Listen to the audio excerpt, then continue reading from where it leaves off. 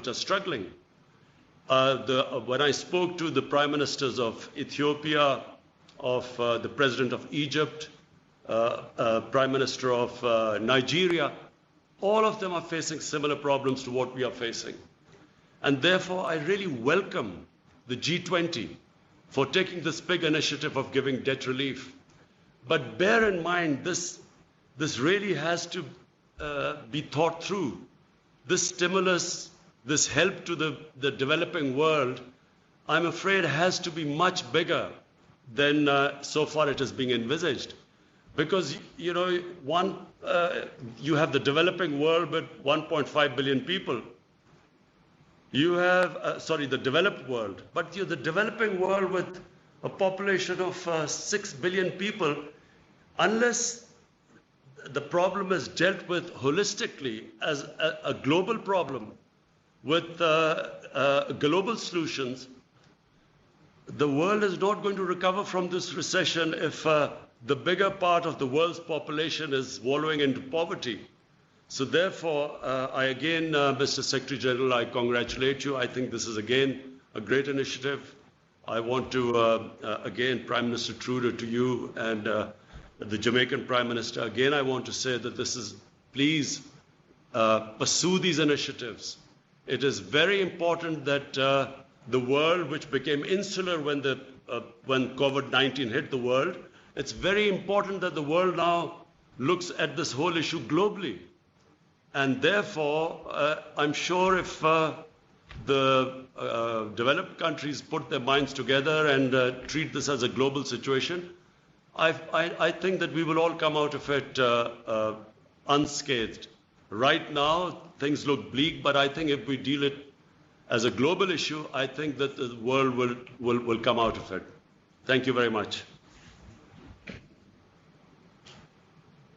Thank you very much, Prime Minister.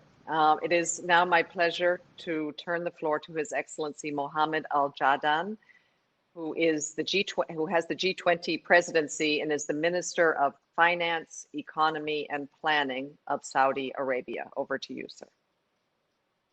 Thank you very much. And let me start at the outset by thanking sincerely and appreciate very much Prime Minister Trudeau, Prime Minister Holness, and the United Nations Secretary General for convening this very important event on financing for development. Saudi Arabia, including in its capacity as the G20 president, remains committed to addressing what is, first and foremost, a human tragedy and its global economic, social, and financial impact, including on the most vulnerable. As the president of the G20 in 2020, the Kingdom of Saudi Arabia immediately took concrete steps to drive and coordinate international response with the aim of developing collective actions to address the global challenges presented by the COVID-19 pandemic. On 26th of March 2020, the Saudi G20 presidency convened an extraordinary virtual G20 summit, triggering a coordinated global response and endorsing a set of collective actions to tackle this crisis and pave the return towards strong, sustainable, balanced, and inclusive growth. Let me outline the key actions that have been taken. First, the Saudi G20 presidency helped raise $8 billion to finance immediate health response to the crisis by co-organizing with the European Union and other stakeholders a pledging conference on 4th of May 2020. Saudi Arabia has pledged $500 million to relevant international organizations in the global health to support such event. Second, the G20 finance ministers and central bank governors agreed on a joint action plan to support the global economy during and after COVID-19 pandemic. Third, the G20 member countries have injected unprecedented $8 trillion into the global economy, the largest stimulus ever, by taking swift, wide-ranging, and substantial actions to respond to the economic and social challenges, stemming from the COVID-19 pandemic. Fourth, the G20 has worked with the international financial institutions to swiftly implement a strong financial response, ensuring increased support and access to emergency financing. Fifth, the G20 has agreed to a historic initiative that calls for the debt suspension, providing over $18 billion relief to the poorest countries, which will enable them to redirect resources to fight the pandemic.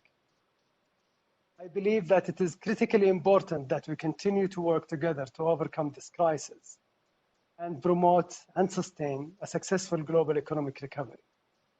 Indeed, we will need a coordinated efforts to lift restrictions in a way that protects our health objectives while allowing economic activity to resume to normal levels, including by having a clear exit strategies for governments. Finally, I would like to conclude by highlighting that the Kingdom of Saudi Arabia will continue to play its part in financing for development as it has done over the past several decades. I look forward to the recommendations that will come out of this event and financing solutions to advance the sustainable development goals, in focusing on the people of our United Nation, their health and their prosperity. Thank you very much. Thank you, Your Excellency. And for our last speaker in this high-level segment, I'd like to turn the floor for a video statement to His Excellency Andrew Holness, Prime Minister of Jamaica. Welcome to all joining us from across the world. I'm pleased to be co-convening virtually this event with Prime Minister Trudeau and Secretary General Guterres as we address this immense global health and economic crisis. I want to thank the presenters who have gone before me, who have made extremely valuable contributions. The support of so many UN member states among the group of friends of SDG financing is important to meaningful outcomes from today's event. This pandemic is a wake-up call for the international community to reinvigorate a comprehensive system of global economic governance, one that can cope with the global disruptions while promoting inclusive development. Without such a strategic and decisive response amidst declining economic growth and increasing uncertainty, the social and economic fallout could persist. Access to emergency liquidity support for developing countries, which can least withstand shocks to their economies, is key. However, the bigger challenge for the international financial system is to channel public and private credit flows into productive, inclusive developmental capital formation. The work streams on global liquidity and financial stability, as well as debt vulnerability, should inform our response to the financial dimensions of this crisis. We must create a revamped system of global financial and monetary governance that focuses on the most vulnerable in our societies. Private capital investment and technological know-how are essential for domestic competitiveness, job creation, and economic growth. And so I look forward to the outcome of the work on private sector creditors and external finance for inclusive growth. In implementing their economic growth programs, developing countries are highly dependent on support from international partners to stem illicit financial flows. Tax avoidance and evasion, transfer pricing, transnational crime, and public corruption divert significant resources and revenues of developing countries. They also inhibit the mobilization of domestic resources for development programs. This pandemic has demonstrated that every country and every citizen is vulnerable. To build economic and social resilience, we must rethink the traditional indices of vulnerability. I anticipate that the work stream on recovering better for sustainability will explore this critical area and put forward recommendations that incorporate Agenda 2030, the SDGs, the Paris Climate Accord, and the Addis Ababa Action Agenda. Excellencies, together, we shoulder a tremendous responsibility for effective action in the face of this global challenge. This crisis represents a unique opportunity to remedy socioeconomic disparities. We have a duty to ourselves and succeeding generations to put in place a bold, innovative, and resilient system to address the profound structural issues that impact our economies and our people. Excellencies, your participation today demonstrates the collective will of the international community to rally together to combat the wide-ranging impact of the coronavirus pandemic now and in the years ahead. Let us seize the moment. I thank the Prime Minister of Jamaica, and that was the last speaker for this part of the high-level segment.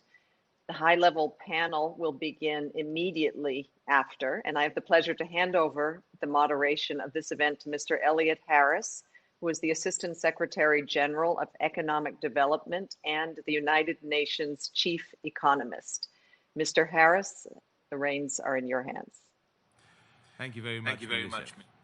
Excellencies, ladies and gentlemen, it is now my pleasure to welcome you to the high-level panel of the high-level event on financing for development in the COVID-19 era and beyond. The global health crisis caused by COVID-19 and the severe global economic downturn have rapidly evolved into a development emergency. Most developing countries do not have the resources or the fiscal space to fund adequate response and recovery measures. International cooperation is therefore crucial to overcome these challenges and prosper together. But it is essential also to link short-term measures to fight the pandemic and to address the development emergency to the path that we want to follow going forward, the path set for us by the 2030 Agenda for Sustainable Development, the Addis Ababa Action Agenda, and the Paris Agreement on Climate Change. I'd like to take the opportunity now to warmly welcome the distinguished panelists joining us this morning to lead our reflections on 6 critical financing issues: global liquidity and financial stability, debt vulnerability, private sector creditors, external finance and remittances for inclusive growth, illicit financial flows, and recovering better for sustainability. Without further ado, I will start with the first topic in the agenda: global liquidity and financial stability. The COVID crisis has created a tremendous sense of economic risk and deepened uncertainty, and the rush for dollar liquidity has caused record capital outflows in developing countries. There's an urgent need now to expand liquidity in the global economy and to maintain financial stability so as to safeguard development gains and to strengthen the recovery for the benefit of current and future generations. I now invite our first panelist, Ms. Kristalina Georgieva, the Managing Director of the International Monetary Fund, to address the topic of global liquidity and financial stability. Ms. Georgieva, you have the floor. Thank you very much. And good morning to all participants. I want to thank Prime Minister Trudeau, Prime Minister Holness, Secretary General Guterres for keeping a focus on financing for development in the midst of this crisis. Let me start from simple facts. We will end 2020 with a smaller global economy than at the start of the year. 170 countries, almost 90% of the world, will be worse off. But of course, this downturn is anything but simple. The COVID-19 crisis is first and foremost a human tragedy. It is more complex, more uncertain, and more severe than anything we have seen in our lifetimes. In April, we projected a shrinkage of 3% for the world economy. Now we are receiving incoming data that indicate the contraction may be even more severe. We do expect partial recovery in 2021, and we highly value the decisive actions that have been taken by policymakers to stabilize the economy. As I have been called in my intervention, I'm going to focus on the global liquidity financial stability issue, answering 3 questions. What are the global financial conditions for coping with this crisis? Secondly, how do they affect emerging markets and developing economies? And thirdly, how is the IMF helping its members? So let me first stress that actions taken after the global financial crisis to strengthen financial sector resilience are paying off. Banks are well capitalized. Macroprudential regulation provides much needed protection. And crucially, central banks responded swiftly and forcefully to the dramatic shock of this crisis, as in February and March, volatility spiked, liquidity deteriorated significantly, and massive asset market dislocations materialized.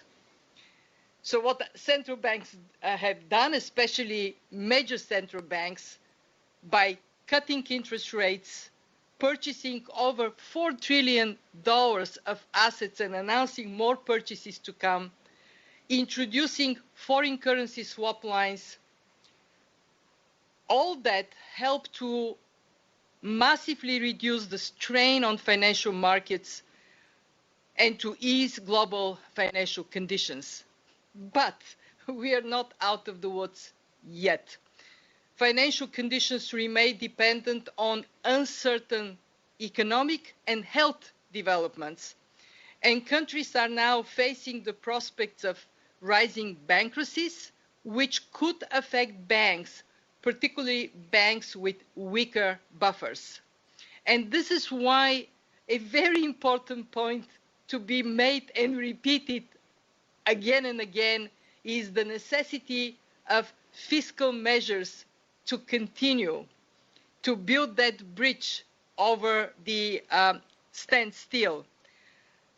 Especially necessary is financial support for workers and small and medium-sized enterprises. So far, global actions are unseen before, $9 trillion of fiscal measures, and more will have to be done. Let me move to what all does that mean for emerging markets and developing economies. As our moderator rightly pointed out, in the first 2 months of the crisis, of this incredible shock, we have seen unbelievable flight to safety. $100 billion left emerging markets and developing economies, more than 3 times the level that occurred during the global financial crisis. But with the massive increase in liquidity, especially by major central banks, and the provision of swap lines for some emerging markets, we have seen, thankfully, a reversal of this trend. Emerging economies with sound fundamentals are now able to return to markets and issue bonds.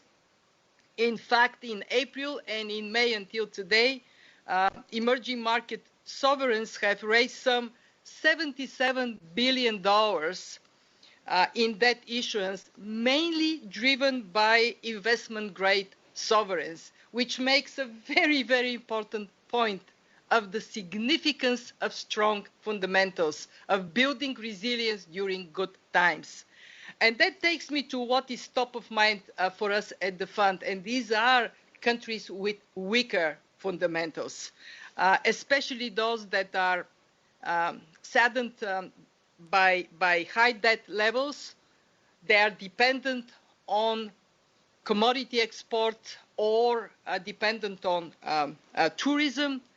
And of course, above all, war-affected countries that stepped into this crisis from a very tough position, like people that have weak immune systems at highest risk to the pandemic.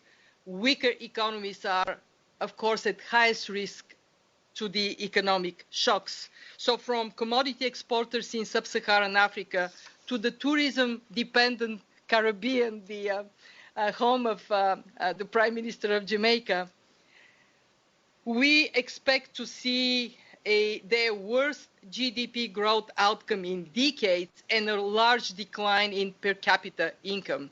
So it is paramount to focus on this group of countries in three respects. One, make sure that we work hard towards debt sustainability. Two, that they have access to financial lifelines with emphasis on access to grant and concessional resources.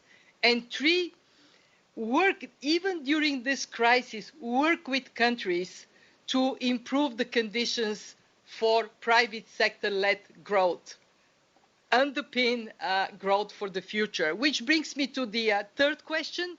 What is the IMF doing in this crisis? Well, we are working 24/7, all hands on deck.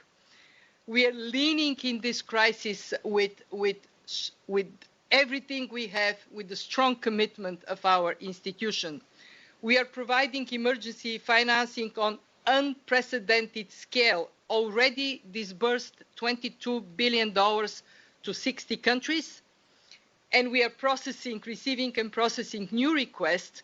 Never before we have done so much, so fast. We are tripling our concessional lending capacity. I stressed, for the countries at highest need, at highest risk, concessional resources, grant resources are critical.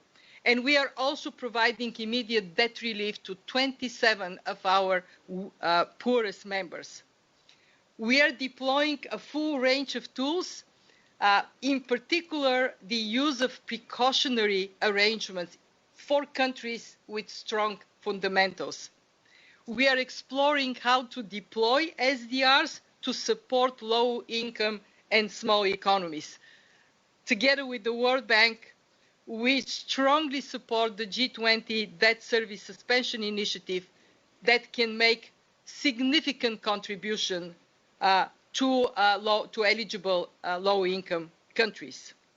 Let me finish by stating we are at the service of our members to fight the crisis, and I want to stress, to underpin sustainable and inclusive global recovery. After the global financial crisis, our shareholders very smartly quadrupled our lending capacity. We now have $1 trillion, and we are committed to use as much as necessary to help our members. Working with you, working together, the best memorial we can all build for those who lost their lives to the pandemic is to build a more resilient and more prosperous world. Thank you. Thank you very much, Georgieva. Moving directly to the second topic, the debt vulnerability. Previous speakers have emphasized that high levels of debt service and possible debt distress impede the ability of countries to respond to the pandemic and to invest in recovery and the implementation of the SDGs. I now invite our second panelist, Mr. Tidjani Tham, the Special Envoy of the African Union on COVID-19, to address the issue of debt vulnerability. Thank you. Mr. Thiam, you have the floor. Thank you. Thank you, Elliot. Like those who preceded me, I would like to thank Prime Minister Trudeau, Prime Minister Holmes, and the Secretary General Guterres for convening this meeting. It's a privilege for me to address this assembly. As an African Union Special Envoy, I'm one of five, together with Donald Kaberuka, Ngozi Okonjo-Iweala, Abdirahman Bentalfa, and Trevor Manuel. And also salute all the African heads of state present here, including my President Ouattara from Côte d'Ivoire. Africa is at a crossroads. It's been my belief that the 21st century can be the African century. A lot of that will depend on how we navigate the next 2 or 3 years. Africa had been producing a strong economic performance for over the last 20 years. And we had been able to improve a lot of the 1.3 billion Africans. We are hit by an exogenous shock, and there has been no mismanagement of our economies. But we have to deal with this, and deal with this decisively.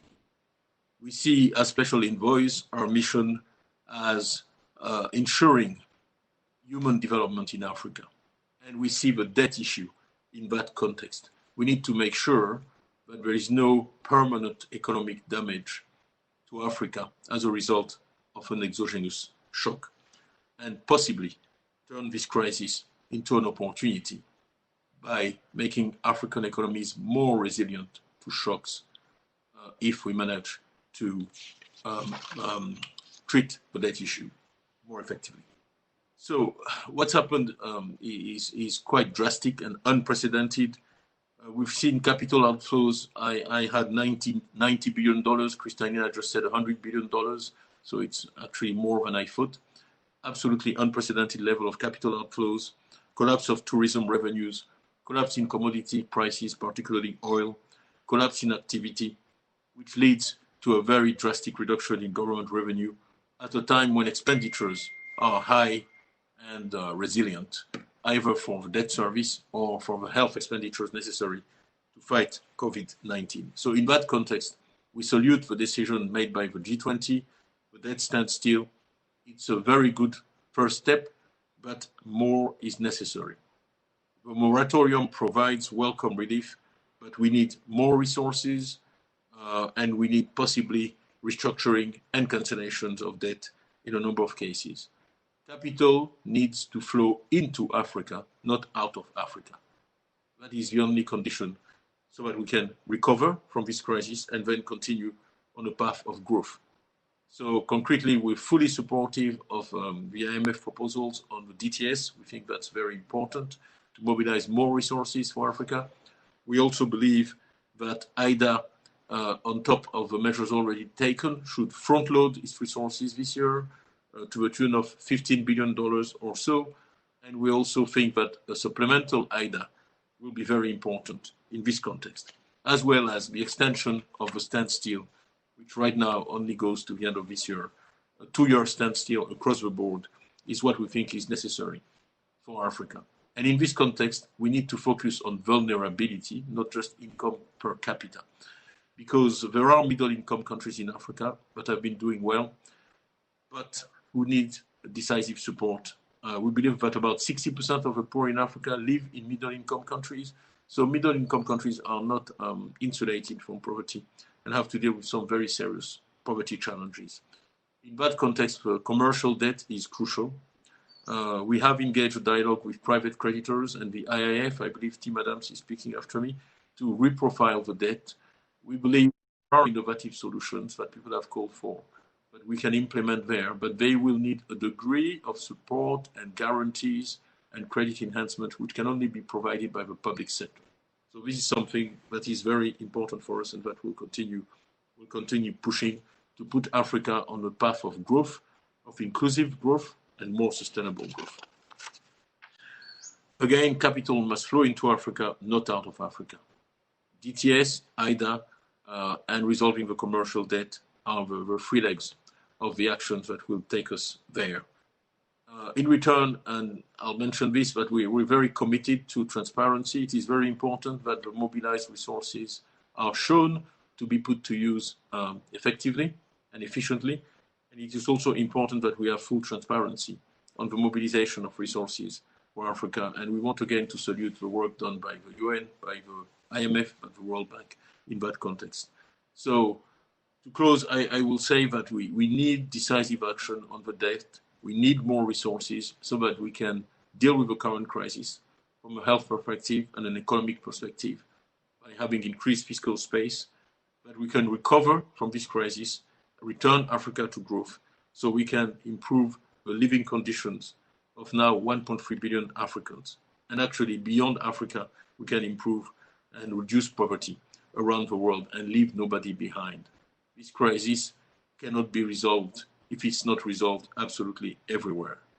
That is the price to pay to allow us to spread peace, stability, and prosperity around the world. So with this, I thank you for your attention. Thank you very much, Mr. Thiam. Turning now to the next question, that of the engagement of private sector creditors, we have seen the commercial debt of developing countries increasing more than fourfold over the last decade. Private sector creditors, therefore, have to be an essential part of the solution to the debt situation and to financing the future. I now invite Mr. Tim Adams, the President of the Institute of International Finance, to take the floor. Mr. Adams? Great. Thank you, Elliot, and thank you to the Secretary General and the Prime Ministers involved. It's a real honor to be here today to address the UN. The Institute of International Finance is a global association of representing over 450 of the world's largest financial institutions, headquartered in over 70 countries.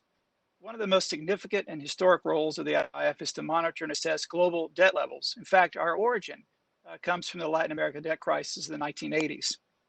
Over the past decade, we have witnessed an unparalleled surge in debt, including sovereign, corporate, and household debt. Global debt is now a staggering and record 320, up 40 percentage points since 2008. This surge occurred in both mature and emerging markets, with the biggest drivers being sovereigns in the mature markets and sovereigns, corporates, and state-owned enterprises in the emerging markets. In fact, emerging market debt is now also a historic level of 220% of GDP, up 70 points since 2009. We also witnessed a similar trend in the IDA eligible countries, where the full 73 have an external debt of over 700 billion, and that's doubled since 2009. And then if you just look at the subset, the 46 countries that have external commercial credit, long-term credit, that has increased fourfold over this period of time. So a huge surge in debt globally. During the same period, the suppliers of credit also changed, and now a few key creditors, especially official creditors, are playing an increasingly dominant role, especially in sub-Saharan Africa. Commercial credit also shifted from bank lending to capital markets, as well as other forms of credit, such as commodity houses. This brings me to today. It's been 17 weeks since the World Health Organization declared a public health emergency of global concern, and approximately 6 weeks since the G20 announced an economic and financial response, including support for IDA-eligible countries. This response has come in the form of a proposed short-term debt service suspension, one that we support. Given the IF's role as a trusted interlocutor and partner to the official sector, we were called upon to explore what role the private sector might play in this endeavor, and we welcome the call. We appreciate being a part of this great effort. Over these weeks, we have assembled over 100 of the largest, most active international creditors for the in-scope countries, representing over $45 trillion worth of assets under management, and acted as a clearinghouse of ideas, commentary, inquiry, and technical and legal expertise. We are today, as I speak actually, presenting to the G20 the latest iteration of our efforts, a terms of reference framework to facilitate private sector involvement in the DSSI. I regard this framework, or toolkit, as a solid achievement, but we will monitor and adjust as necessary based on feedback and real-world experience. And as Tijan noted, we do need official support, especially in terms of credit enhancement, in order to achieve some of the objectives laid out in the G20 communique in terms of reference. As we move forward, it's important that I share a few critical observations that I have gleaned from the past few weeks. One is that while we have, over the past 30 years, developed experience-honed private sector tools, protocols, and instruments to work through a sovereign insolvency crisis, we lack equally refined tools to quickly respond to the current phenomenon of debt service standstills, especially those precipitated by a catastrophic event. This is fertile ground for future work, notably contractual guarantee and insurance instruments, and this will become ever more important as we experience likely climate-related events in the future. Two, the heterogeneity and the distinct features of the IDA countries and the diversity of the creditors, instruments, objectives, and legal regimes make systemic one-size-fits-all responses highly impractical. While regarded as suboptimal, a case-by-case framework is what we have and will have for the foreseeable future. We must embrace it and make it work. Three, many IDA countries have taken years to establish themselves as attractive destinations for international capital that fuel development and that raise living standards. These countries are reliant on commercial flows for short-term liquidity and to finance trade, intermediate goods, and long-term capital projects, and to become and remain competitive. Countries want to remain in good standing with their creditors and credit rating agencies, which is very important. and maintain market access at an affordable cost of capital. Thus, we must tread carefully to avoid spooky markets triggering capital flight, downgrades, defaults, cross defaults, or ejection from indices, and a spike in the cost of funding. As the old saying goes, capital is a coward, and it goes where it's treated well, and it flees where it's treated badly. Accordingly, we must ask each individual country, what is it that you need, and what is it that you want? And we must listen respectfully and carefully to each country's response. In return, we should ask borrowers and all creditors, including non-Paris Club creditors, for greater debt transparency. We are at an inflection point, and now is a time for action and accountability on debt transparency.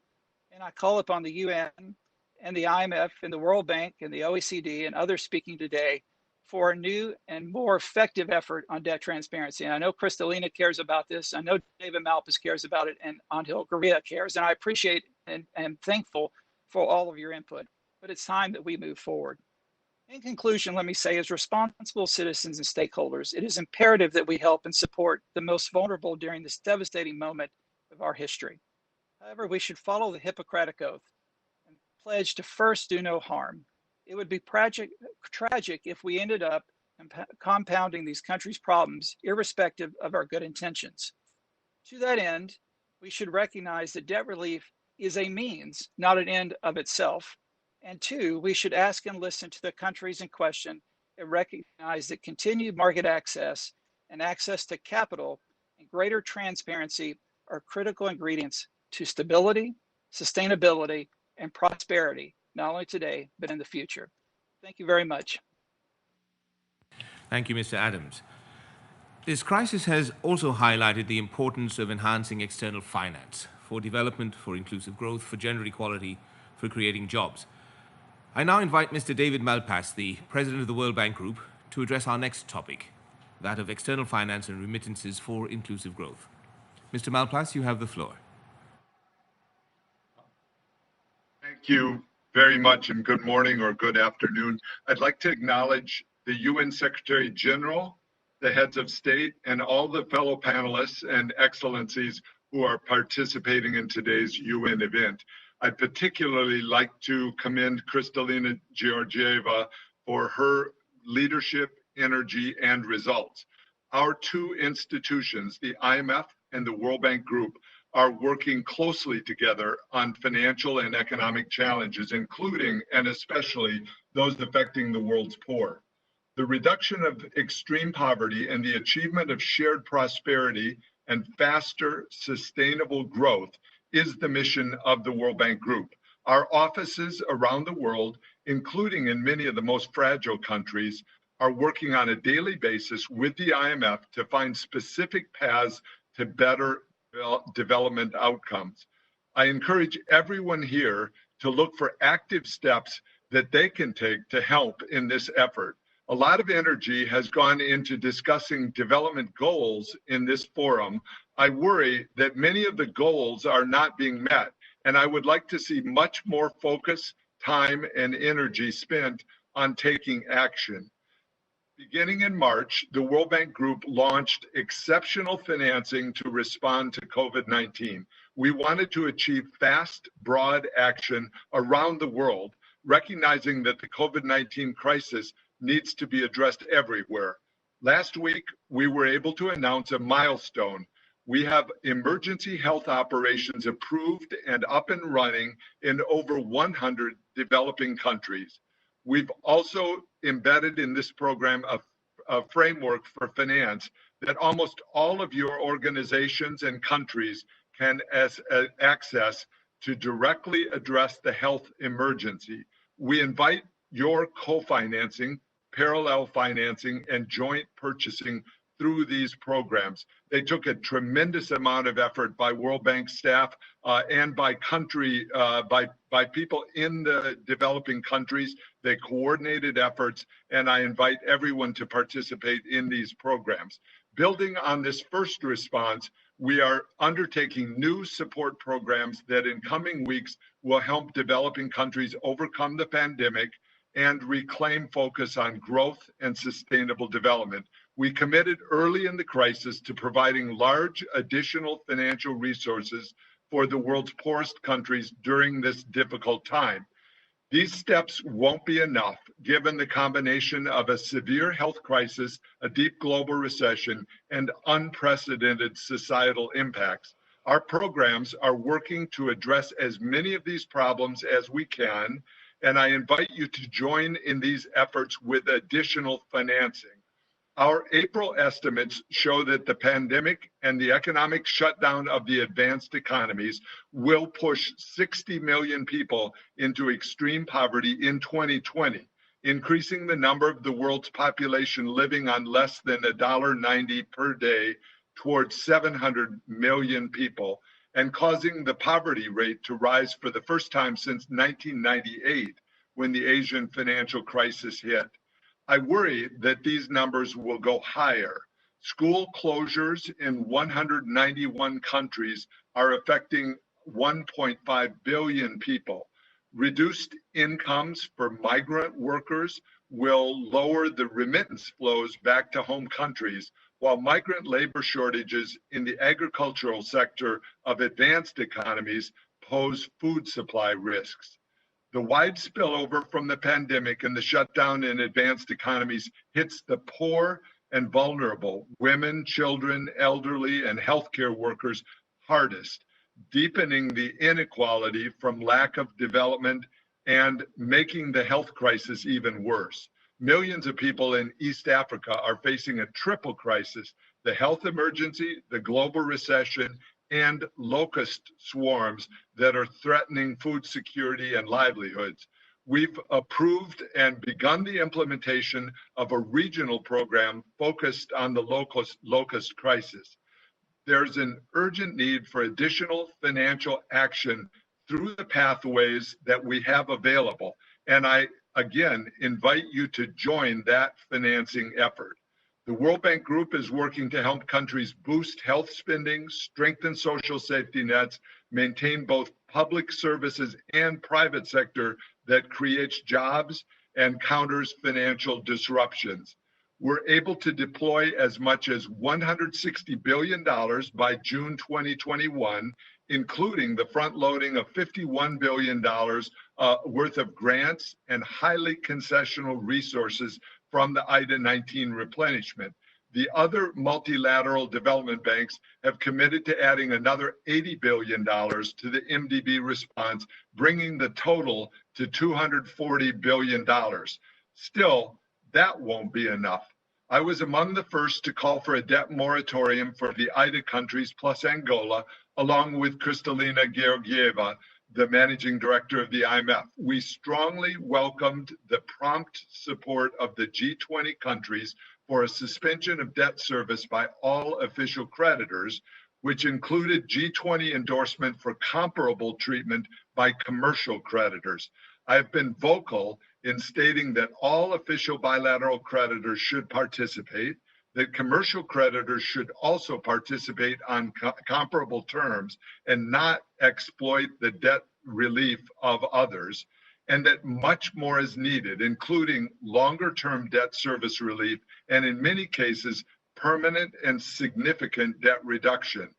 The World Bank is supporting countries that are participating in the moratorium. Already, it appears that half of all IDA countries are proceeding with the moratorium, and more are joining each day. Debt and investment transparency are also essential to support greater investment and growth. Transparency is vital to ensuring accountability, developing reliable estimates of debt sustainability, and will bring in new high-quality investment. So I invite the UN and its agencies to join Kristalina and me in providing a clear voice for these initiatives, including the participation by all official creditors and treatment by commercial creditors. I welcomed President Xi Jinping's recent commitment to China's full participation in the debt moratorium. I listened with interest to the comments by the Institute of International Finance just now, and particularly to the strong points on debt transparency. I invite commercial creditors to agree on terms of reference to encourage their participation, especially given the focus of the initiative on debt relief for the IDA countries, the world's poorest. I'd like to address directly the continuing calls by some parts of the United Nations to extend the moratorium to debt repayments to multilateral development banks. This would be harmful to the world's poorest countries. MDBs depend on financial markets, and instability in the payment stream would have a negative impact to the flows to client countries. Very quick negative impact in my view. Our focus is on providing large net positive inflows to the world's poorest countries. We need to focus our collective efforts in this direction and raise maximum funds for poor countries. Let me conclude by encouraging that we communicate as clearly as possible and work together as much as possible to achieve the goals of sustainable development. As I mentioned above, the UN's occasional calls for MDB debt suspension would be harmful to the world's poorest countries. Similarly, and I apologize, but I need to do this, recent incorrect statement by the United Nations regarding the World Bank's involvement as an observer to Egypt, Ethiopia, and Sudan's negotiations regarding the Grand Ethiopian Renaissance Dam are not helpful. The World Bank is committed to cooperation, to international coordination, to alleviating extreme poverty, boosting shared prosperity, and seeking much better outcomes for people in developing countries. We work with United Nations on a daily basis, the World Food Program, the UNICEF on enhancing digital connectivity, including digital learning tools, the WHO and other partners to speed up the development, production, and equitable access to COVID-19 diagnostics, therapeutics, and vaccines. So in conclusion, I want to again emphasize the importance of focusing on financial pathways that are available that can be expanded dramatically by this group, the people in this conference, and we welcome those efforts. We're ready. We have 100 programs, more than 100 now, up and operating, and we invite participation in those and the future financing efforts for the world's poorest countries. Thank you, Chair. Thank you, Mr. Malpass. Let me invite now Mr. Angel Gurria, the Secretary General of the OECD, to take the floor on the question of closing off the leakages of illicit financing flows which undermine the domestic resource mobilization of developing countries. Mr. Gurria, you have the floor. Secretary General Guterres, dear leaders, we need to expand fiscal space and ensure that developing countries recover, but that they are better placed to mobilize domestic resources and, of course, to tackle illicit flows. The OECD is proposing that we join forces in a concerted push to revitalize the international tax agenda, laying the foundations for a global recovery that is resilient, that is inclusive, and that is green. Concretely, I am proposing that we work in a matter of weeks to deliver an ambitious plan of action to be designed by developing countries for developing countries. And let me share some initial thoughts on what such a plan might contain. First, we need to accelerate the implementation of automatic exchange of information, making tax evasion a thing of the past. If ever there was a time to get the job done, it is now. And we've made a good start. 160 countries are already implementing the international tax transparency standards. Over 100 countries are already applying those standards automatically. And that means that information of more than 50 million bank accounts, and actually rising very, very fast, we'll soon give numbers of an update are being shared, and they are worth more than 5 trillion euros so far, and that is going to rise also very fast. So know where to hide.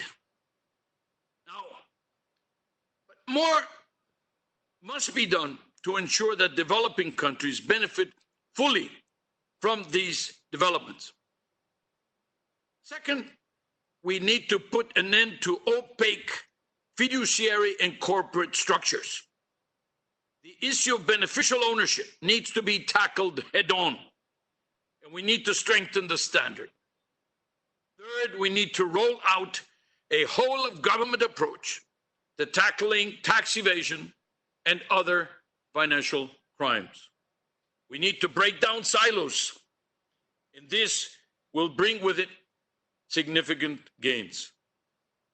Fourth, we need a new action plan on base erosion and profit shifting, BEPS. This will boost the ability of developing countries to tax multinationals. We know that aggressive tax avoidance by multinationals hit developing countries particularly hard because they rely so heavily on corporate income taxes. Countries are losing up to $240 billion every year. Again, we're not starting from scratch. We're not proposing to start something from the very beginning. I believe that in a matter of weeks, because of all the elements that we already have in place, we could together come up with a blueprint for such a plan. Fifth, I propose a rapid scaling up of the Tax Inspectors Without Borders program. This is a program that we operate together with the UNDP, together with the United Nations.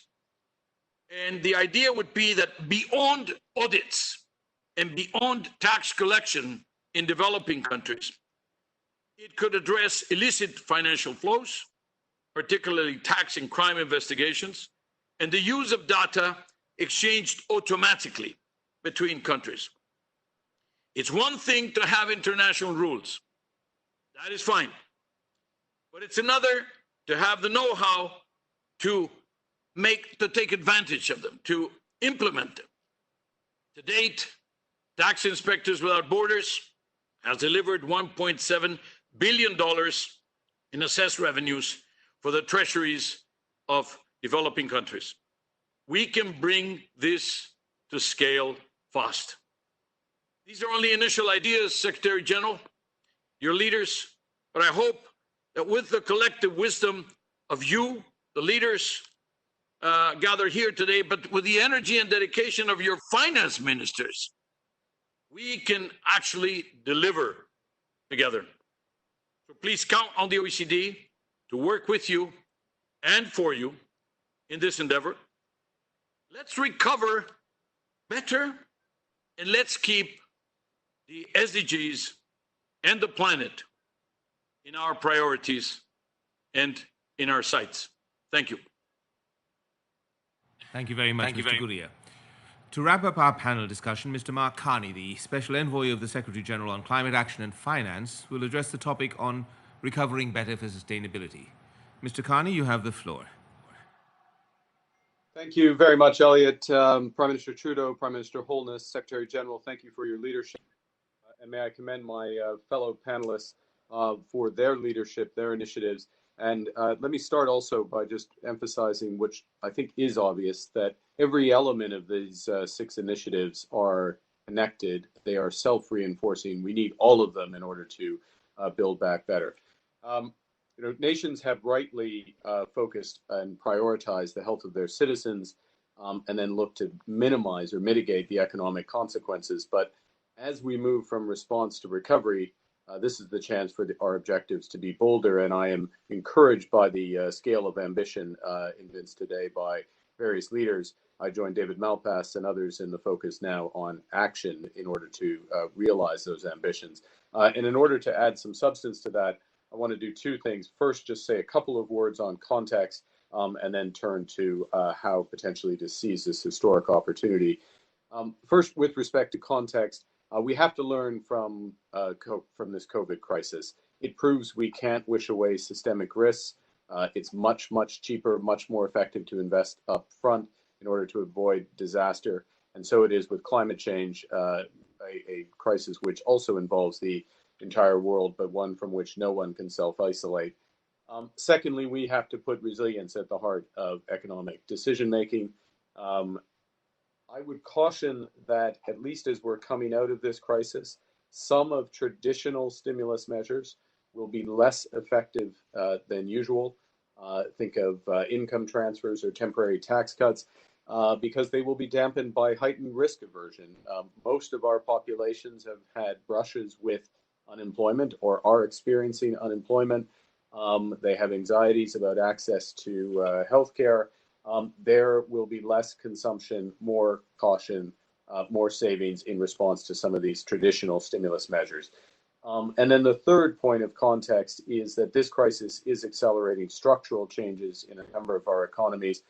The movement from shifting atoms to bits, think e-commerce, e-learnings, UN meetings such as this, e-health, the transformation of supply chains to more local and resilient from global and just in time, and wholesale restructuring of many heavy emitter industries from airlines to energy. That will come.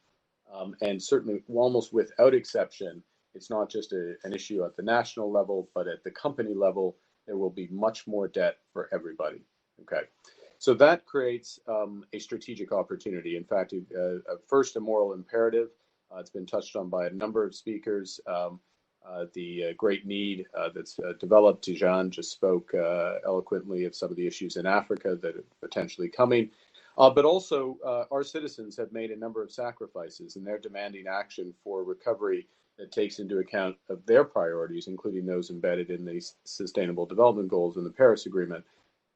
There is a strategic opportunity here as well, though, because virtually every company on the planet is going to have to adjust their strategy. If they had the right strategy coming into this crisis, given the scale of change in these new economic drivers, they will need to adjust those strategies, and they will take into account your priorities, your policies when doing so, and their private capital can amplify and accelerate your efforts. So let me turn to the way forward. Countries will need to use all of their policy instruments, from direct fiscal initiatives to regulatory and to financial instruments. By acting together, we can have higher spillovers, as we saw in 2009. We have to be careful not to withdraw that stimulus too soon, as we saw shortly thereafter. Starting on fiscal, public investments in all forms of capital will be needed: human, natural, and physical, and particularly sustainable infrastructure, skills and education and training, and on natural capital, biodiversity, nature-based solutions.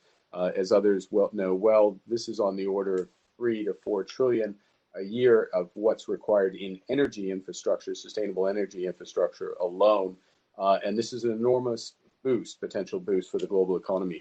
We should not repeat the error, in retrospect, the error of the physical infrastructure spending post-global financial crisis, where on average, and there were exceptions to this, but on average, only $1 in $6 spent went into sustainable infrastructure.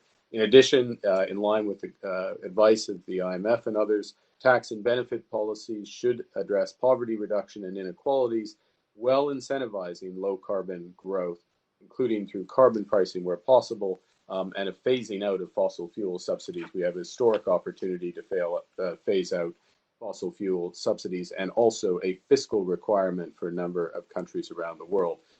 But I think we have to recognize that, the efforts of the multilateral development banks and the IMF will be critical, and of direct aid. Fiscal resources will be limited in virtually every country, so we will need to amplify those efforts through regulatory policy, helping to frame the type of economies that we want. So now is the time for mandates around low or zero emission vehicles, fuel mandates for the transportation sector, building codes, retrofits, all these elements. You see them in a variety of initiatives, and including in things like the European Green Deal. These will be critical to help direct private investment. And of course, on a macro level, we have to give not just clear signals, but put money behind the frameworks of the SDGs and the Paris Agreement. Let me finish up on finance and say a couple of words on finance. We can use this as an opportunity, as others have spoken, to decisively accelerate the shift of public international finance through the MDBs, through the IMF, in support of the SDGs. Others have spoken about the needs and modalities of debt relief. I would join those calls. Also, I would mention on resources. I'm encouraged by the progress the IIF appears to have made, but of course, in debt relief, it's only over when it's over and needs to move forward. But we can accelerate private capital flows. This is the critical aspect through other means. First, now's the time for mandatory climate disclosure by major companies in advanced economies. We've already seen a number of jurisdictions move on this. Canada, as part of their conditionalities around COVID relief, has done so to its credit. New Zealand, the EU, others following suit. This is important, and I'll get to why this is important in a moment for everybody, not just these companies. Because there's a second element. I mentioned new strategies for virtually every company around the planet. Well, in 125 member states, net zero is a legislated objective of those countries. So if you are rewriting your strategy as a company in a net zero country, you should have a strategy for net zero, and you should publish it. And if that strategy also includes so-called scope 3 emissions, which means your entire supply chain, then that drives capital flows across the world, including in developing economies, and the type of investment that we need in order to achieve Paris and in order to reinforce the SDGs. And there's a third opportunity here. I spoke earlier about natural capital and investment in natural capital. Well, we have not yet built a proper market for nature-based solutions, a cross-border market for nature-based solutions. These are potentially enormous capital flows to emerging and developing economies. These are the best jurisdictions to receive these capital flows. And what climate disclosure and getting companies in advanced economies to have transition plans does is it creates an enormous demand, a need, in fact, for them to invest in your economies if we can set up these markets. So now's the time to add this to the types of flows that we have. It's absolutely essential we have official flows and that they're ramped up. It's absolutely essential that we take advantage of programs such as some that David Malpass mentioned that provide opportunities for blended finance. But we need these broader flows in order to accomplish our broader objectives. We want to make sure that every private financial decision takes climate into account, takes the SDGs into account, as Prime Minister Holness emphasized. We need to use the Addis Ababa Action Agenda, COP26, and the Decade of Action for the SDGs to help put in place the right market and regulatory frameworks so private capital does what it does best and flows to where it's needed most. With that, I will hand back to you, Elliot, and thank you all for your initiative. I look forward to working with you together to turn these words into action. Thank you. Thank you very much, Mr. Carney. This concludes, Excellencies, ladies and gentlemen, the high-level panel segment of our event. I wish to thank our distinguished panelists for their presentations and their invaluable insights and the contributions they've made to the overall discussions. The high-level segment will continue immediately after this panel, and I hand over the moderation of the segment to Mr. Stéphane Dujarric, the spokesperson of the Secretary-General of the United Nations. Stéphane, over to you. Thank you very much, Elliot, and thank you to the panelists for this discussion, and I welcome you back to the high-level event. We shall now hear statements from heads of states and government and high-level officials in accordance with the list of speakers. And just a quick reminder to participants to please limit your statements to 3 minutes, and I appeal to you to deliver your statements at moderate speed to allow interpreters to do their job. Thank you. I now give the floor to His Excellency Alassane Ouattara, the President of the Republic of Côte d'Ivoire. President, you have the floor. Je vous remercie, Madame.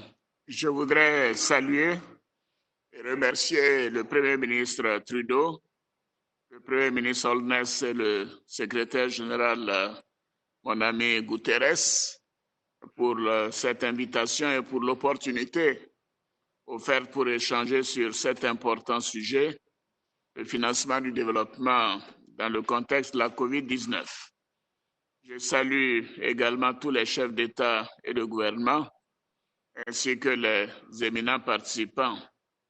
J'ai une pensée pour toutes les victimes de la COVID-19 et je présente mes condoléances à leurs familles et à leurs proches. Je dois dire qu'en Afrique, dès le début de cette pandémie, il y a eu une grande réactivité dans la plupart des pays africains. Il a commencé avec la mise en œuvre de mesures adaptées au contexte africain. Et en général, il n'y a pas eu de nombreux cas de confinement systématique, comme nous avons vu ailleurs dans d'autres régions du monde. Nous avons également procédé à l'instauration de concertation, aussi bien régionale et sous-régionale, pour un partage de bonnes pratiques. Et je crois que cela a été très utile, aussi bien dans le domaine de la mise en œuvre que de la mobilisation de nos experts et des scientifiques. Les États ont adopté des plans de riposte sanitaire, économique et sociaux pour lutter contre la pandémie et limiter ses effets sur les populations et sur l'économie. Et à ce titre, je voudrais signaler que la Côte d'Ivoire a adopté très rapidement un plan de 3 milliards de dollars américains, environ 5% du PIB, pour la réponse sanitaire, et ceci a permis de mettre à disposition plus de 1000 lits, la construction de 13 centres de dépistage, la réhabilitation de nombreux hôpitaux et centres de santé, et surtout le soutien humanitaire aux populations, mais également un soutien important à l'économie. Et ceci a été fait et réparti sur 4 fonds qui sont en train d'être exécutés. Au regard des efforts financiers consentis dans les pays d'Europe, d'Amérique et d'Asie pour soutenir leurs économies, il apparaît évident que l'après-Covid en Afrique nécessite dès à présent une réflexion globale sur la problématique du financement des économies africaines. Et je voudrais en cela saluer l'initiative prise par le Premier ministre du Canada, M. Justin Trudeau, le Premier ministre de la Jamaïque, Andrew Holness, et le secrétaire général des Nations Unies, M. Antonio Guterres. Il est évident que les pays ont des défis importants et que néanmoins le monde est global et nous devons penser aux pays les moins favorisés. Et donc je m'inscris dans les grandes lignes des propositions faites par mon frère, le président Cyril Ramaphosa, président de l'Union, le président de l'Afrique du Sud et président de l'Union africaine. Et notez que la COVID-19 nous donne l'occasion de réaffirmer un certain nombre de grands principes et actions. Tout d'abord, nous devons réaffirmer notre engagement collectif autour des objectifs du développement durable. Et j'ai apprécié tout à l'heure les interventions qui ont été faites à ce sujet, notamment par mon ami le secrétaire général Guterres. Bien évidemment, nous devons continuer de lutter contre la pauvreté, la précarité et les inégalités dans le monde. Nous devons investir dans les systèmes de santé et l'éducation.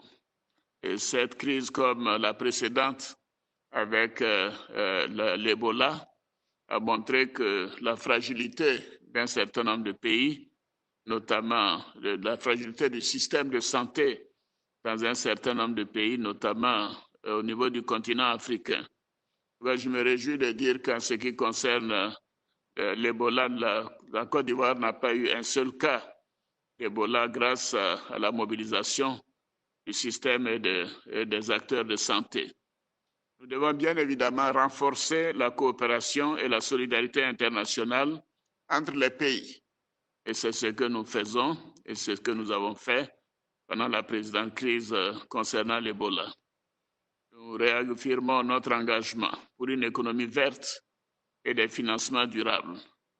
Et je voudrais insister tout particulièrement sur les politiques qui doivent permettre la création d'emplois, notamment pour les jeunes et les femmes. Bien évidemment, toute chose a une contrepartie. Cette crise nous donne une opportunité et est un défi important pour l'humanité pour que nous puissions donner la place qu'il faut aux jeunes et aux femmes dans notre société. Donc la COVID-19 nous donne l'opportunité de réaffirmer notre attachement au multilatéralisme et à la coopération internationale. Et là, je m'adresse aux grands pays, ceux du G7 et du G20, pour dire que la coopération internationale ne doit pas être un vain mot et que consacrer 0,7% du PIB pour les plus riches au développement et à l'aide pour les pays les plus pauvres devient une obligation pour permettre à l'humanité de voir les maux que nous vivons actuellement s'amoindrir au niveau donc de certains continents et des pays les plus pauvres. Je voudrais terminer en saluant le secrétaire général, le Premier ministre Trudeau et le Premier ministre de Jamaïque d'avoir pris cette initiative. Je vous remercie. I want to thank very much the President Ouattara, President of the Republic of Côte d'Ivoire. It is now my pleasure to give the floor to His Excellency Nana Addo Dankwa Akufo-Addo, the President of the Republic of Ghana and the co-chair of the UN SDG Advocates. Sir, you have the floor. Your Excellencies, I'm grateful to the Prime Ministers of Canada and Jamaica, the UN Secretary General for the very useful initiative of this meeting. I begin by thanking the IMF and the World Bank for stepping up to work so effectively with Africa in this hour of need, particularly by recognizing the proactive work of Christiana Alana Georgieva in the past 8 weeks, in which the fund has disbursed nearly $8 billion, nearly $20 billion. This is in sharp contrast to the fund's disbursement of some $2 to $3 billion a year over the past few years. What then is the vision for a new multilateral system to support Africa and the developing world, which represents 70% of the world's population and about 30% of global GDP in this new era? There is the need for fresh capital. Although the IMF has identified the need for 2.5 trillion United States dollars for this fight, there's currently barely a stock of 500 billion United States dollars. Thus, the need to issue new special drawing rights or unbundle up unused SDRs, as is being promoted by President Macron and the IMF. Lack of liquidity will cascade Africa into a series of defaults and a grave depression from this recession, all its obvious implications for stability on the continent and indeed in the world. There should be a coordinated effort to join the AU and AU finance ministers for an SDR drive for fresh money and liquidity to support the estimated 100 billion United States dollars proposed by Africa's finance ministers. Debt relief is clearly also necessary to create the fiscal space to support a robust recovery program. 10 to 15% of Africa's GDP impacted. Africa does not have the fiscal space to service its debt. There's need for global forbearance from all countries, from the United States to China, also private creditors, to acknowledge this and demonstrate their commitment to building a stronger Africa. We should examine urgently the possibility of creating a special purpose vehicle which will have a full AAA guarantee in multilateral and selected countries, bundle Africa's restructured debt with a 2 to 3 year moratorium to provide the required fiscal space for the stabilization and recovery period.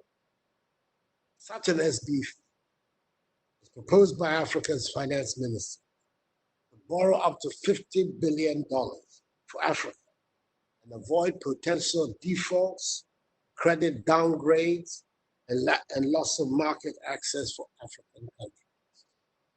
Lastly, the need for international cooperation to stop the yearly flight of $50 billion of capital from Africa in illicit financial outflows has become imperative.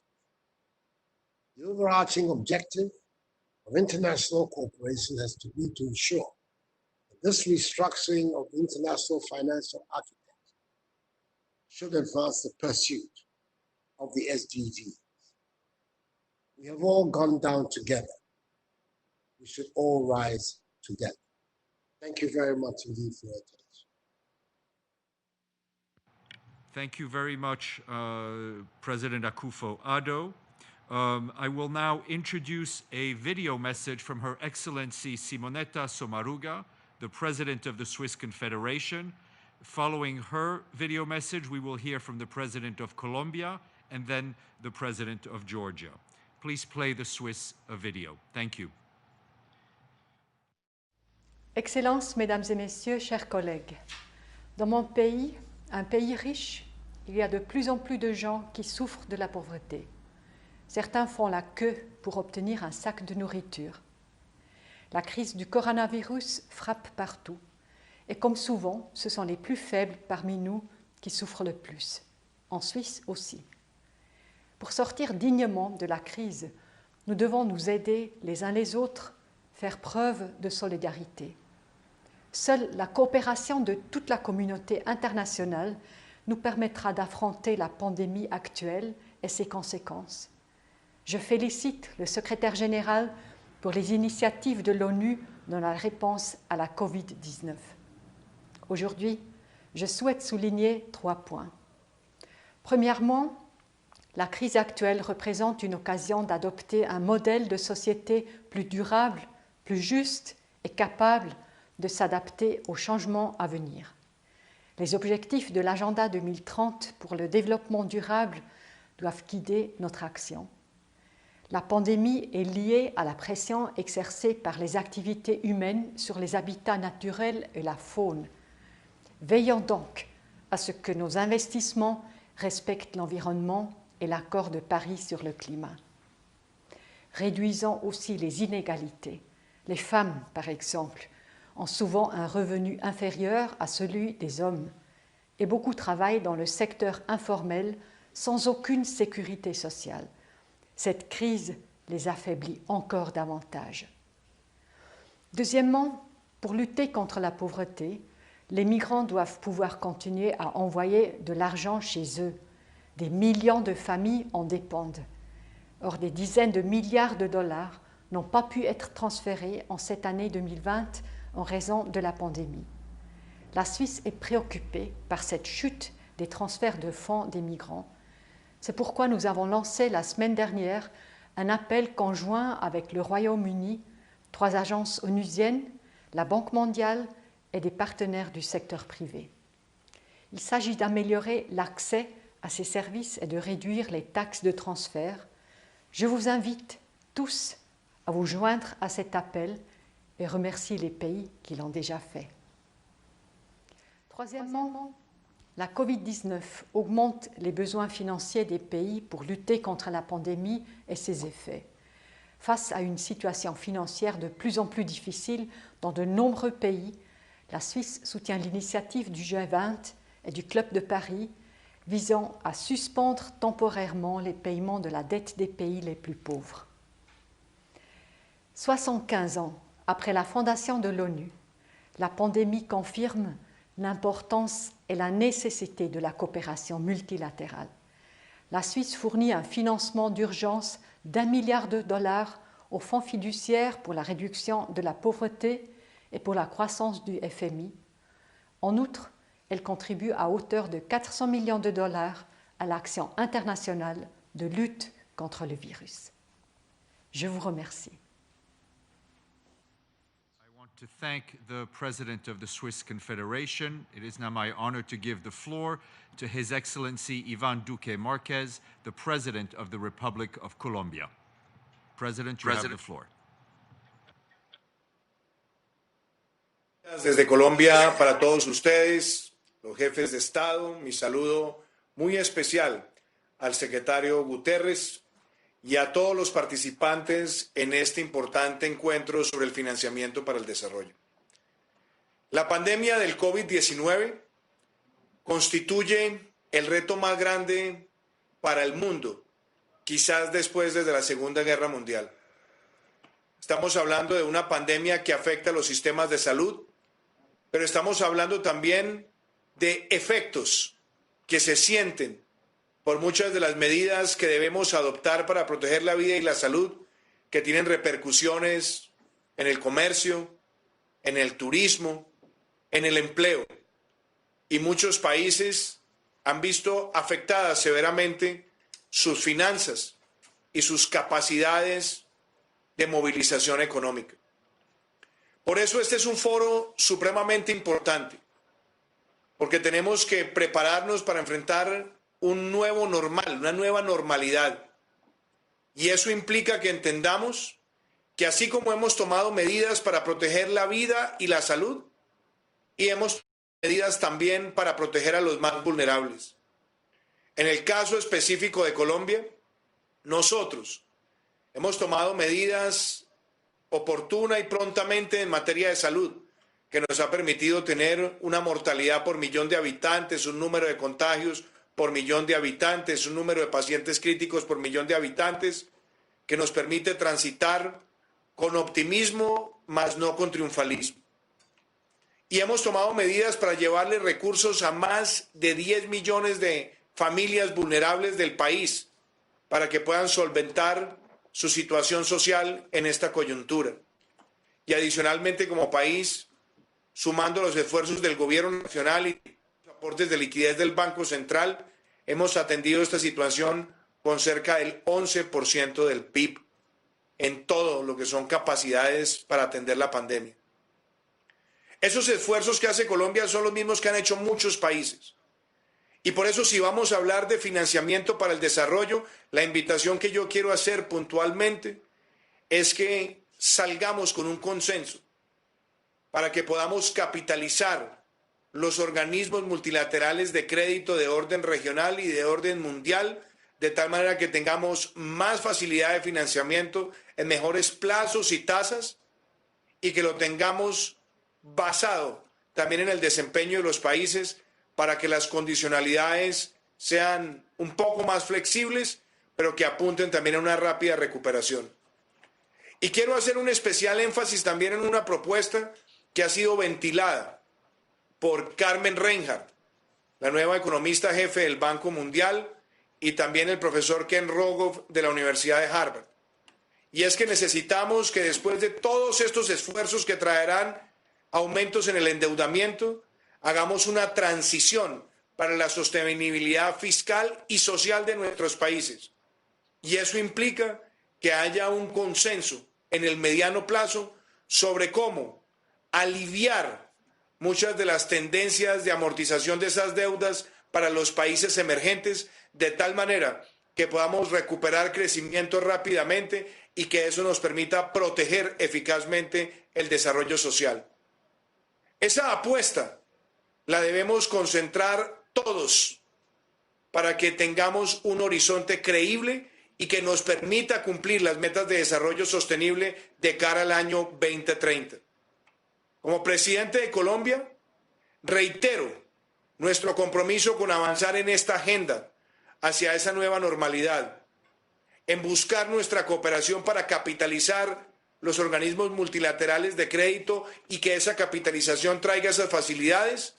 Y por supuesto que abramos una discusión responsable, sostenible, creíble de corto, mediano y largo plazo, donde podamos, una vez vayamos sorteando la parte más difícil de esta pandemia, tener un horizonte donde los países emergentes no queden atrapados en el endeudamiento, con muy poca capacidad de ejercer nuevas inversiones efectivas para los más vulnerables, sino que tengamos una senda acordada para que podamos mejorar el desempeño fiscal de la misma mano, con la inversión para proteger a los más vulnerables de cara a cumplir las metas de desarrollo sostenible. Quisiera dejar estos puntos planteados, señor secretario general, y decirles que como Colombia estamos comprometidos en que haya una armonía de la protección de la vida y la salud, y que esa protección de la vida y la salud vaya de la mano con una recuperación responsable, sostenible y progresiva de la vida productiva, con un gran énfasis en la disciplina, la solidaridad y el hecho de tener una sociedad cooperante. Muchísimas gracias. I want to thank the President Duque Marquez of Colombia. It is now my pleasure to give the floor to Her Excellency Salome Zurabishvili, the President of Georgia.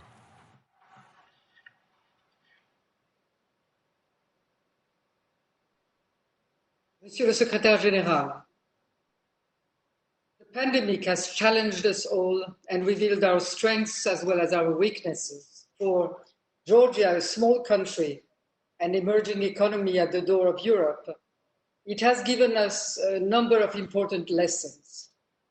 It has pinpointed the importance of professionalism and strong management, both for dealing with the crisis and for our future economic development.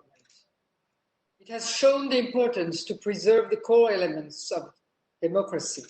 Transparency, proportionality, and accountability have been maintained, proving that democracies can effectively manage global challenges without renouncing their essence. It has also revealed and deepened the existing flaws in our economies, increased inequalities and poverty, environmental and social costs not properly accounted, that need to be effectively answered. It has finally confirmed what we already knew about the risks of excessive dependency in the supply chain and the additional humanitarian costs that conflicts and occupation cause in a time of pandemic. Looking at the future, we know that we have to adapt and change. In our approach to economy and growth, we have to find a new balance between growth and sustainability, between supporting individual skills and entrepreneurship and public support, between free trade and diversified partners. We're setting out on a strategy to develop safe tourism, new industries, together with a green economy that will preserve our biodiversity. Being a small and rather historically resilient country, we have both the size and the resources to become a laboratory for testing new models. Global disruptions are opening new alleys for small countries to engage into production.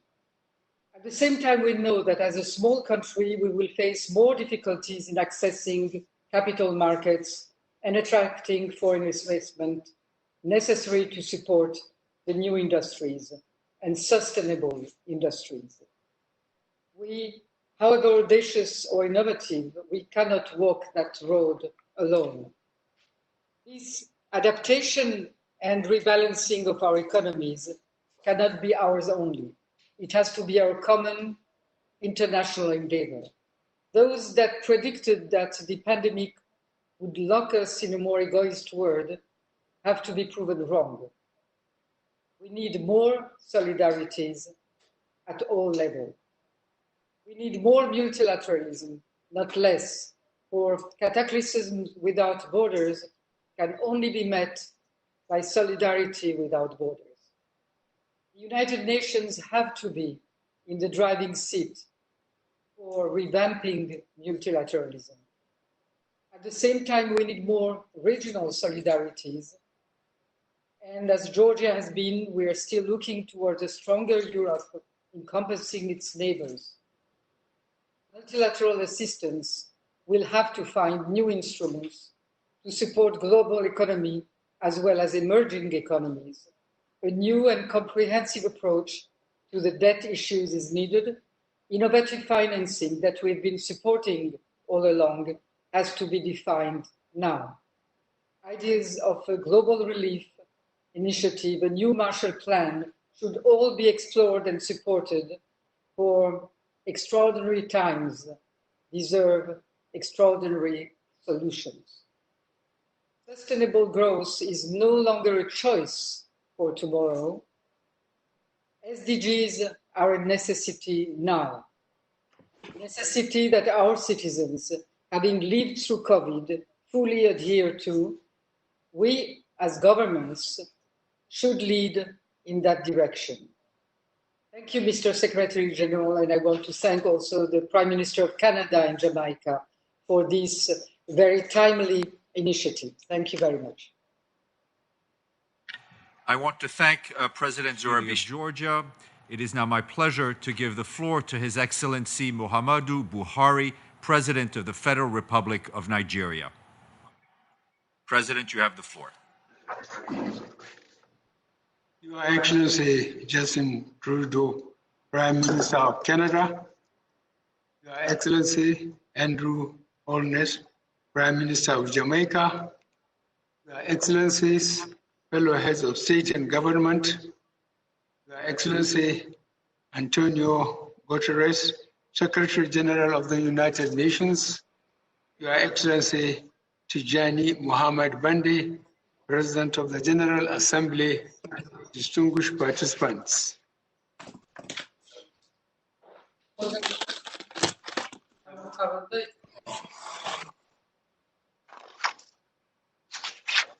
The COVID-19 pandemic has triggered a huge downward spiral and negative impact on economic activities and growth. Today, the pandemic has emerged as the single most significant threat to the attainment of the 2030 Sustainable Development Goals.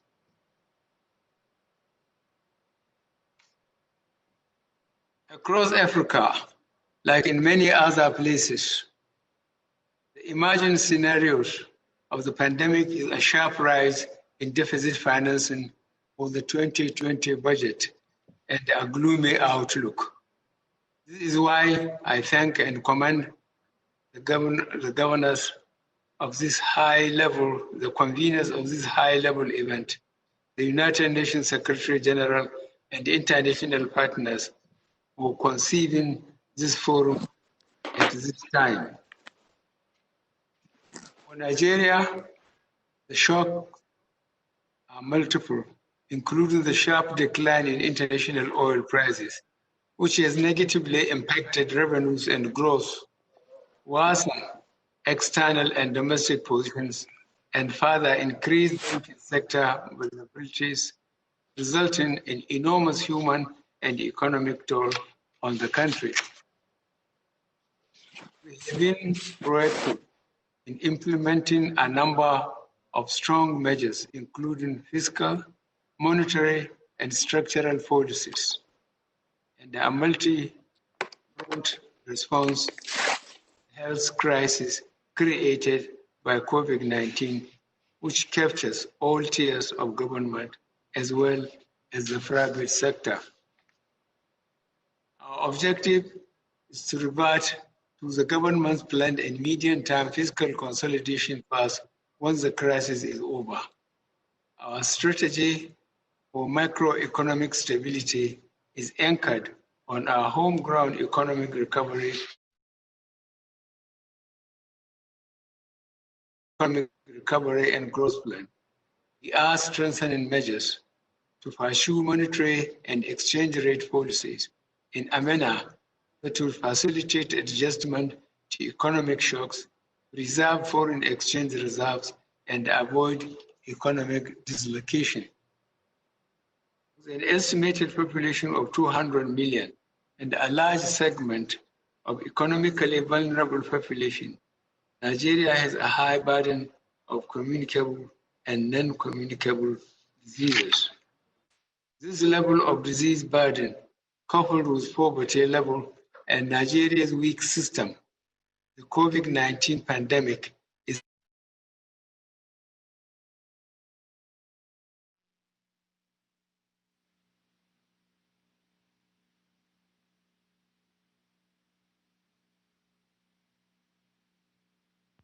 Okay, I think we seem to have a technical problem with the feed from the President of the Federal Republic of Nigeria. We will see if we can reconnect him later. In the meantime, I would like to give the floor to Mr. Paul Polman, the Chair of the International Chamber of Commerce and a United Nations SDG advocate. Mr. Polman, you have the floor.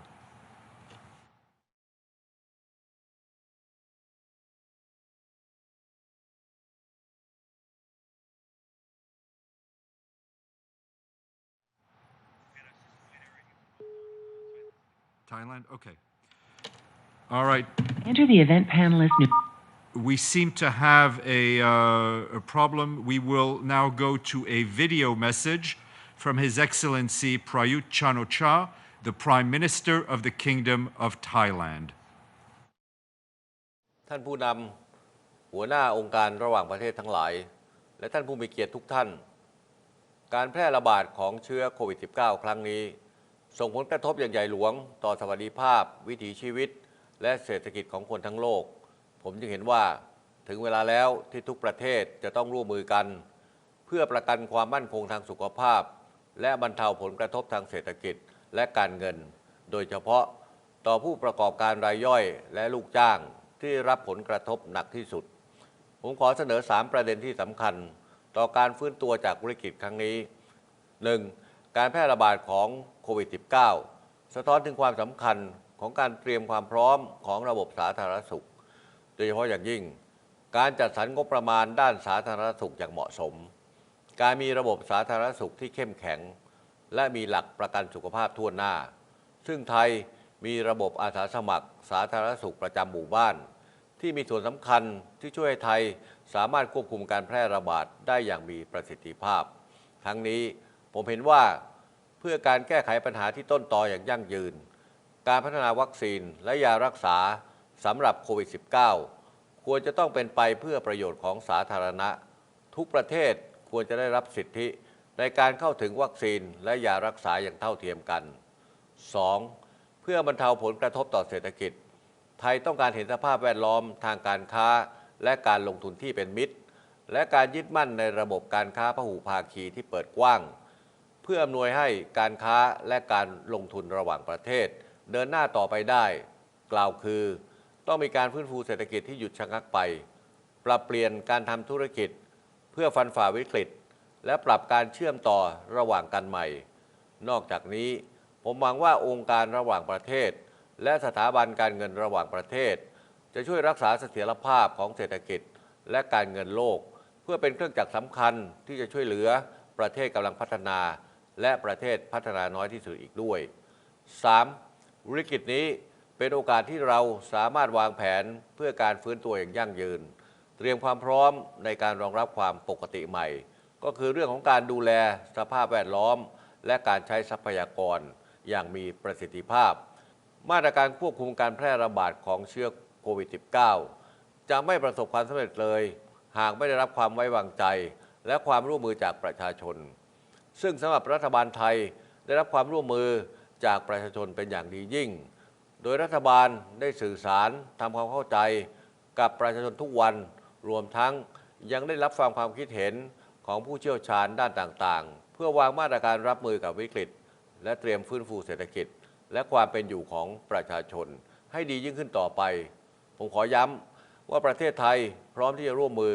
กับประชาคมระหว่างประเทศเพื่อฟื้นฟูความเข้มแข็งให้กับเศรษฐกิจโลกและสร้างสังคมที่ดีและยั่งยืนขึ้นกว่าเดิมสุดท้ายนี้ผมขอขอบคุณนายกรัฐมนตรีแคนาดานายกรัฐมนตรีจาเมกาและเลขาธิการสหประชาชาติสำหรับความริเริ่มในการจัดกิจกรรมนี้ซึ่งเป็นช่วงเวลาที่เหมาะสมอย่างยิ่ง ที่เราจะร่วมกันหาแนวทางเพื่อรับมือและส่งเสริมให้เกิดการฟื้นตัวจากวิกฤตของการแพร่ระบาดของโควิด -19 โดยไม่ทิ้งใครไว้ข้างหลังผมขอให้กิจกรรมนี้ประสบความสำเร็จและมีผลลัพธ์เป็นไปตามวัตถุประสงค์ที่ตั้งไว้ทุกประการครับขอบคุณครับ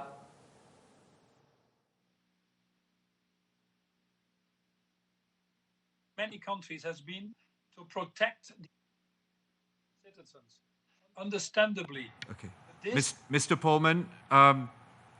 Pullman, if I could ask you to please start over your remarks. I've repeatedly called on governments to reverse the counterproductive restrictions based on export of essential materials to fight the global spread of the virus. And make no mistake, we will continue to do so. The emergence of a vital and viable vaccine could trigger further beggar-thy-neighbor trade actions that we should strongly avoid. The leadership is urgently required from the G20 now, and more broadly members of the WTO, to ensure that the access to a vaccine is not artificially restricted by trade restrictions. There is also an essential financing element to this agenda that should be well understood. Today, the international chambers of commerce are joining forces with Global Citizen to campaign for further financial commitments to ensure that everyone, everywhere, can have access to the medicines and diagnostics needed. This is not just a moral issue, but also a cast iron business case. Value chains will not be able to function effectively if there remain countries where the virus continues to spread. Cross-border food systems risk especially being affected. Many multiples of the $8 billion that have already been pledged will be required to ensure universal access to tests, treatments, and vaccines. G7 leaders can now consider themselves on notice that we expect them to make bold financial commitments to ensure this universal access at their summit next month. The ICC itself will also continue to roll out new tools and guidance to help business adopt best practices to protect their workforces in the absence of readily available vaccines.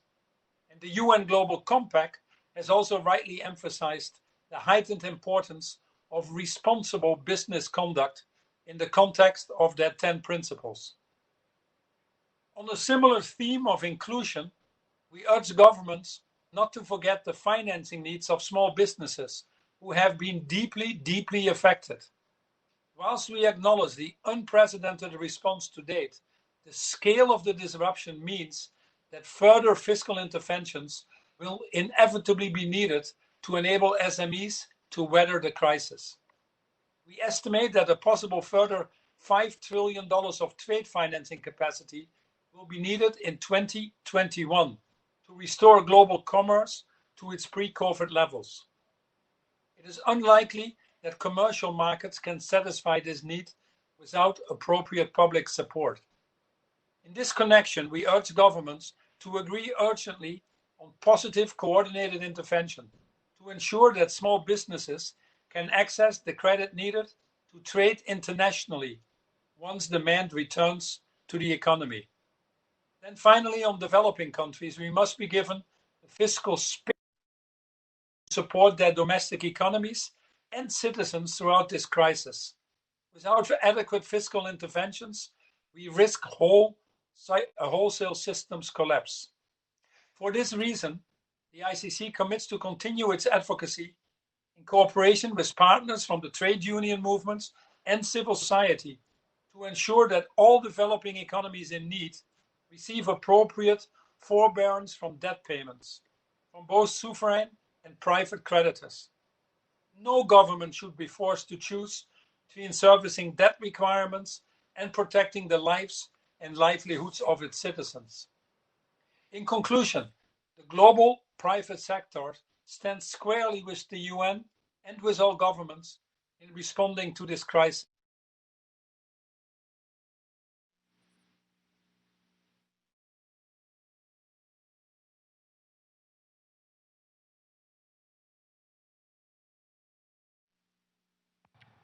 Thank you very much, Mr.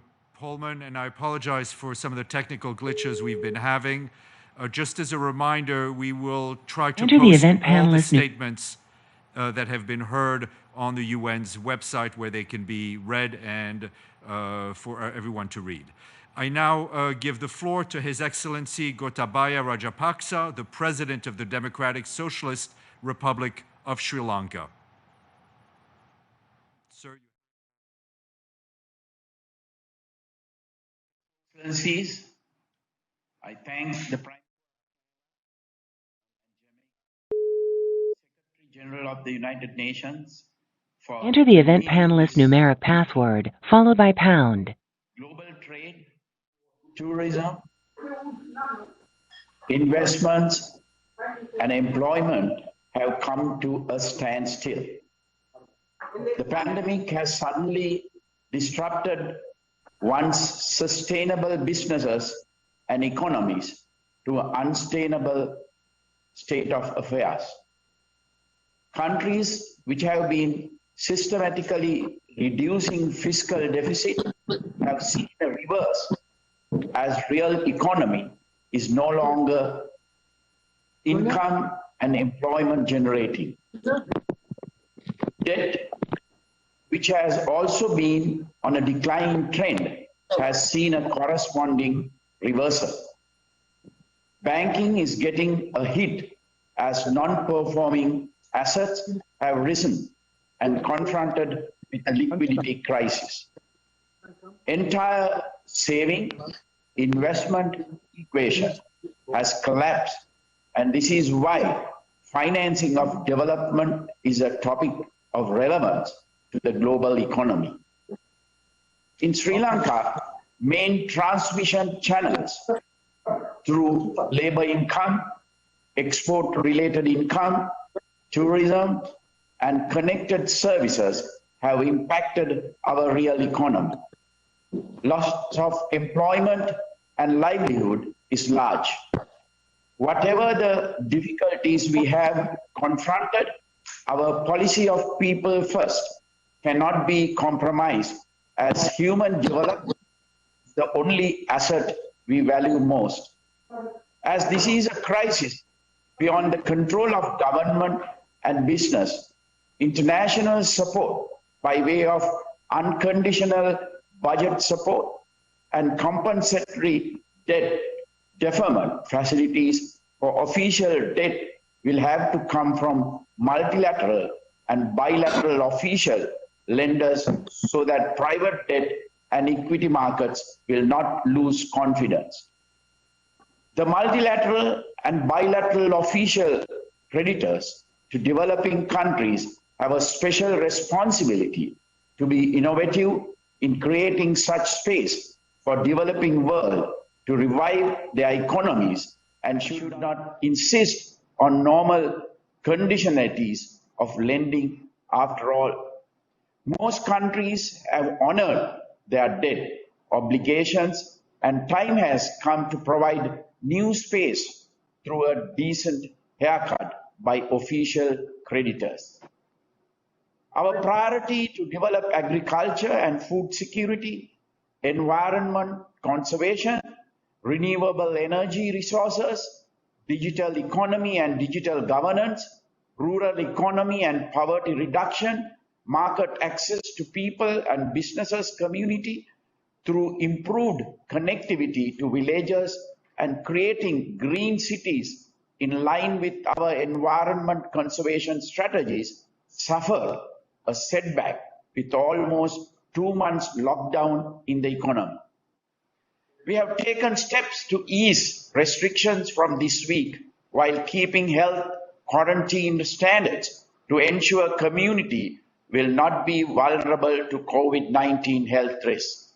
However, as 2 months lost in the real economy and likely timeline to reach normalcy will be longer, external funding must be development-centric by all aspects of such facilities. The profiling of official debt and medium-term emergency budget support loans by each major bilateral and multilateral lenders will not only provide macroeconomic space to meet private debt obligations and relax trade and payment systems, but also restore confidence among private sector investment. I underscored the need for development financing when I spoke with His Excellency Xi Jinping, President of People's Republic of China, Prime Minister of India, Honorable Narendra Modi, and US National Security Advisor, Mr. Robert O'Brien. It is noted that middle-income countries seem to get subsumed under the overarching classification of developing countries, and thereby their requirements are not wholly met. The fast actions by large bilateral, multilateral agencies without placing conditionalities among themselves and coming forward as development partners in respective developing and middle-income economies is the responsibility of leading agencies and leaders of the world. This dialogue must concentrate on how developing and middle-income countries are assisted with emergency funding facility while encouraging countries to focus on human development aspects, including education, health, women and children, new export industries, food security and environment for a better and stable world. Excellencies, I conclude recalling the words of the Lord Buddha, Arogya Paramalabha, meaning of good health is the greatest gain. Thank you. Thank you very much. I want to thank President Rajapaksa of the Democratic Socialist Republic of Sri Lanka. And before we move on, just a reminder to our distinguished guests to please mute your microphones unless you are speaking. It is now my pleasure to give the floor to His Excellency Alexander Lukashenko, the President of the Republic of Belarus. President, you have the floor.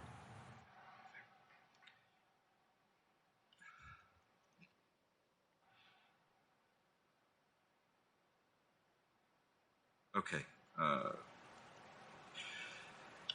We appear to have a problem with the connection. I will now move on to Mr. Donald Kaberuka, the Special Envoy of the African Union on COVID-19. Mr. Kaberuka, you have the floor. Thank you, sir. I join other speakers in commending the Prime Minister of Canada, Jamaica, and the SG of the UN for this initiative. Well done. The African Union Chair, President Ramaphosa, and the African leaders who spoke before me have said it all. So did my colleague Tidjane Thiam. I will therefore, in the interest of time, be very brief, and I have only 2 points to make. The first point is that in 2015, when we met in Addis Ababa for financing for development, it was already clear that funding the Sustainable Development Goals would be a huge challenge. The clarion call then was from billions to trillions. We knew how difficult this had become. It was already a challenge to close that gap. Little did we know of this calamity, COVID-19, on the way, which incidentally, for a number of African countries, especially in the Sahelian region, hit them when they were already suffering a major security challenge, which had stretched public finances. So for those countries, it was not simply funding SDGs, funding security challenges, and now the COVID-19. Now, as we deal with this pandemic and its socioeconomic consequences, we bear in mind what my colleague Tidjane Thiam said. Africa had turned the corner at the turn of this millennium.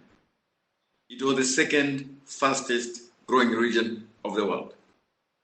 Yes, we still had issues with inequality, inclusion, jobs, etc. But the negative growth of the 1990s had turned Africa into a positive story, with many countries growing at 7 1.7%. Now the region will experience its first recession in 35 years. So what you have to do is not simply to recover our economies, is to safeguard what has been achieved for the last 40 years. We salute the decisions taken by the G20, including on the debt moratorium, which has been referred to. But that is only a starting point. The G20 countries have committed to do whatever it takes in their countries, in some cases with a stimulus of anywhere between 6 and 20% of GDP. That's the kind of response needed. But as the Prime Minister of Pakistan pointed out a while ago, it would be a missed opportunity if that stimulus bypasses regions of Africa, the Middle East, the Caribbean, and the Pacific. The world cannot afford to let this happen. To the contrary, prosperity in Africa, a dynamic Africa, is an essential part of the global recovery. Second and last point is this. The debt moratorium is extremely helpful as a first step. But at the end of the day, the key issue is additionality, fresh, new financing. I commend the International Monetary Fund for bold decisions, for speed and flexibility. I commend the multilateral development banks for what they are doing. I look forward to them being part of the debt service moratorium. I commend them for front-loading sources. But that means in 2-3 years' time, they will have no funds to support our needed growth. So we have to work with them to ensure things like a special IDA, maybe 20 billion, to ensure that once they have front-loaded resources now, by 2021-22, they don't run out of resources. I hope we can make progress on the issue of the special drawing rights. This is not a technical problem, it is a political problem, and it can be done. In my judgment, it will be the litmus test of global solidarity in this period and an easier way of ensuring Africa and low-income countries are part of the global citizens. The 5 African Union envoys, working with our leaders, look forward to working with you as we confront these difficult times. We have weeks, not months, to turn back this calamity. If you recall, after the global financial crisis, very quickly, every country went back to address their own problems. The global solidarity declined very quickly. We can't afford to let this happen. We have weeks, not months, in particular to ensure that the gains, economic gains... Sir, if I could kindly ask you to wrap up. Thank you. The last 40 years can be safeguarded. Thank you. Thank you. I want to thank Mr. Kaberuka, the Special Envoy from the African Union. It is now my pleasure to give the floor to Ms. Anne Finucane, the Vice Chairman of the Board of Bank of America. Ma'am, you have the floor. Thank you, Stefan.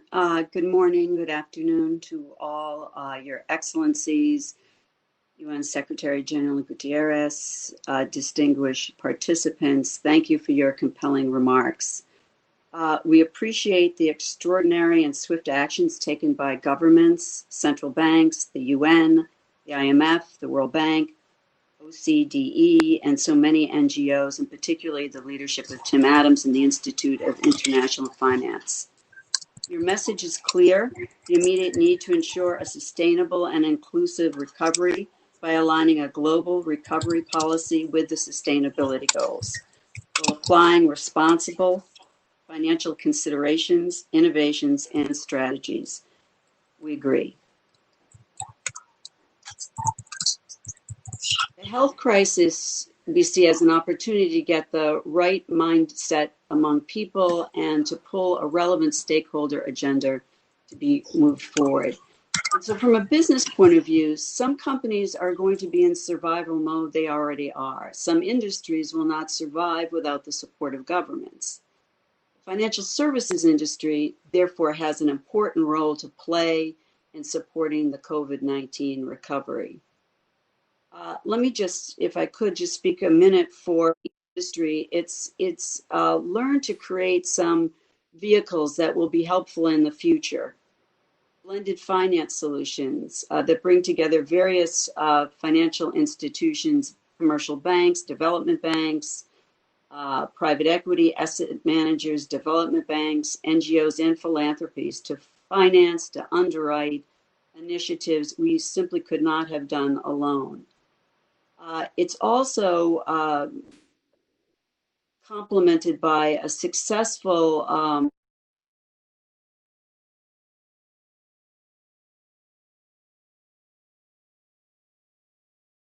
incentives for industries, and those are growing. So we see those as opportunities. And for our own part, we recently issued a $1 billion corporate social bond to support the fight against the coronavirus. This bond is the first of its kind of a U.S. commercial bank, and it will benefit the Enter the not-for-profit event hospitals, panelist numeric skilled password. nursing facilities, and manufacturers of healthcare equipment and supplies. Now, in the U.S., as a result of the coronavirus, there is a CARES Act. You may be familiar with the Coronavirus Aid, Relief, and Economic Security Act. The banks are the main conduit for providing the financial relief for many. In nearly every aspect of this emergency relief in the U.S., the financial sector is playing a critical role. The Federal Reserve liquidity programs and lending facilities, the economic impact payments to individuals, the small business loans and grants, and just as an aside, so for instance, we have been able to do more than 300,000 of them for companies. Generally, like more than 95% are for companies of 100 people and less, unemployment insurance, etc. And even as we address these immediate priorities related to the crisis, we must stay focused on our longer-term sustainability objectives. We know that. We are committed to that. The importance of the stakeholder capitalism is really being put to the test now. Companies with strong stakeholder engagement principles are stepping up. The actions we are taking demonstrate actions behind our earlier commitments across the range of sustainable development goals.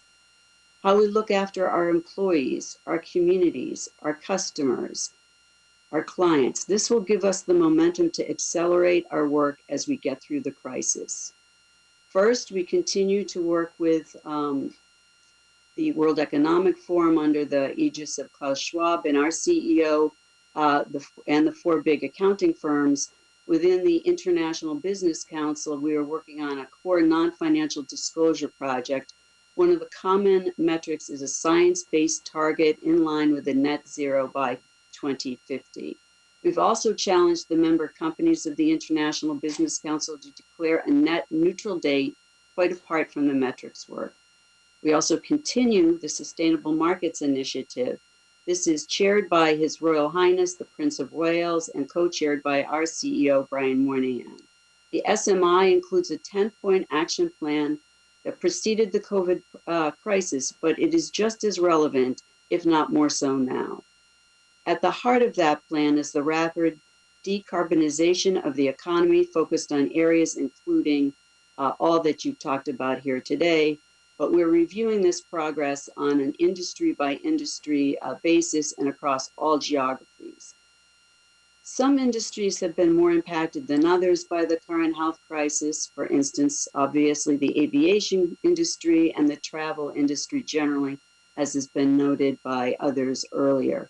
We need to think about how those industries can come back within the framework of the overall economic recovery and with sustainability at the core. And of course, there's the work of the United Nations Global Investors for Sustainable Development, in which Bank of America is heavily involved. The current crisis gives us time to consider how all these strands of activity— Fiduciane, if I could kindly ask you to wrap up. I'm sorry. Thank you. Done.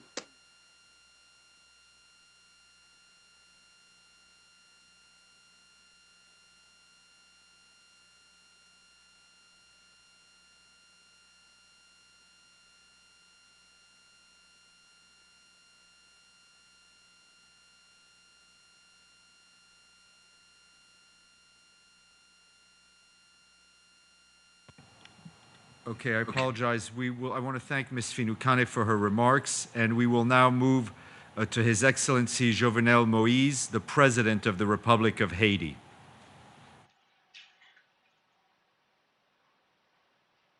Monsieur le Premier ministre du Canada, Monsieur le Premier ministre de la Jamaïque,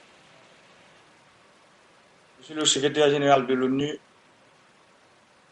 Vos Excellences, Mesdames, Messieurs les chefs d'État et de gouvernement, distingués représentants des institutions financières internationales, distingués participants en vos rangs et qualités, Mesdames, Messieurs.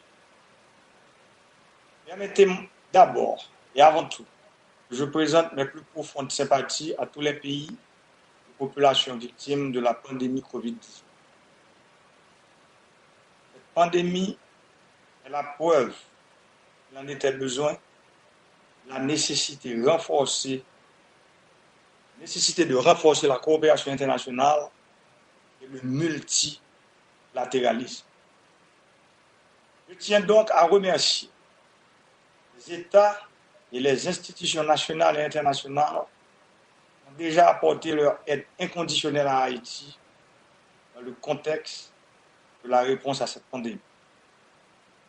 Je veux aussi féliciter cette initiative remarquable prise par le Canada et la Jamaïque, l'égide de l'ONU, de réfléchir ensemble aux solutions concrètes à apporter à cette crise mondiale posée par cette pandémie.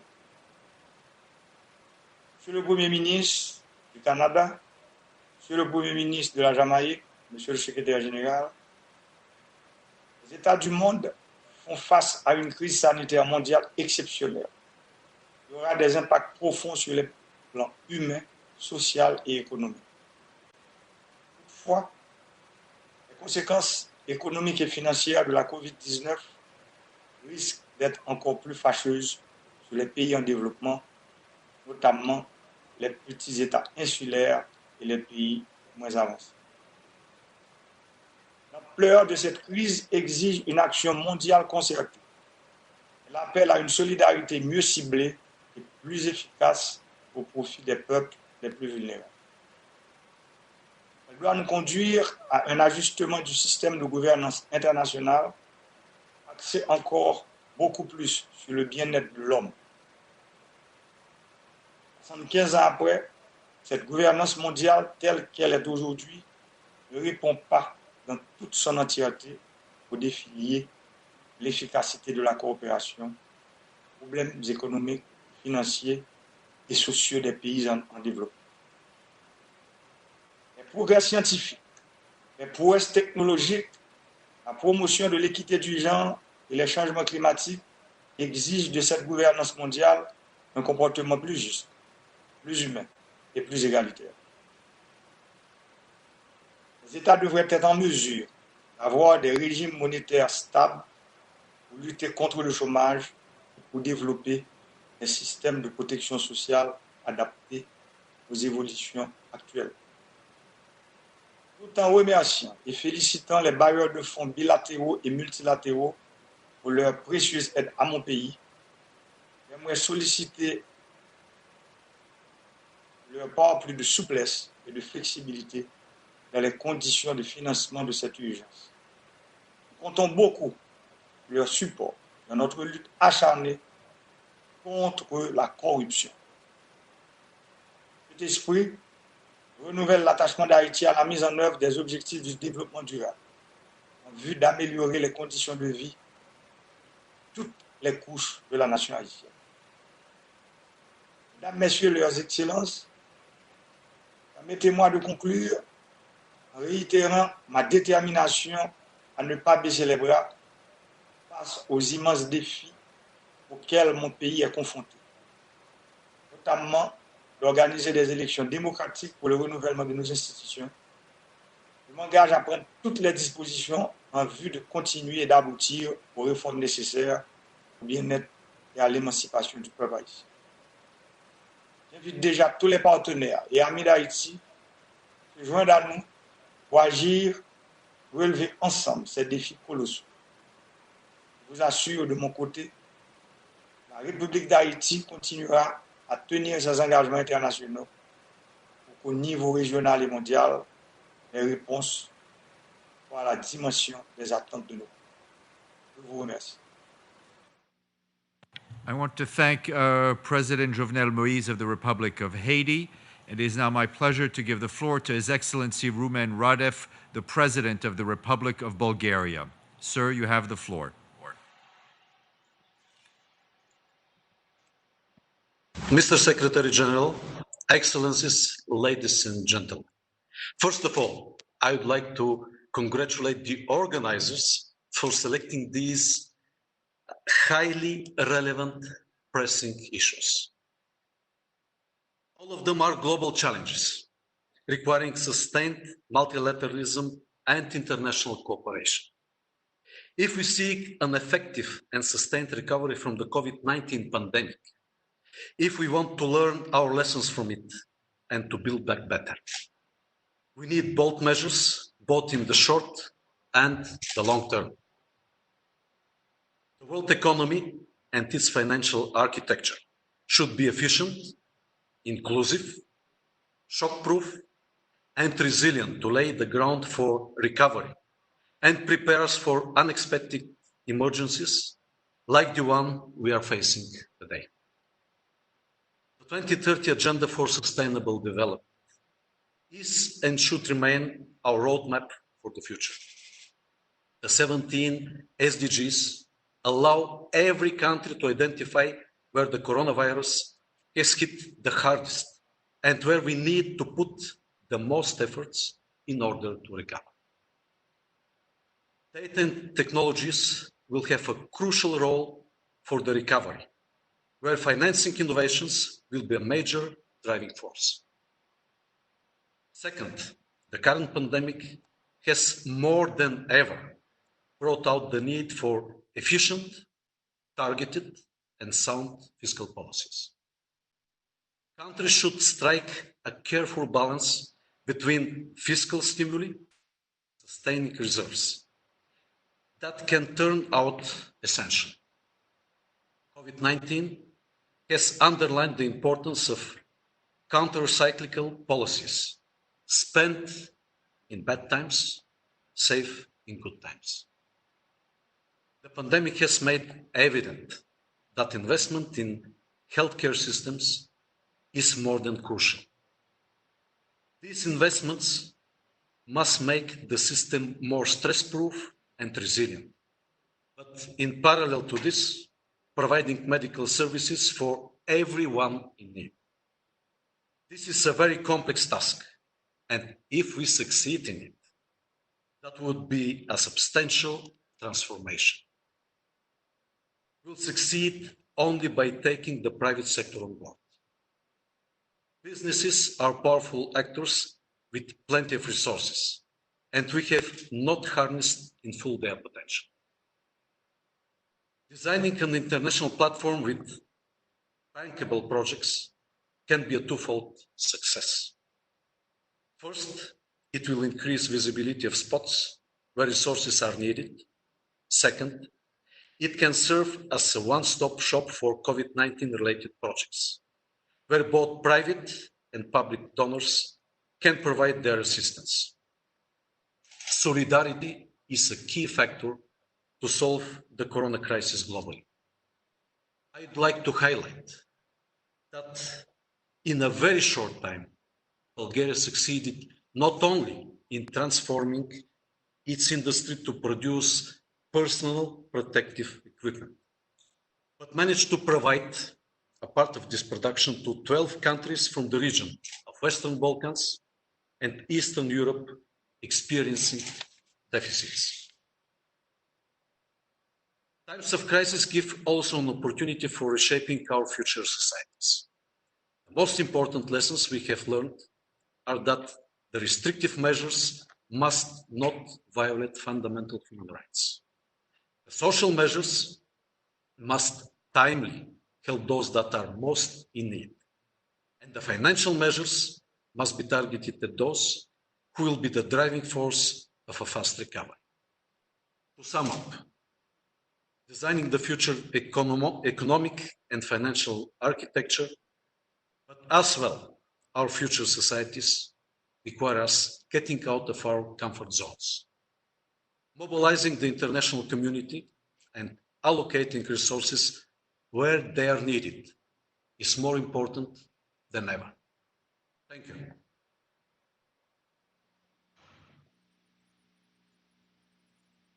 Thank you very much, Mr. President. It is now my pleasure to give the floor to His Excellency Alan Michael Chastanet, the Prime Minister of St. Lucia.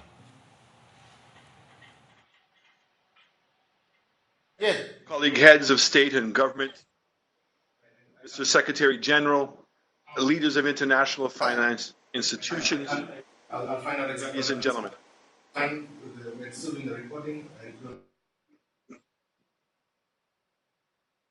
I join you today not only to speak to the urgent need for a global response to produce effective financing solutions to the COVID-19 development emergency, but also to ensure that the way forward gives due regard to the unique vulnerabilities of small island developing states like St. Lucia, and that no one is left behind. We must commit today to change history.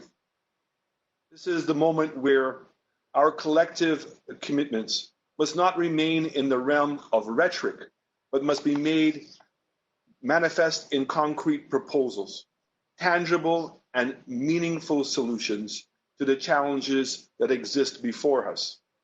At this point, I want to publicly say that I support Prime Minister Motley and her put together address as to the need for a global in the global economic architecture, particularly for SIDS. We must commit to address the deficiencies of the current international financial architecture that produce and exacerbate disadvantages to various categories of states. This means a complete re-engineering, not just an adjustment that was suggested by some earlier today. It is in this moment that the St. Lucia solicits the commitment of the IFIs and the development partners to make a pledge not only to us heads of state and governments, but to commit to the people on the ground of our respective countries. People who truly feel the weight of the decisions we are to make.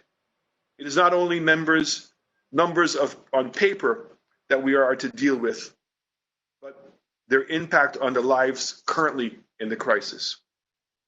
The first symbolic step is for the OECD to recognize the need to classify SIDS using a vulnerability index and not per capita GDP as a measurement of wealth and access to ODA funds.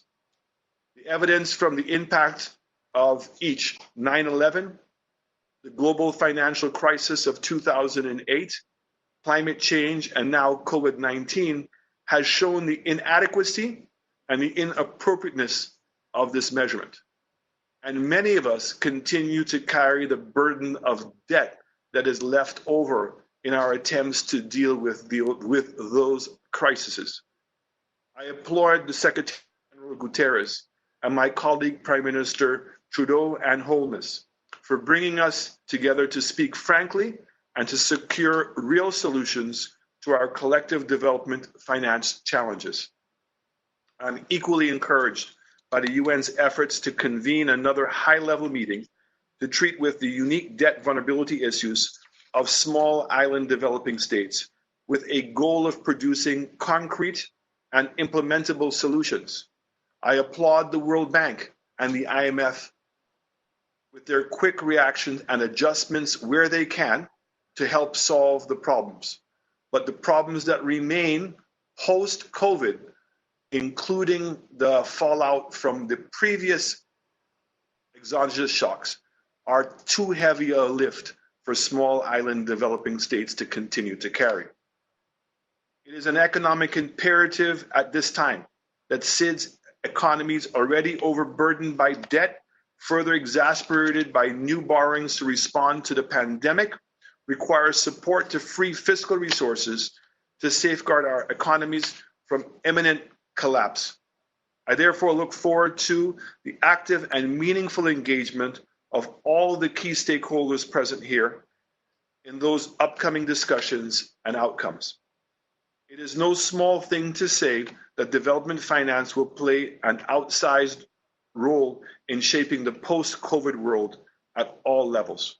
I implore us to be mindful of our past mistakes, for us to be inclusive and enunciate in the development of our solutions, for us to ensure that those solutions not only assist in building back better, but they are deliberately resilient to mitigate future shocks.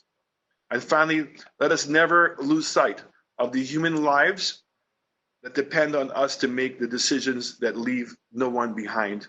I thank you for your attention.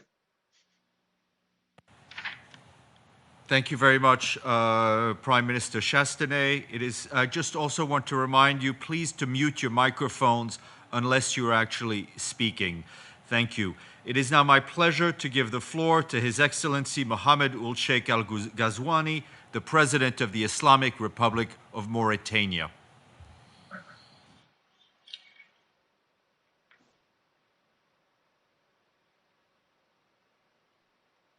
Merci. Je voudrais tout d'abord exprimer mes sincères remerciements à leur Excellence, Messieurs Justin Trudeau, Premier ministre du Canada, Andrew Holness, Premier ministre de la Jamaïque, Antonio Guterres, Secrétaire général des Nations Unies, pour cette heureuse et importante initiative. Excellences, Mesdames, Messieurs, comme vous le savez, nos économies étaient déjà bien avant la pandémie du COVID-19 confrontées à des problèmes structurels caractérisés par une faible diversification, une forte informalité, une prévalence aiguë de la pauvreté et un endettement à la limite du soutenable.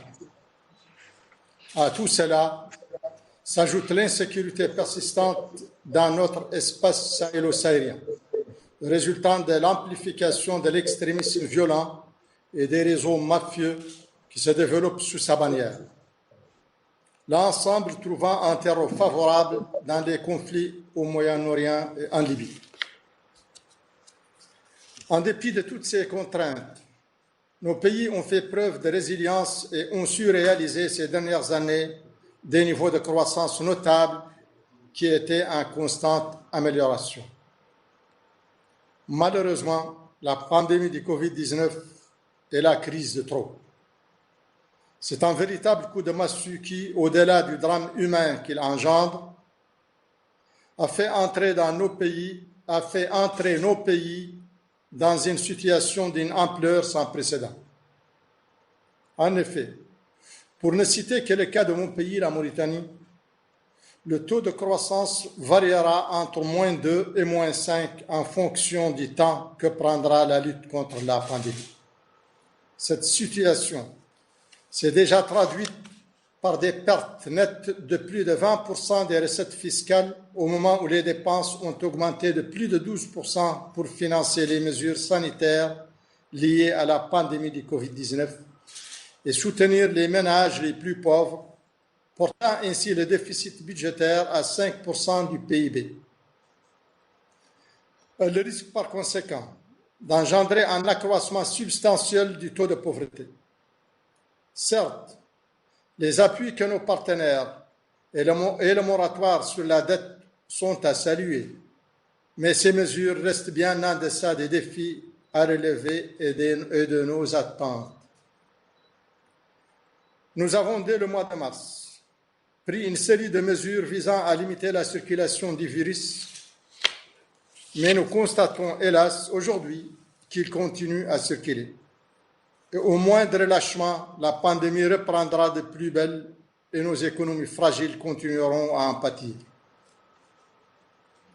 Au niveau du G5 Sahel, la crise a conduit nos pays à redoubler d'efforts pour maintenir la sécurité dans les zones frontalières afin d'empêcher les groupes extrémistes d'élargir leur influence et les priver ainsi de mannes financières précieuses issus des trafics illicites qu'ils utilisent pour financer leurs activités subversives. Mesdames, Messieurs, la crise inédite provoquée par cette pandémie aura servi au moins à nous interpeller, de manière certes poignante mais opportune, sur notre devenir commun.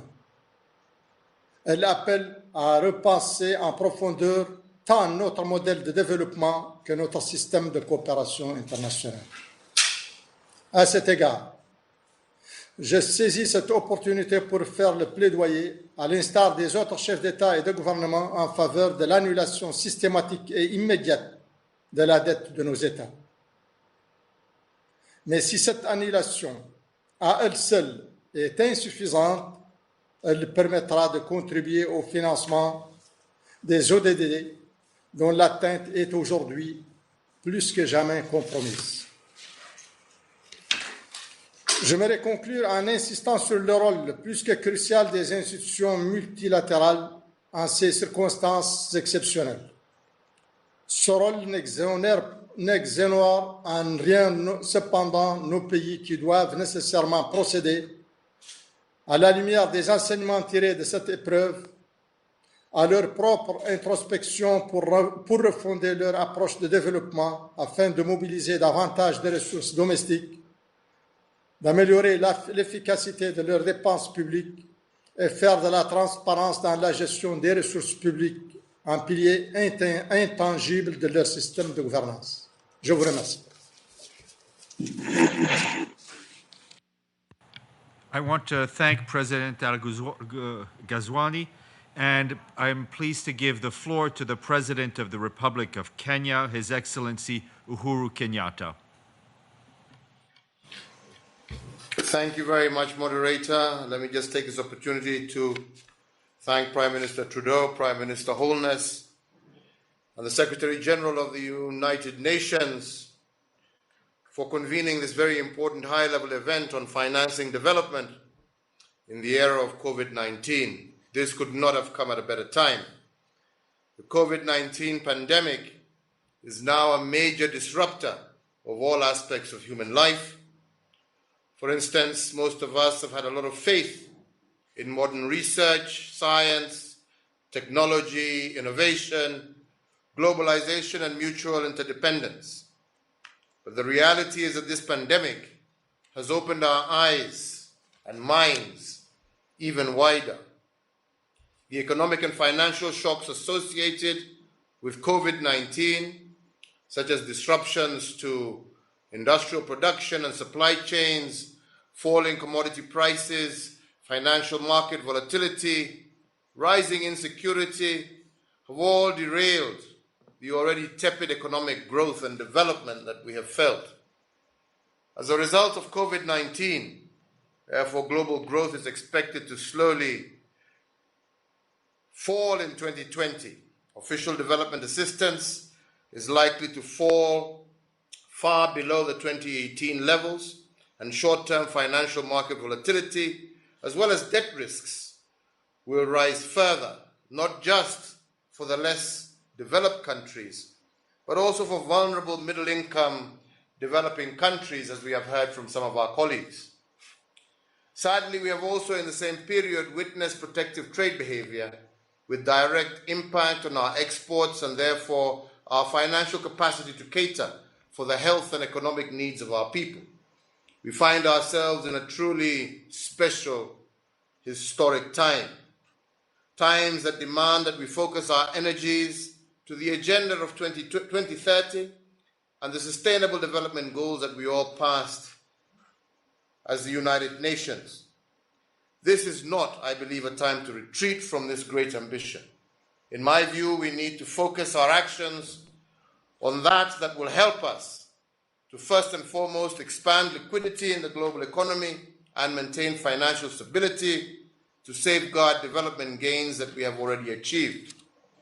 Secondly, to address debt vulnerabilities for all developing countries in order to save lives and livelihoods for billions of people around the world.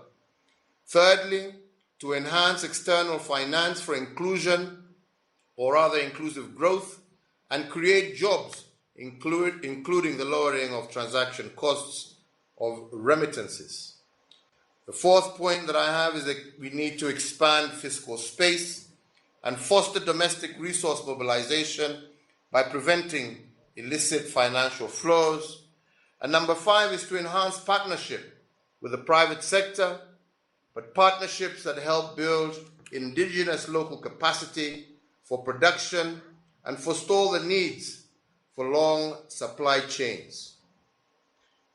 Your Excellencies, this conversation will be fruitless if we do not recognize that many of our countries are faced with fiscal constraints that impede our ability to invest in health, food security, energy, and other basic needs. Moreover, it is a fact that our countries also face severe constraints on domestic resources to invest in long-term self-sustaining growth and infrastructure. The COVID-19 crisis has made the situation even worse. Finally, ladies and gentlemen, I cannot emphasize enough the importance of global solidarity in our endeavors to address the COVID-19 pandemic and the associated financing needs. Each one of us in government and in business must play their respective roles. Global solidarity is about all of us coming together. At the national level, we are doing our best. Beyond our national commitments, at regional and global levels, we have contributed within regional and intergovernmental meetings, continental and African Union efforts, and we have fed this into the G20 and a number of United Nations meetings. Indeed, as the President in Office of the Organization of African, Caribbean and Pacific States, I will also be convening an extraordinary intersessional summit to deliberate the COVID-19 and its effects on our peoples and our already vulnerable economies in all our regions. It is my hope that today's deliberations and the future ones that we shall be engaged with will not only bear fruit, but will also have a positive outcome for all of us in the global community. I thank you very much for your attention. I want to thank the President of Kenya, Mr. Uhuru Kenyatta, for his intervention, and it is now my pleasure to give the floor to His Excellency Barnam Saleh, the President of the Republic of Iraq. Sir, you have the floor. Thank you. Excellencies, ladies and gentlemen, I'm deeply grateful to the Prime Ministers of Canada and Jamaica and to the Secretary General of the United Nations for organizing this important meeting. The challenges that we face as a global community are immense and urgent, all the more so in the Middle East and the developing world, where the impact of the virus could be more protracted and damaging as it strains already stretched health infrastructure. But these challenges are not insurmountable if we show common purpose and stand together. The temptation may be to look inward and leave each country to fend for itself. But while the impact of the virus is felt locally, the crisis is truly a global one, and it requires a global response. We definitely need to be united in our commitment to combat the spread of COVID-19, definitely to find a vaccine, and to restoring our economic well-being. The issues identified in this forum are core to achieving these goals. Like others around the world, my country urgently seeks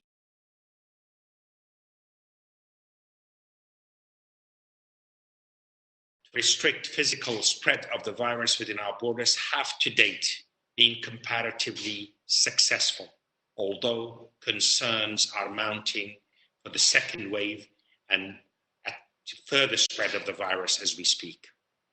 But we have nevertheless felt the full force of the pandemic's economic consequences. Social distancing has brought many sectors of our economy to a virtual standstill. And according to the World Bank, the number of Iraqis under the poverty line have risen from below 20% at the end of 2019 to approximately 40% now. Iraq has been battered by a plurality of crises and shocks. The collapse of domestic demand due to restrictions imposed to combat COVID-19, the sharp fall in oil prices since March, and more recently, the sharp fall in Iraqi oil production, which was cut approximately 23% as part of the April OPEC Plus agreement. Our dependence on oil means that our budget revenues are down over 70% compared to pre-crisis level, forcing us to take emergency measures to meet non-discretionary spending. Eventually, our spending may need to be rationalized, but even then, we will be faced with the prospect of a significant budget deficit this year that will need to be financed by drawing down reserves and increasing debt. Our economy is forecast to contract by almost 10% in 2020, with a possible rebound expected in 2021. All of this comes at a sensitive time for Iraq. We are still a country in recovery. We have overcome civil war, violence, and terrorism of the so-called Islamic State. But when our rebuilding process is fragile, the popular demonstrations of last autumn and winter and the tragic deaths that accompanied them were a stark reminder that the patience of the people of Iraq has its limits. Delivering a more prosperous and a stable future and tackling the weaknesses of Iraq's economy are promises that the new government of Prime Minister Mustafa al-Kadhimi has made to deliver on. We have no illusions that the road ahead will be long and arduous, but we have no option but to persevere and prevail. We need to act with a sense of urgency, compassion to deliver results. Otherwise, we will be letting down our population, especially our youth. We cannot, like so many other countries around the world, hope to succeed without the cooperation of the international community. The fiscal liquidity crisis that we face make meeting our basic financing and debt obligations difficult. We hope that the international community will support these efforts, including assisting us with economic restructuring and helping us to realize our investment budget, which is crucial for building infrastructure, maintaining essential services, and creating jobs. For developing countries like Iraq that face these challenges, access to instruments that will help us ensure domestic liquidity and private sector access to credit, and which will reduce the immediate debt burden on the government, are crucial if we are to ensure that the current crisis does not cripple us and undermine our ability to push through much needed reform in the longer term. We definitely need bridging mechanisms that will allow us to implement counter-cyclical fiscal stimulus policies now in order to stabilize our finances and our economy as we face up to the impact of COVID-19. We can then use this as a platform to making smarter spending choices in the future that will stimulate our economic growth. I dare say the success of Iraq is crucial to combating extremism and helping restore stability to this part of the world. Much effort has gone into stabilizing Iraq and overcoming the difficulties of the past. With COVID-19, the crisis in Iraq has deepened. The challenges have become far more painful. I'm sure many other countries are feeling the same scale of challenges and difficulties. But we have no other choice but to work together globally, in the words of the Secretary General, to build better. Hopefully, together we can turn this crisis into an opportunity to build in better and bringing about a better economic collaborative arrangement across the globe. Thank you very much. I want to thank the President of Iraq for his intervention. We will now go to a video from His Excellency, the Prime Minister of the Republic of Fiji, His Excellency Mr. Bainimaramaana. Please roll the video.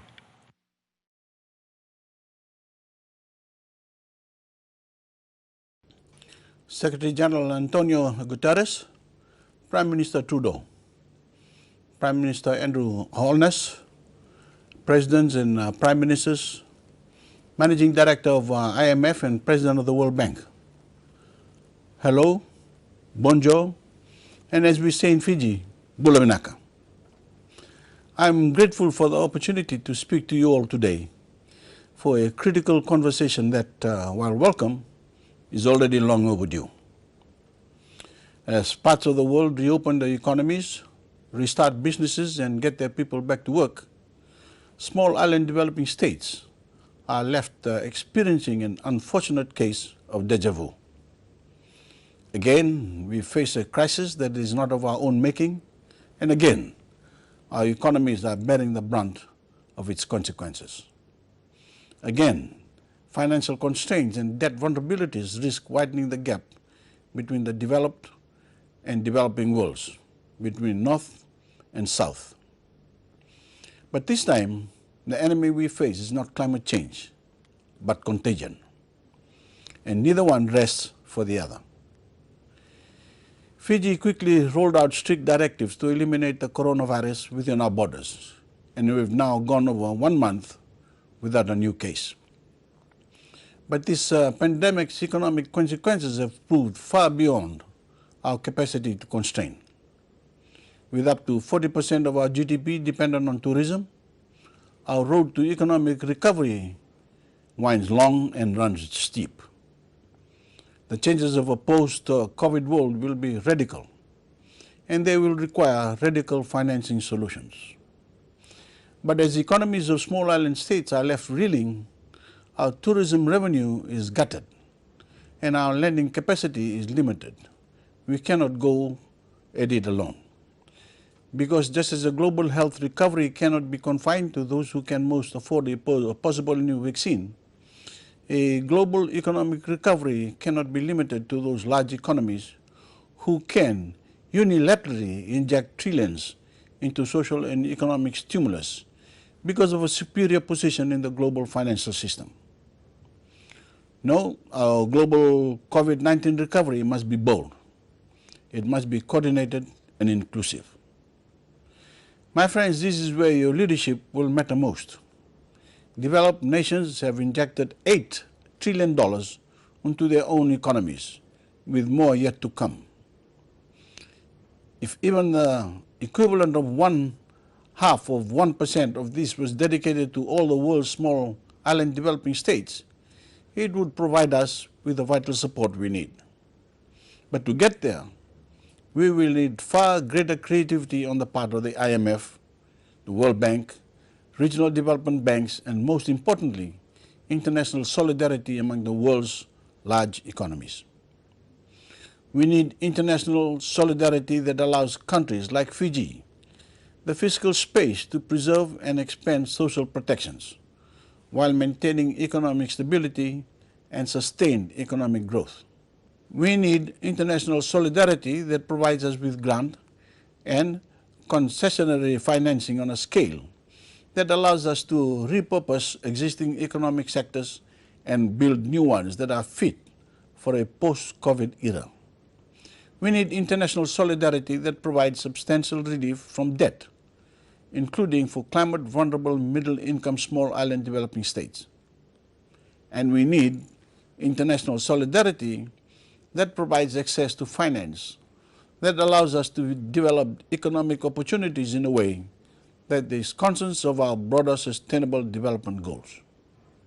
So while we cannot be together in person for this critical meeting, do not let distance diminish the urgency of Fiji's call to action. Your leadership will determine whether a post-COVID world is left divided or more united. Please wield this power responsibly. Thank you, merci, and Vinagabokalibo. We want to thank the Prime Minister of Fiji for his intervention. It is now my pleasure to give the floor to Mr. Dani Sriskandarajah, the Chief Executive of Oxfam, Great Britain. Your Excellencies, thank you very much for the opportunity to speak at this important summit, both on behalf of Oxfam and colleagues in our civil society group on financing for development. This pandemic is not the great leveler that many claim it to be. Rather, it has exposed structural problems with our global economic system, deepening inequalities and increasing vulnerability for many people. As research has shown, more than 500 million additional people could be pushed into poverty as a result of this pandemic, eradicating most of the progress that we've made on SDG 1. Or consider gender equality. This pandemic is having a disproportionately negative impact on women, who make up 70% of health workers, who take on extra caring responsibilities, who are facing a huge surge in domestic violence. As Prime Minister Trudeau, President Ramaphosa, and many others have said, this is the time for greater international cooperation and for us all to think outside of the box. This is an opportunity to build back better, and we believe that financing holds an important key. I'd like to focus on 3 areas that we see as crucial in the ability of poorer nations to protect their citizens now and in the future: debt, tax, and aid. On debt and financing, I want to recognize the leadership role played by the likes of the G20 and the IMF. It's reassuring to see the international system respond in these ways, but we believe a bigger boost is needed to address urgent need. We need rapid action to cancel private, multilateral and bilateral debt for the developing world up to the end of 2022 to prevent this economic crisis from deepening further. As several speakers have said today, a significant issue of additional SDRs will help significantly. For example, a $1 trillion boost in SDRs would mean $630 million more for Ethiopia in liquidity. We don't believe that MDB debt relief would be harmful to low-income countries and call on the World Bank to take urgent action to cancel or at minimum suspend debt payments during this crisis. On tax, it's more important than ever to protect revenue by closing loopholes that allow tax dodging and illicit financial flows. We need to increase transparency with public country-by-country reporting for corporations. We need to consider solidarity taxes to pay for the response, increase taxes on wealth, or perhaps a new financial transaction tax. And in the longer term, we need to use fiscal policies to support a just and green recovery, for example, by shifting the tax burden from labor to capital and reversing the tax breaks that polluting industries still enjoy. Finally, Your Excellency, on aid, we need new, additional ODA flows that support prevention measures, health systems, social protection and food security. Oxfam supports the United Nations call last month for an increase of $500 billion in aid. Our fair share analysis suggests that almost $300 billion of this should come from OECD DAC members, and we call on all of them to pay their fair share. Canada, for example, this would mean around $9 billion more. Your Excellencies, last month the civil society group proposed a UN-centered process to agree ambitious responses to the pandemic and remove barriers to socio-economic transformation, which we envision leading to an international summit on economic reconstruction and systemic reform early next year. It's abundantly clear that international collaboration is critical to address the collective challenge this pandemic poses. It's also abundantly clear that we have to work together to harness this opportunity to truly transform, not just recover, to advance the global goals, to prevent vulnerable communities everywhere, and to create a fairer and more equal world. I hope it's also abundantly clear, Your Excellencies, that we in civil society stand ready to play our rightful role in this just recovery. Thank you very much. I want to thank Mr. Sriskandarajah for his intervention, and it is now my pleasure to give the floor to President Macky Sall of Senegal. Mr. President, you have the floor. Merci beaucoup. Monsieur le Président de l'Assemblée générale, Monsieur le Premier ministre, cher Justin, Premier ministre Andrew Holmes, Monsieur le Secrétaire général Guterres, chers collègues chefs d'État, chefs de gouvernement et présidents d'institutions, chers amis. Je voudrais vous remercier, Justin, ainsi que le Premier ministre de la Jamaïque, pour la convocation de cette importante réunion sur le financement du développement dans le contexte de la COVID-19 et au-delà. Nous sommes tous d'accord qu'institutions internationales, États, secteur privé, travailleurs indépendants ou salariés, nous mesurons tous l'impact multisectoriel de cette pandémie au-delà de la crise sanitaire qu'elle génère. Nous savons aussi que la récession est engagée, que ce soit en Afrique comme dans la plupart des pays. Depuis 3 mois, le monde entier se bat et je voudrais insister sur le cas africain. Au moment où nous parlons, les pays qui étaient sur une décennie de croissance vont connaître une récession, concrètement. Et depuis 3 mois, nous nous battons avec les moyens du bord. Je salue les initiatives multilatérales qui ont été tout de suite prises par le Fonds monétaire international, la Banque mondiale, sur la mise à disposition des droits de tirage spéciaux. Je salue également les efforts de l'Union européenne et des banques internationales de développement. Tout cela est tout à fait louable. Je voudrais le saluer, mais je dois dire également que tout cela est tout à fait insuffisant eu égard aux besoins colossaux de financement dont nos pays ont besoin.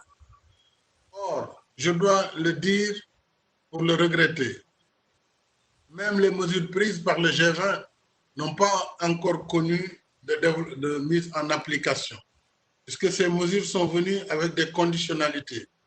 Il faudrait que nos pays s'engagent à renoncer à l'accès à des crédits commerciaux, ce que naturellement nous ne pouvons pas accepter, étant entendu que les crédits concessionnels ne sont pas suffisants pour faire face à nos engagements de développement.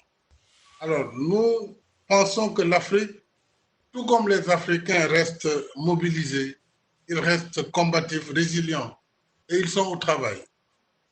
J'insiste là-dessus, parce qu'il y a toujours des clichés, des idées reçues qui persistent à dépeindre le continent comme une terre de dépendance et d'urgence humanitaire. Ce n'est pas vraiment tout à fait ce qui se passe sur le continent aujourd'hui. Chacun de nos pays, à l'instar du monde, a développé un plan national de résilience abondé selon des ressources plus ou moins données par les partenaires au plan multilatéral et au plan bilatéral.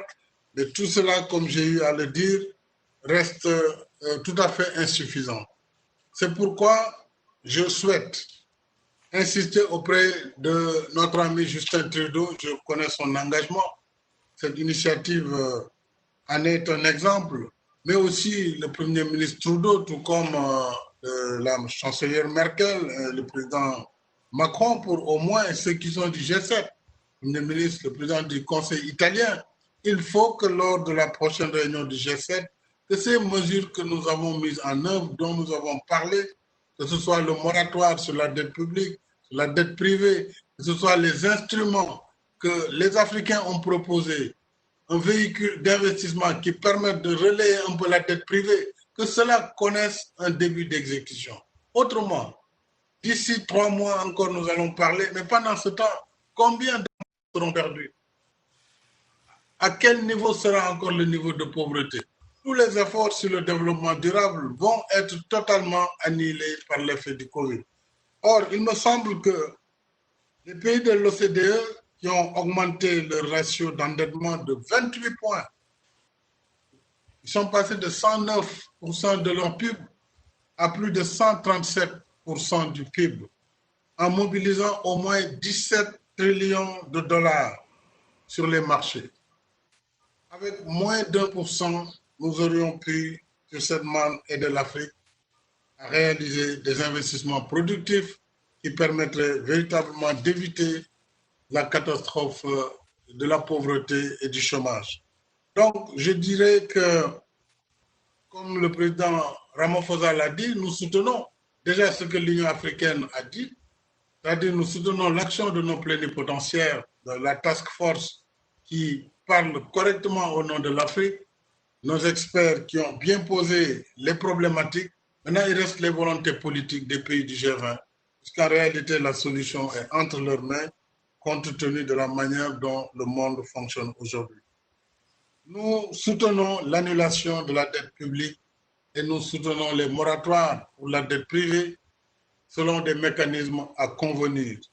Nous pensons aussi que le financement du développement, pour qu'il soit durable, il doit venir dans un environnement où nous allons instaurer un nouvel ordre mondial plus solidaire. On a beaucoup parlé de solidarité, plus juste et plus équitable. Et ce nouvel ordre mondial va supposer des échanges plus équilibrés qui permettent la rémunération à juste prix des matières premières. C'est un vieux sujet, mais il faut qu'il revienne. L'acquittement de l'impôt, là où l'activité crée de la richesse. L'Afrique pleure encore toutes ces, disons, exonérations fiscales pour toute l'activité d'extraction sur le continent, que ce soit sur le pétrole, sur les ressources minières.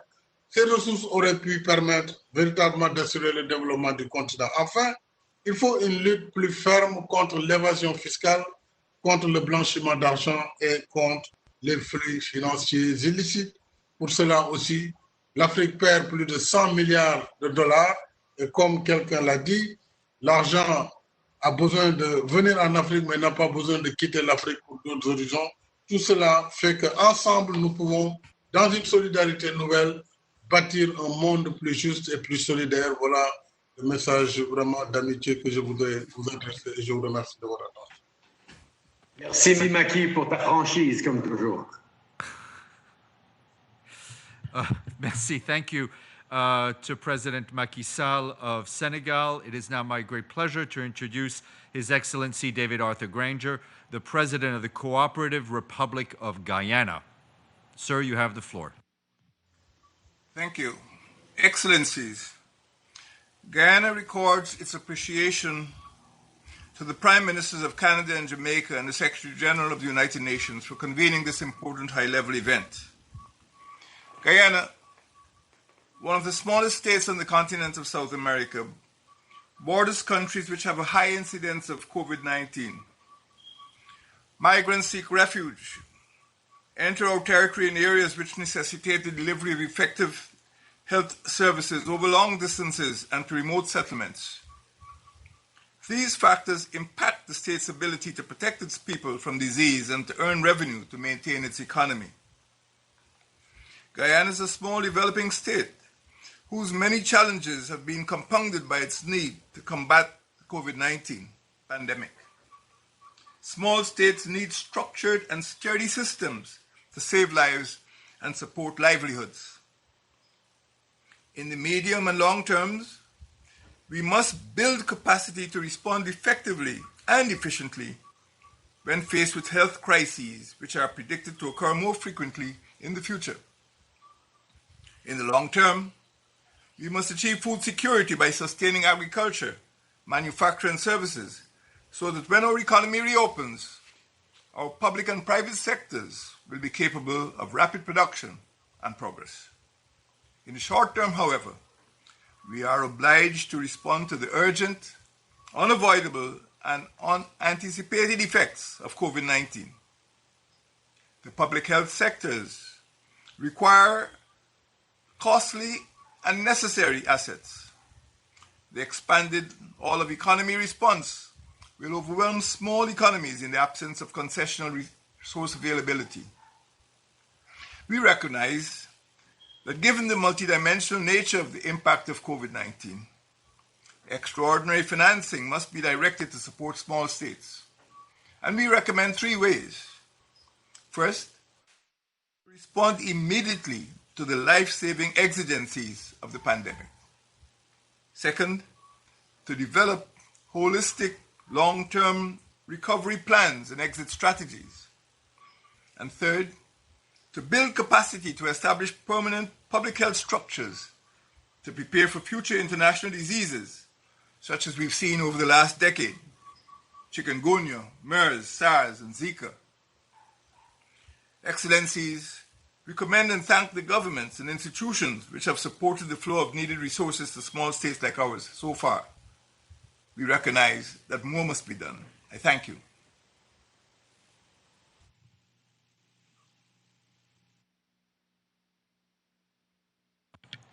I want to thank the President of the Cooperative Republic of Guyana, and it is now my pleasure to introduce His Excellency Felipe Jacinto Nyusi, the President of the Republic of Mozambique.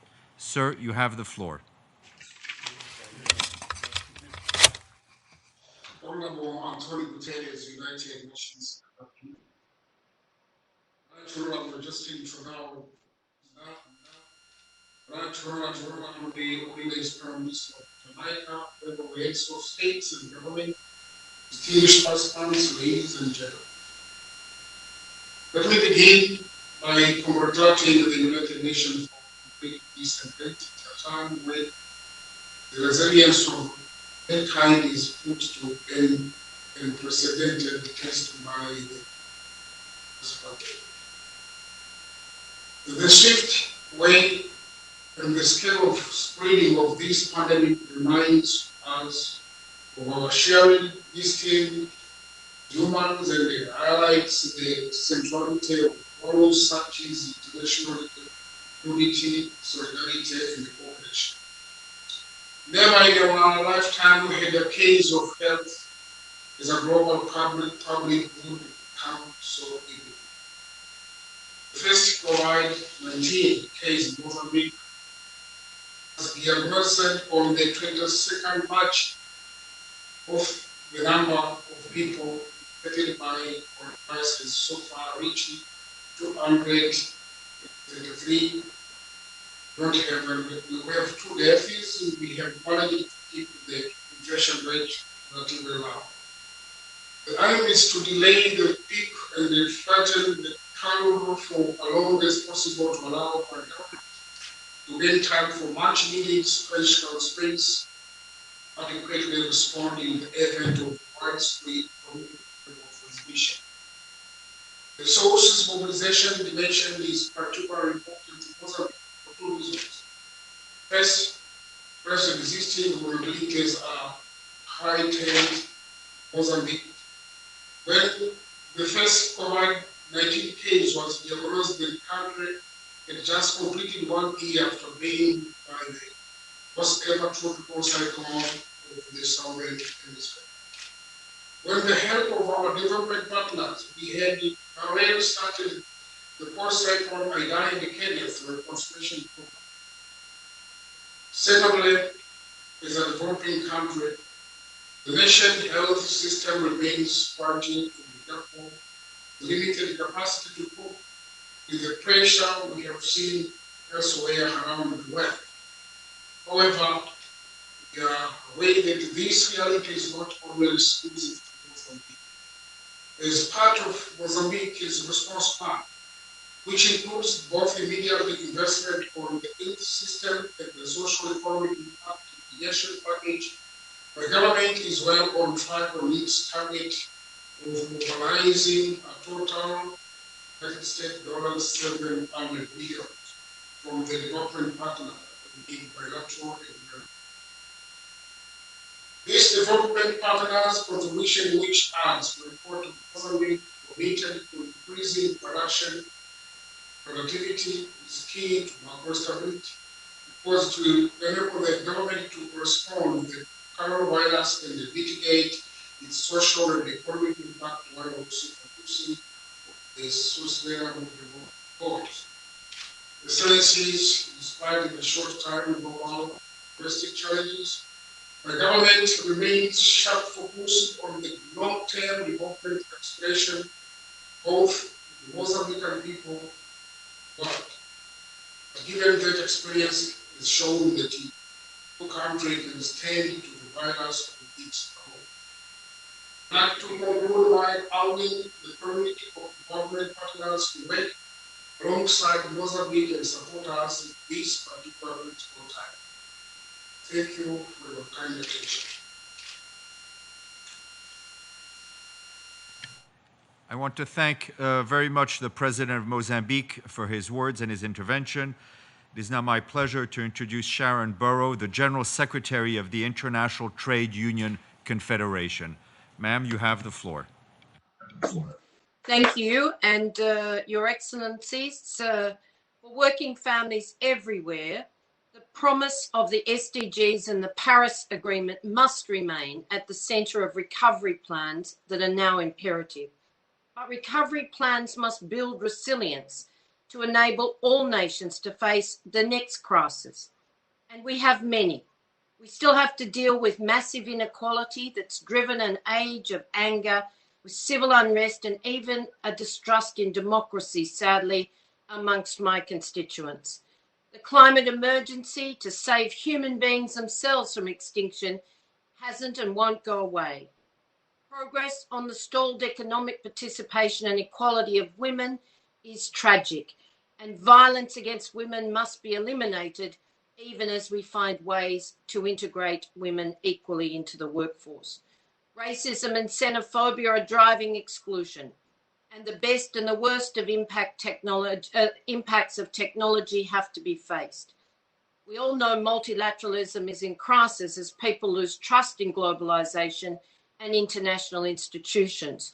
So we need to deal with that. And now the health crisis, first and foremost, a health crisis that is in fact COVID-19, and of course the economic and social consequences.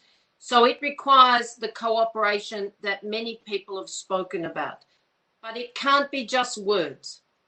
We need to build trust, and it requires a new social contract between governments and their citizens, with the backing of the international community to realize it everywhere. This contract must have the SDGs, the Paris Climate Agreement, and the ILO Centenary Declaration in centre place. For the ILO, we negotiated with employers last year full employment, a labour protection floor, and a social protection floor for all workers, as well as an economic and a transformative agenda for women and just transition for climate and for technology. That must in fact be in place, and the SDG 8, with other supportive SDGs, allows us to realise that and drive a stable future. But with 60% of the workforce now working informally, and leaders have spoken about it, the destitution of those people without rights, without protections, that's really simply sinking into economic destitution. And they're our members. Too many of them are our members. And with up to 300 million jobs at risk in the formal economy, a secure future can only be guaranteed with job creation and income security, health and safety, social protection, vital public services in health, education and care, and responsible business conduct to end the dehumanising exploitation of workers in supply chains, in workplaces everywhere. We want change. Working people want change. So global solidarity for financing is critical, and I thank the Secretary General and the co-host for initiating this discussion and the working groups to come. We could start with that global solidarity with a 2-year debt moratorium, as Africa has asked for. And we would argue any conditionality must be related to investment in SDG-aligned outcomes. We want to see special drawing rights expanded with the liquidity swaps that actually allow the support for poorest of nations. In other words, supporting recovery everywhere. We must see a global protection fund to ensure income support. If we want to avoid destitution and hunger, then now's the time for the UN's promise to the world's people of a universal social protection. It's a drop in the ocean. The Fiji Prime Minister said, what a small amount of money. Well, I can tell you, compared to the 10 trillion the world looks like spending now, and probably double that before we're through the crisis, we can afford to support the poorest nations and fill some funding gaps in low to middle income countries. Many governments support it. We thank them, but we need UN leadership on this. And of course, we need indeed to see that the rescue efforts and build resilience. So a settlement on eliminating corporate tax fraud, as the OECD Secretary called for, we support. We also want new mechanisms to ensure contributions from sectors escaping domestic responsibility. financial transactions tax, digital tax. We all have to share in the wealth that we create.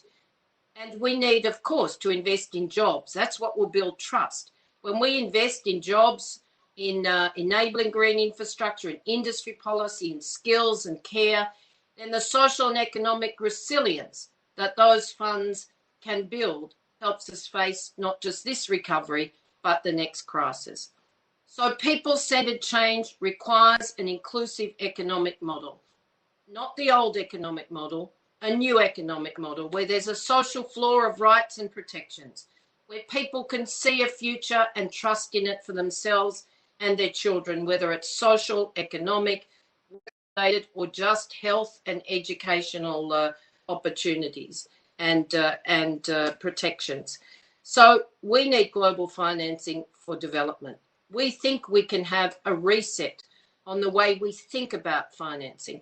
We can build resilience funds, and we look forward to working with people to get those designs in place. The business community wants change. That's the progressive business community. You heard Paul Pullman. We want change. We want to work with you to have a seat at the table, use social dialogue to build a recovery and a resilience we can actually hand on to generations to come. So let's get to work. We have working groups that have set the challenges, and we look forward to working with all of you for a new agenda that builds trust in working people around the world. Thank you. Thank you very much, Ms. Burrow, for your intervention. We will now go to a video from His Excellency Pedro Sanchez Perez Castejon, the President of the Council of the Government of Spain.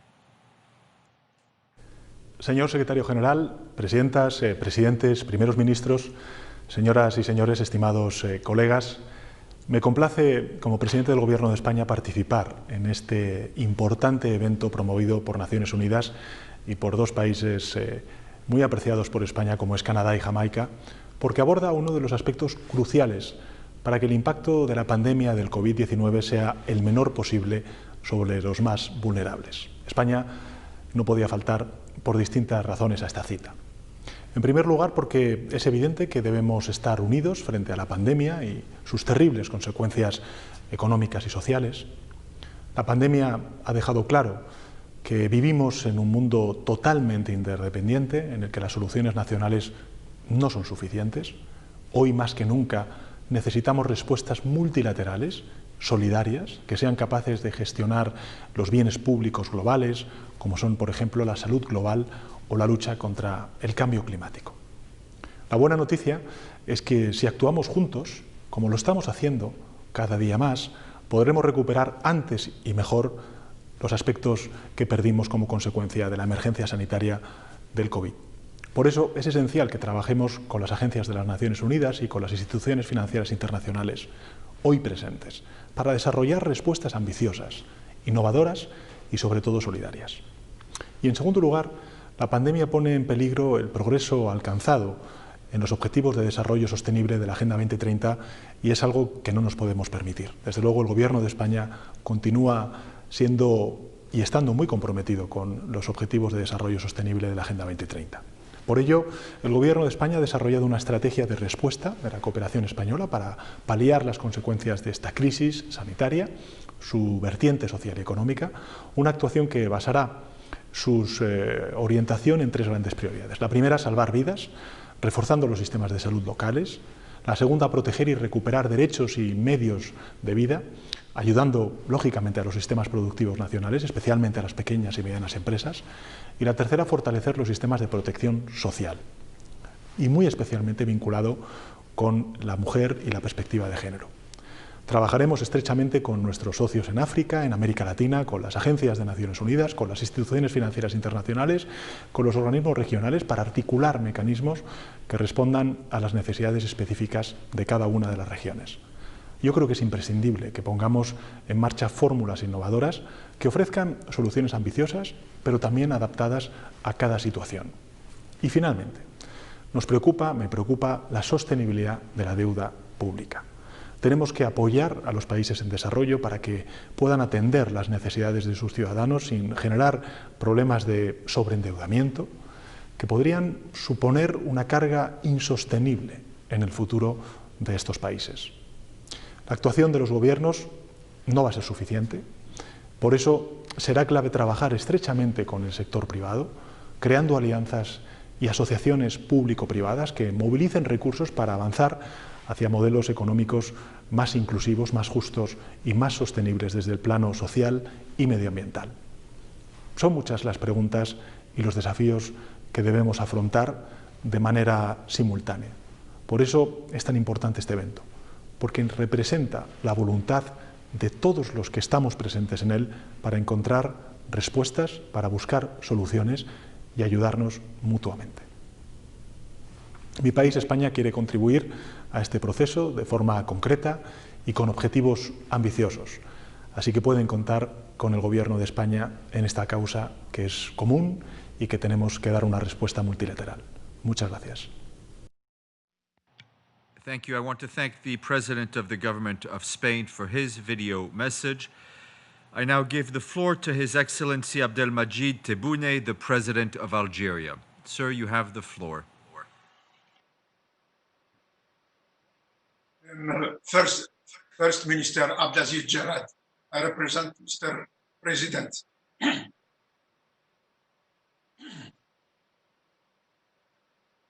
Please go ahead, sir.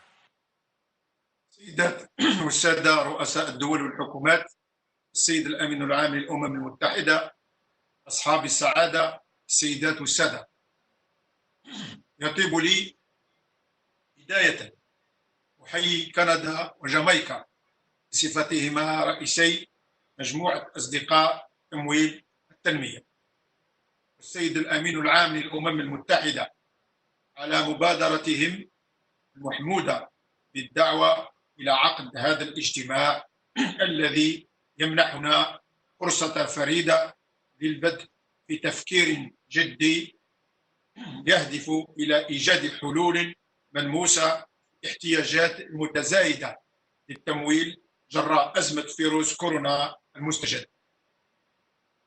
ولعله من الملائم التذكير أولا بالعرض المقدم خلال القمة المخصصة لأهداف التنمية المستدامة شهر سبتمبر المنصرم، الذي أبرز أن الإنجازات المحققة في سبيل تحقيق الأهداف 17 لبرنامج 2030 تبقى غير متساوية وبطيئة.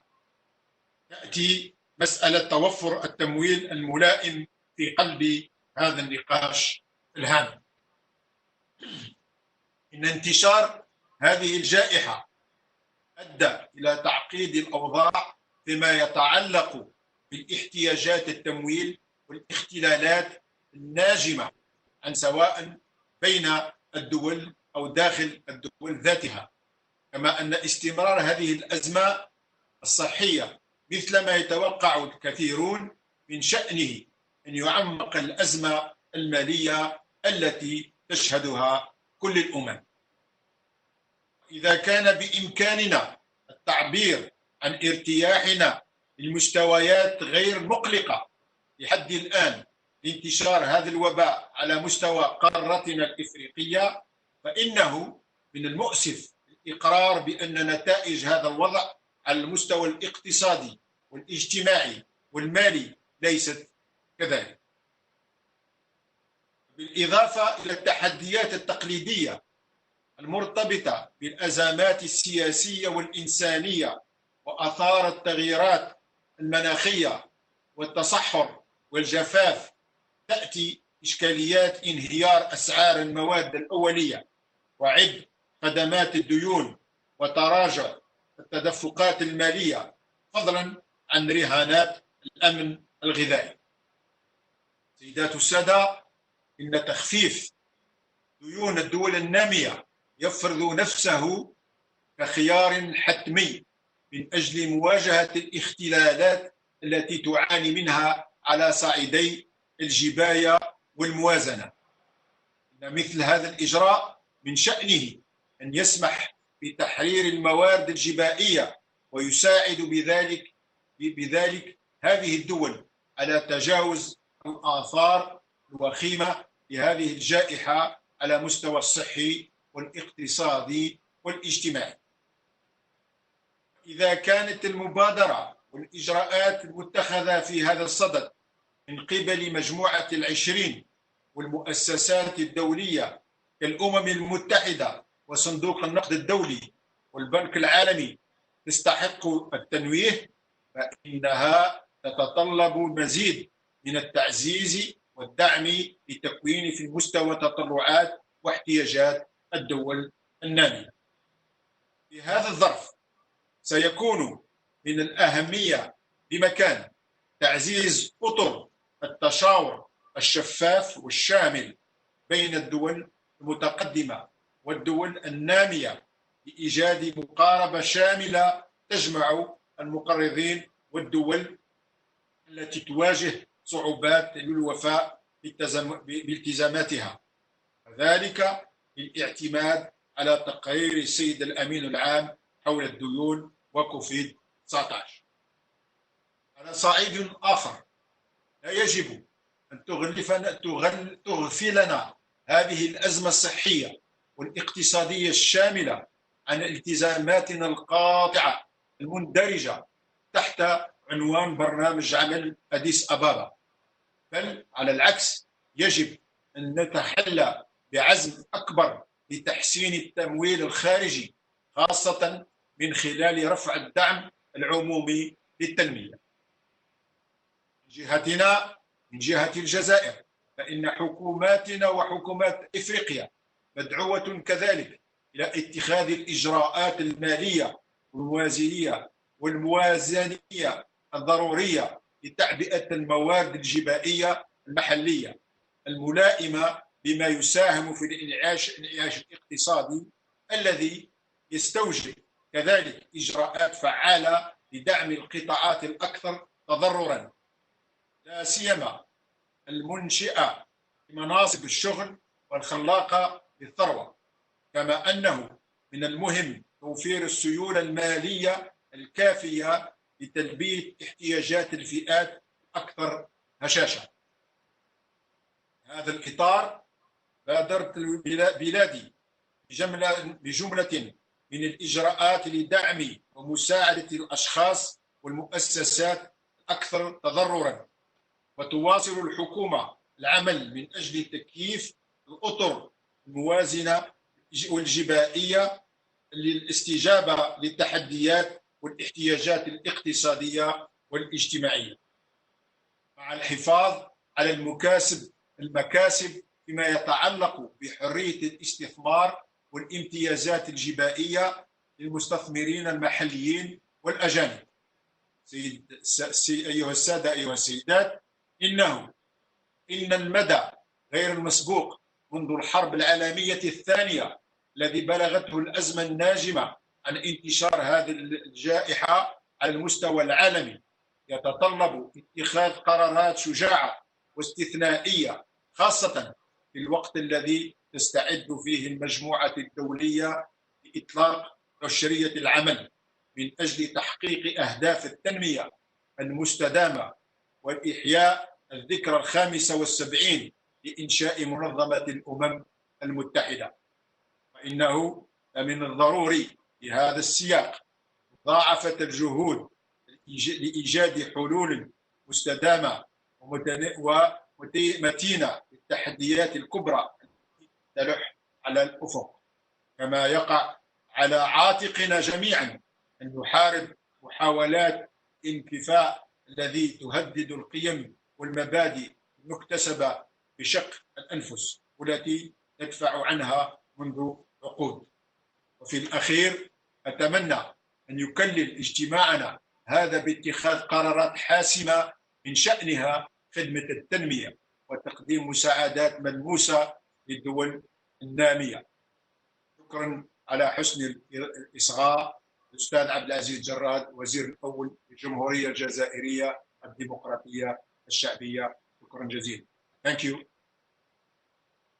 Excellency, thank you so much for your intervention. It is now my great pleasure to introduce His Excellency Adama Barrow, the President of the Republic of the Gambia. Excellencies, distinguished head of state and government, Mr. Secretary General, ladies and gentlemen, as rightly observed, COVID-19 is more than a global health challenge. It is a serious economic and social challenge for the global economy with devastating effect on most vulnerable countries. Therefore, it has become more urgent for us to accelerate the implementation of the Addis Ababa Action Agenda on financing for development in the era of COVID-19 and beyond. Our economies have been virtually shut down for the past several months as economic growth has become seriously compromised for the foreseeable future.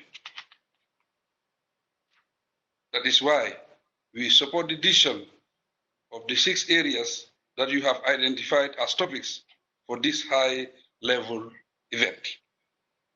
I will highlight some of the issues. It is important to underscore the crucial role of the IMF and the international financial institutions to continue providing access to financial resources so that our countries can stand this unprecedented economic challenge.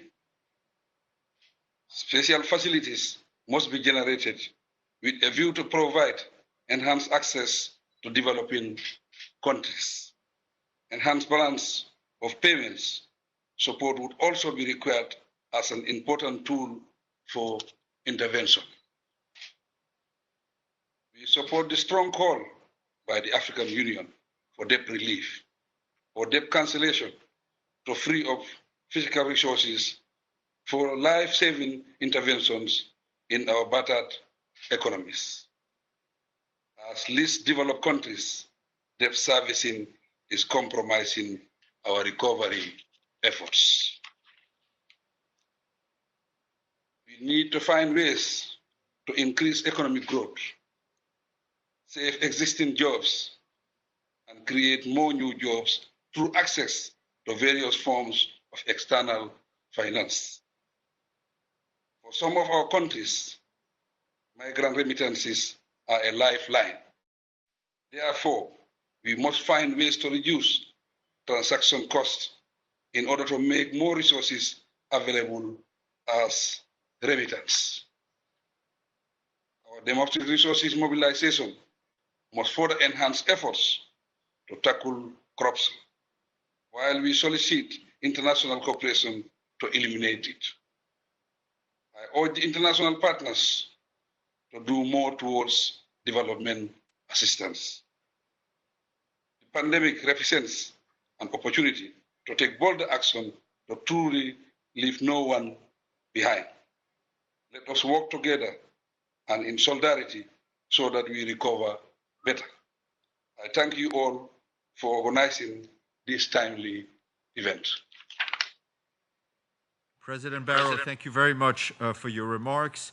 It is now my pleasure to introduce His Excellency Faure Gnassingbé, the President of the Republic of Togo.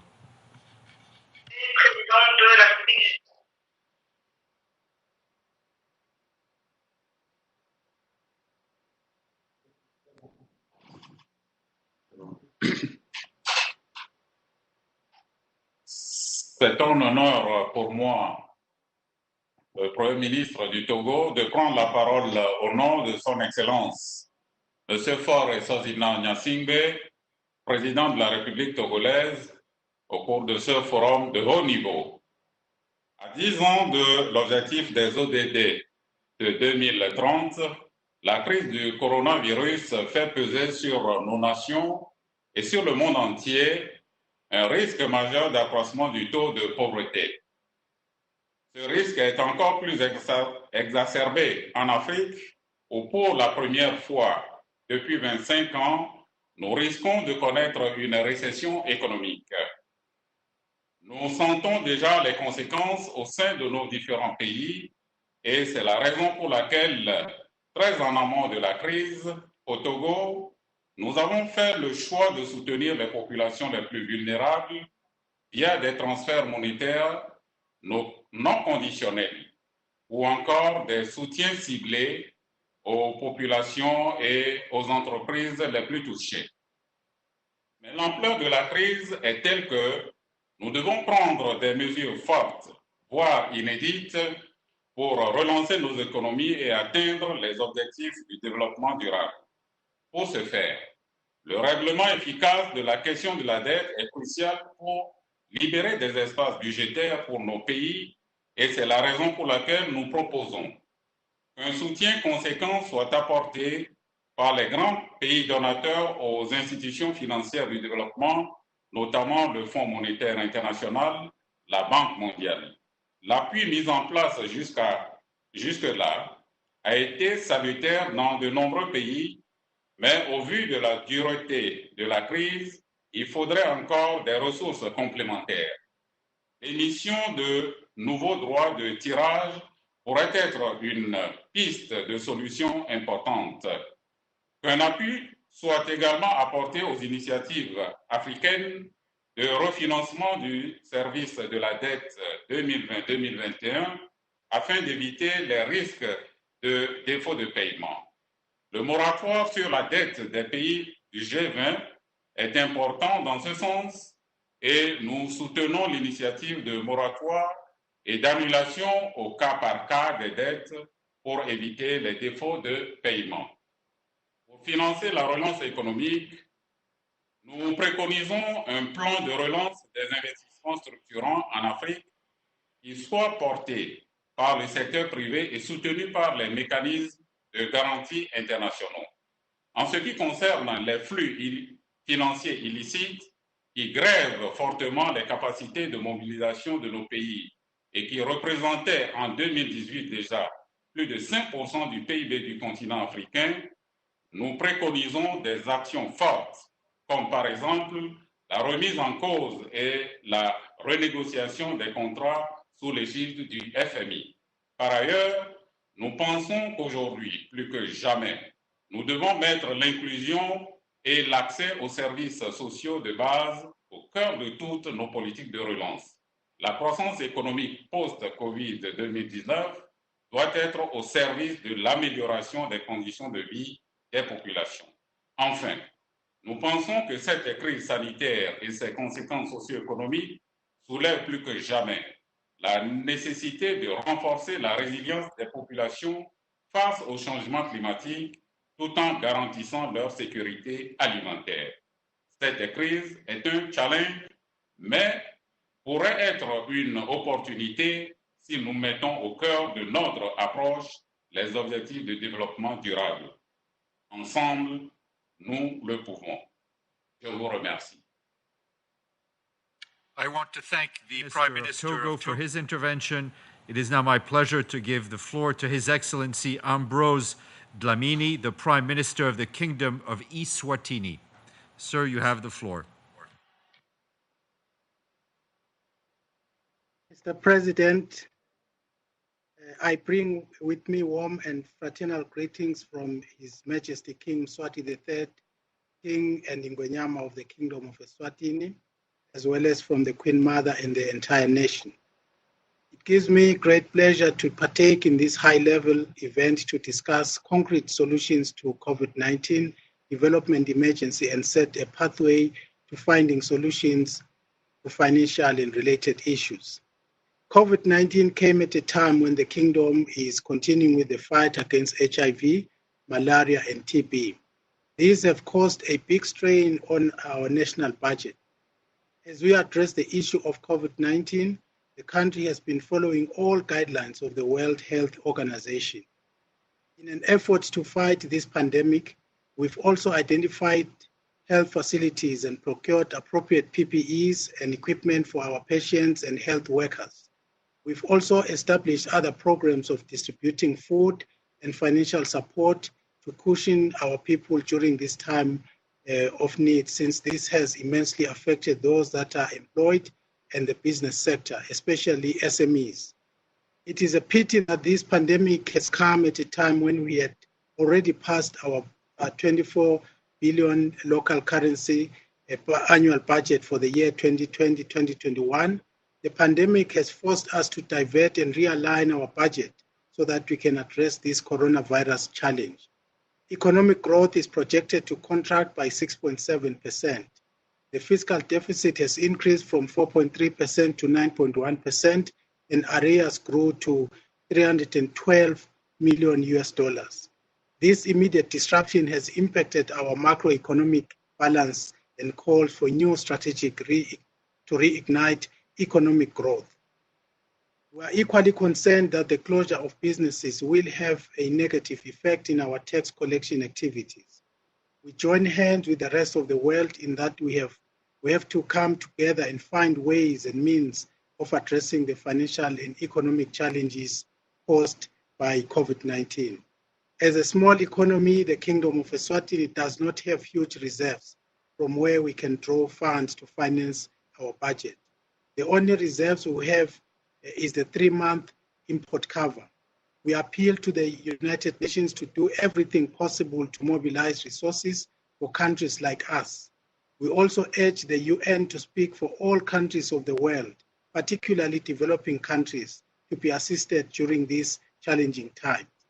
For us in the African region, the coronavirus pandemic will negatively reverse the gains of economic development, which we had set for ourselves as a continent, particularly our Vision 2063, an agenda which creates an enabling and inclusive environment for all. Mr. President, our kingdom has a national objective of developing our country towards the attainment of a developed status.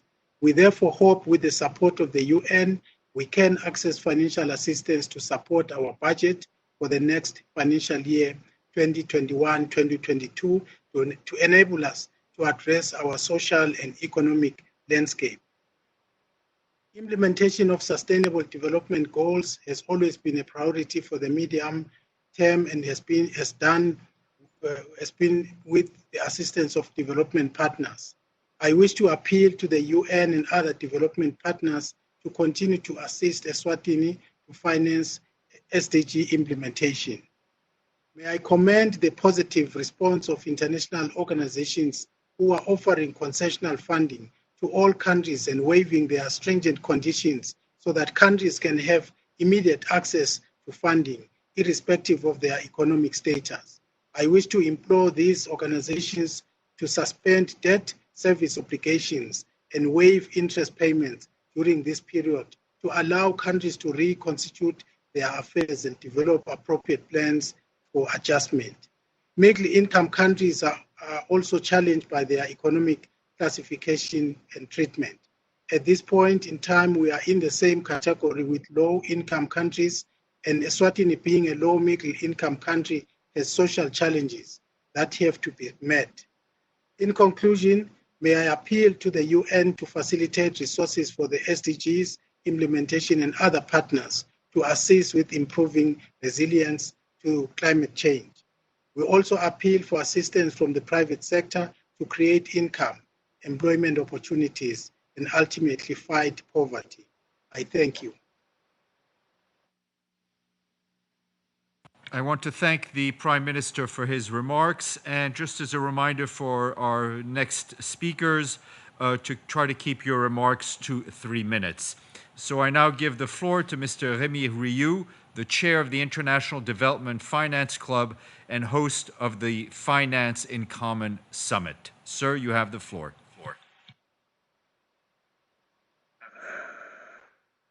Monsieur les premiers ministres du Canada et de Jamaïque, Monsieur le secrétaire général des Nations Unies, Excellences, je vous remercie de votre invitation. Je suis très honoré de participer à cette rencontre au nom de l'International Development Finance Club, qui regroupe 26 banques de développement nationales et régionales et dont l'Agence française de développement que je dirige assure en ce moment la présidence.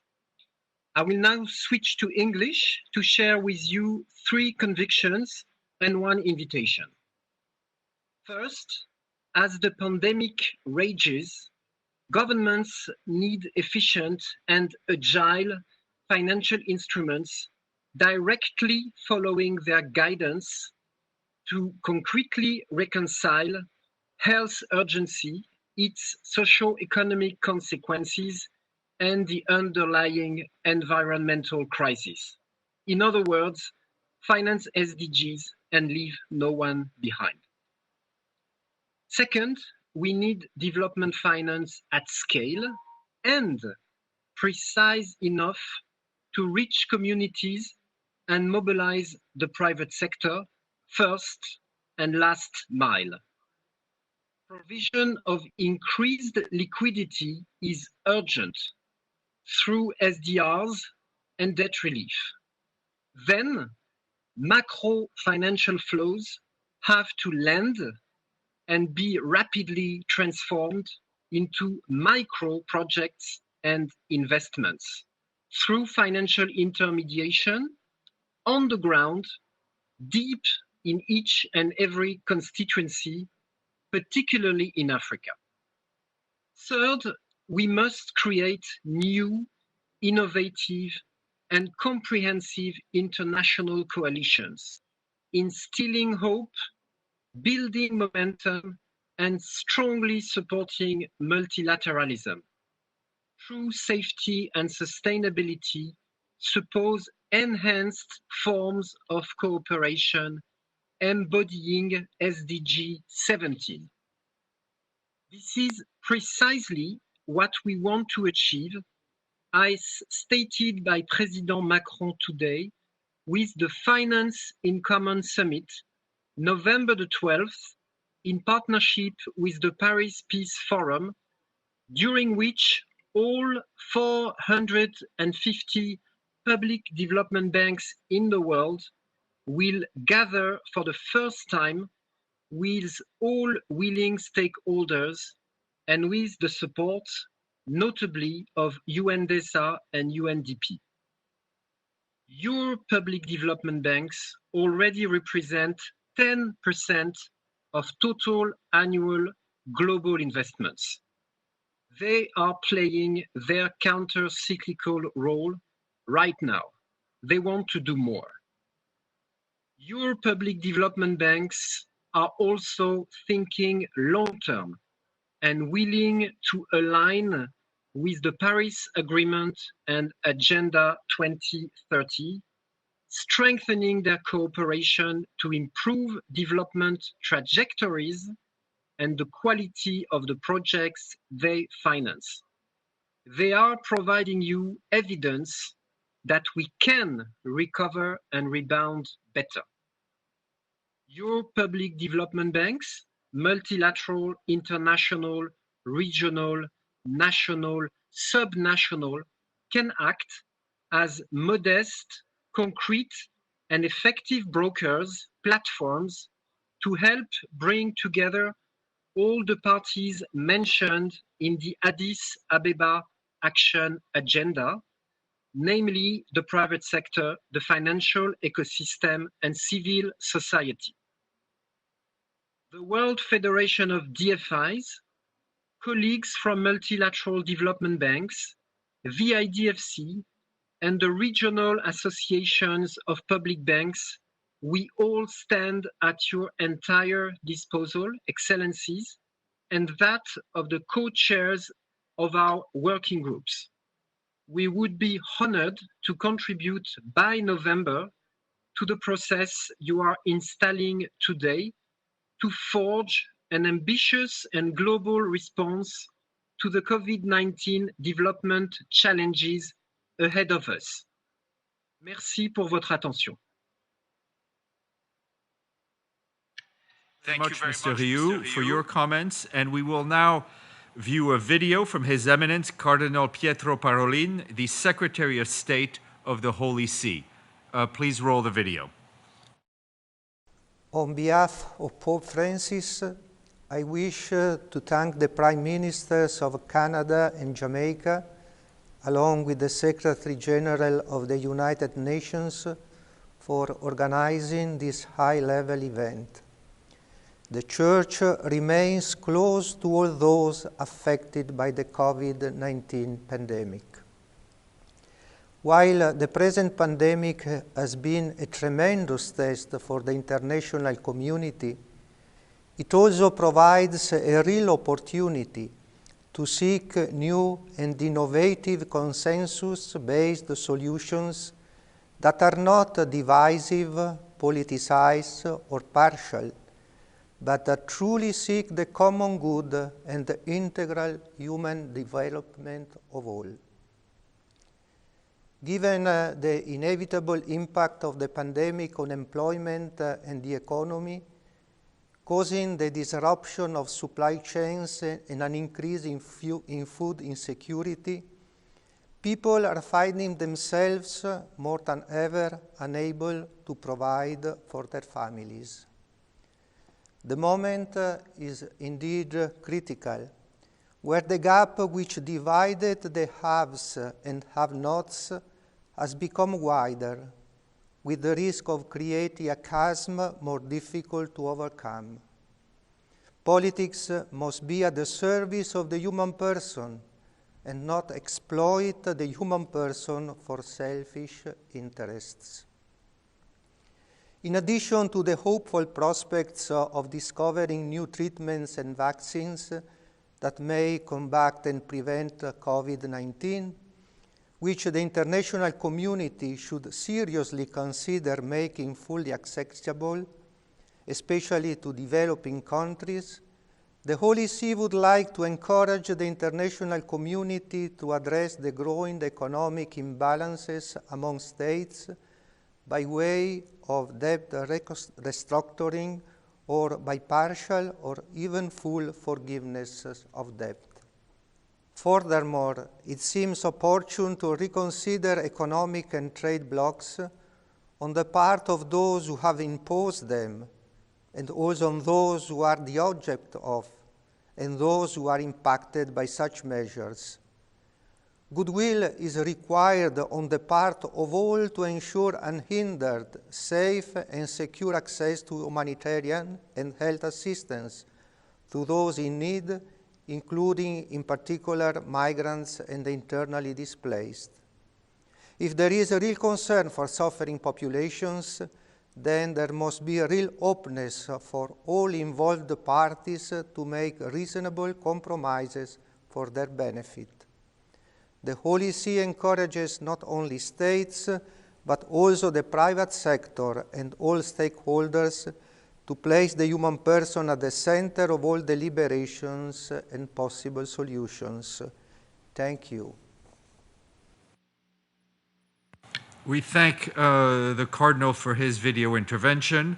And now we will hear a video from His Excellency Tharman Shanmugaratnam, the former chair of the G20 Eminent Persons Group on Global Financial Governance and a senior minister of Singapore. Please roll the video. The challenge of financing development has never been more daunting, complex, and urgent. Thank you, Secretary General Guterres, Prime Minister Trudeau, and Prime Minister Holness for convening this event at a critical time. The challenge we face is in having to address issues of legacy, in particular, the significant level of indebtedness in many countries, and issues of growth and the future at the same time. By any realistic assessment, we will need much greater volumes of finance to achieve growth in the coming years and in the next decade. And in particular, we'll need much greater volumes of private finance, not just official finance. So our whole orientation in official finance, be it multilateral or other sources, has to be to catalyze private funding to a much greater degree than before. And it can be achieved. We have to place much greater emphasis on domestic policy reforms to reduce risk and uncertainty in the investment environment. We have to find ways of using the official balance sheet, multilateral and other official creditors, not to lend money, but to mitigate risk for private investments, in particular to use first loss guarantees and other instruments that then mobilize private finance. And thirdly, we do have to diversify risk as well. We have to take advantage of pooled asset classes, where we bring together the risk of different projects in different countries into asset classes that can attract global institutional investment. There's a lot of funds out there, but we require asset classes that diversify risk in order that we attract these funds. And finally, we need greater global collective action, not just action country by country, but global collective action. We do need a stronger global financial safety net, which means replenishing the resources of the IMF. We do need more capital for the development banks, including the regional development banks. And we do need, at this point, a large allocation of SDRs for the global system to be able to benefit the developing world. And we could take advantage of various facilities that have been proposed, including how advanced countries can contribute their SDRs to the IMF for redeployment to the developing world. And we do need greater collective action to support sustainability. We have to disincentivize financing of unsustainable projects and incentivize green finance, incentivize renewable energy, and every innovation that reduces the cost of clean energies for the future. All of this is achievable. There's no lack of funds in the global system, but we have to organize development differently to be able to achieve the aspirations of the developing world and to achieve a better global future for all of us. We thank the Senior Minister from Singapore for the video message. We now will watch a video from His Excellency Mark Rutte, the Prime Minister of the Kingdom of the Netherlands. Please roll the video. Good morning, Prime Ministers, Secretary General, Your Excellencies, ladies and gentlemen. Thank you for organizing this very timely meeting. I'm glad to be able to contribute from a distance, as is fitting these days. But I assure you, today's topic is close to my heart. The COVID-19 pandemic is causing economic havoc across the world, jeopardizing financial stability. Both developing countries and emerging economies will most likely be hit hard. Many of the world's most vulnerable countries were already struggling with high debt burdens. Now they are facing even larger financing gaps due to the economic fallout of the pandemic. The IMF warned back in February, before the crisis, that debt vulnerabilities pose a threat to the accomplishment of the SDGs. I call on all parties taking part in this event not to let 2020 be the year that triggered a lost decade for development and for building a climate-resilient world. Preventing a widespread and prolonged public debt crisis will require creativity and commitment from the international community. Unity of purpose among creditors, traditional donors, emerging creditors and private creditors is essential. We all have a role to play. And we need leadership from international financial institutions to deal with the socio-economic impact of this pandemic. The Netherlands and the European Union stand ready to take our responsibility. If we do not invest in strengthening the weakest link in the chain, we will all lose. We must set the right priorities and criteria in order to generate long-term economic recovery. Emergency response and recovery packages must be aligned with the SDGs and the Paris Agreement on climate change. Which means we must incorporate incentives to accelerate transformation towards an economic recovery powered by low carbon infrastructure, green jobs and resilient livelihoods. Building back better is the only way forward.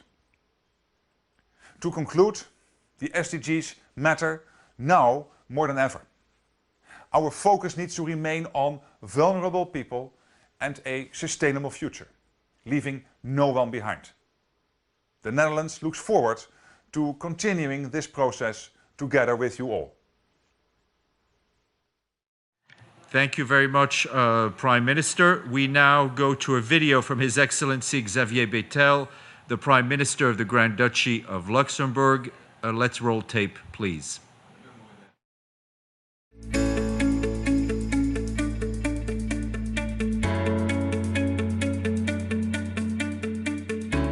Dear Prime Minister Trudeau, cher Justin, dear Prime Minister Holness, dear Secretary General, I would like to thank you for taking the initiative of organizing this event.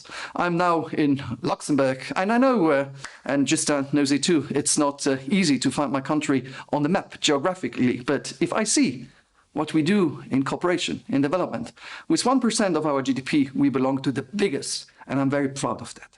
And now with the COVID-19 pandemic, it is a global challenge that requires unity, cooperation, and solidarity. As the pandemic continues to spread across the world, causing much pain, it is important for us to come together to fight this common enemy and to respond effectively and sustainably.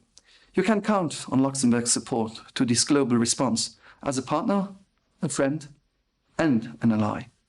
Overall, our COVID-19 efforts in terms of development cooperation and humanitarian aid will amount to 17 million euro of fresh funds and 40 million euro reorientation of existing commitments. We will continue to provide support to the health systems of our partner countries, in particular in Africa and the Sahel region. In addition, Luxembourg has also provided flexible core funding to a wide range of multilateral partners, including the WHO. As a member of the European Union, we also contribute to its response, but we have to do more. We, as a global community, have to do more, and Luxembourg is willing to do more.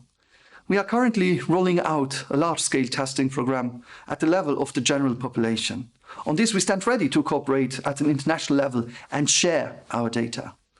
On vaccines, we support the coalition of epidemic preparedness innovations. We will also sustainably increase our contributions to Gavi, the Vaccine Alliance, for the immunization of millions of children in the world's poorest countries. Beyond the immediate response, Luxembourg will also pursue initiatives aimed at recovering better in a sustainable way by strengthening a favourable environment for green finance. Back in 2016, the Luxembourg Stock Exchange has already launched the Luxembourg Green Exchange, the first global platform dedicated exclusively to green bonds. In partnership with the European Investment Bank based in Luxembourg, we have created a climate finance platform aimed at increasing the impact of climate financing by mobilizing private sector investment. However, these innovating finance mechanisms cannot compensate for the relative decrease of public financing. Luxembourg will continue to dedicate 1% of its GDP to development aid while focusing on the least developed countries. In conclusion, I know that together, through a spirit of solidarity, as enshrined in the UN Charter signed 75 years ago, we will manage to overcome this unprecedented challenge. Thank you.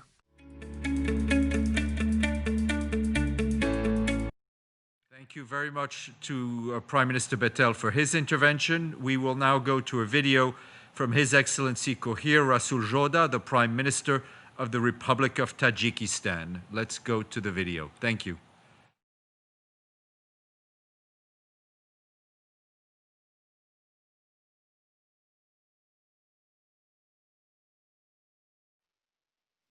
Уважаемые коллеги, уважаемый генеральный секретарь, дамы и господа. Сегодня пандемия коронавируса ставит перед всем мировым сообществом серьезные и комплексные задачи, которые требуют скоординированных усилий и мобилизации имеющихся ресурсов и возможностей всего мирового сообщества. В этой связи правительством Республики Таджикистан созданы постоянно действующий республиканский штаб и межведомственная рабочая группа по сдерживанию и смягчению воздействия распространения коронавируса в стране. В нынешних непростых условиях дополнение к мерам по предотвращению распространения коронавируса правительство предпринимает шаги по поддержке стабильного функционирования национальной экономики. Продолжающийся глобальный экономический спад негативно влияет на макроэкономическую стабильность страны, серьезно сокращает объем поступлений в бюджет и подрывает усилия по достижению устойчивого развития и сокращению бедности в стране. К сожалению, вспышка COVID-19 в регионе привела к временному закрытию границы с торгово-экономическими партнерами, нарушению торговых цепочек и транспортных связей и замедлению процесса реализации крупных инвестиционных проектов в стране. По оценкам международных экспертов, ожидается, что в текущем году темпы экономического роста республики снизятся до 2,5%, а доходы государственного бюджета могут сократиться на более чем $400 миллионов. Дефицит государственного бюджета в текущем году может увеличиться с запланированных 2,1% до 6% от ВВП. Ситуация может усугубиться на фоне сокращения внешней торговли, снижения притока инвестиций в страну, падения мировых цен на основные экспортные товары Таджикистана – алюминий, хлопок и концентраты, сокращения денежных переводов трудовых мигрантов, усиление давления на национальную валюту и сокращение резервов. По предварительным оценкам, из-за негативного влияния внешнеэкономических факторов общий ущерб экономики Таджикистана может превысить $1,6 миллиардов.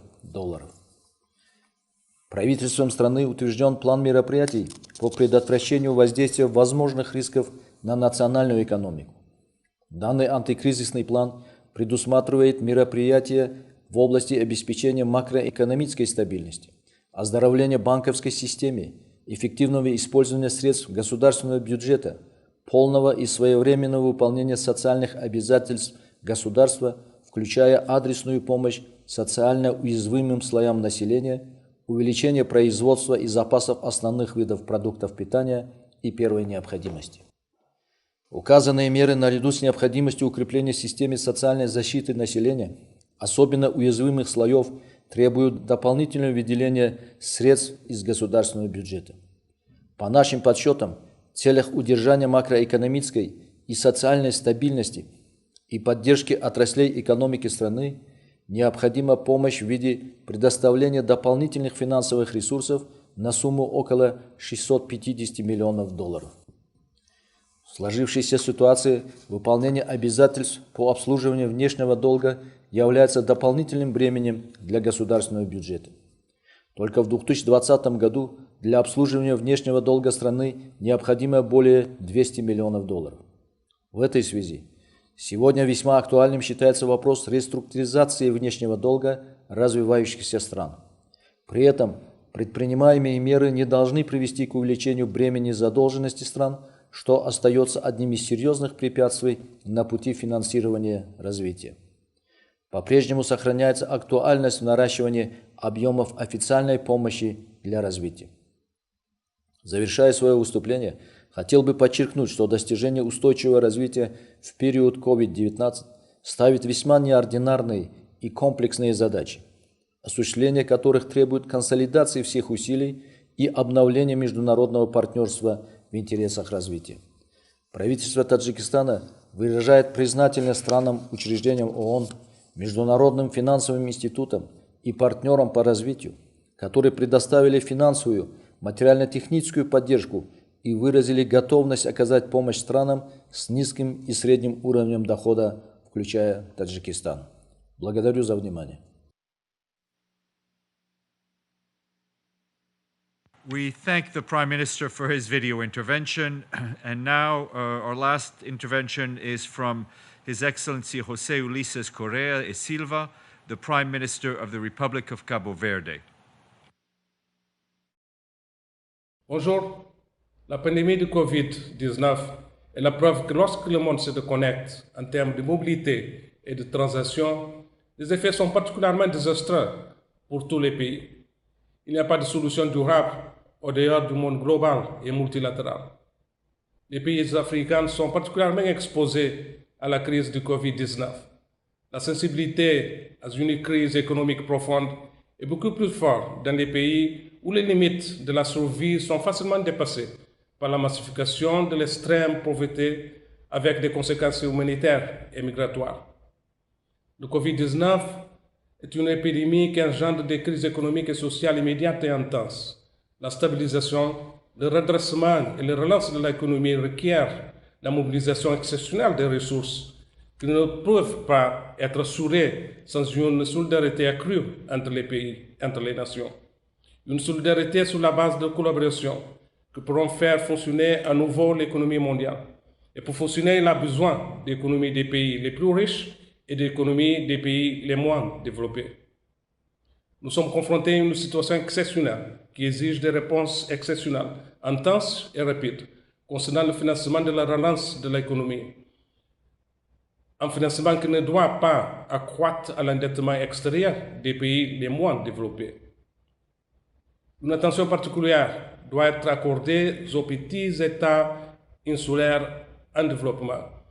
Ils sont très vulnérables au choc extérieur, ont des économies très ouvertes sur le monde extérieur, sont très dépendants du tourisme et ont bien progressé dans la réalisation des objectifs de développement durable. Le Cap-Vert fait partie de ce groupe de pays. Nous restons déterminés à atteindre les objectifs de l'ODD. C'est une ambition commune à plusieurs pays. Le monde ne sera gagnant que si de nombreux pays atteignent ces objectifs. Je vous remercie. Obrigado.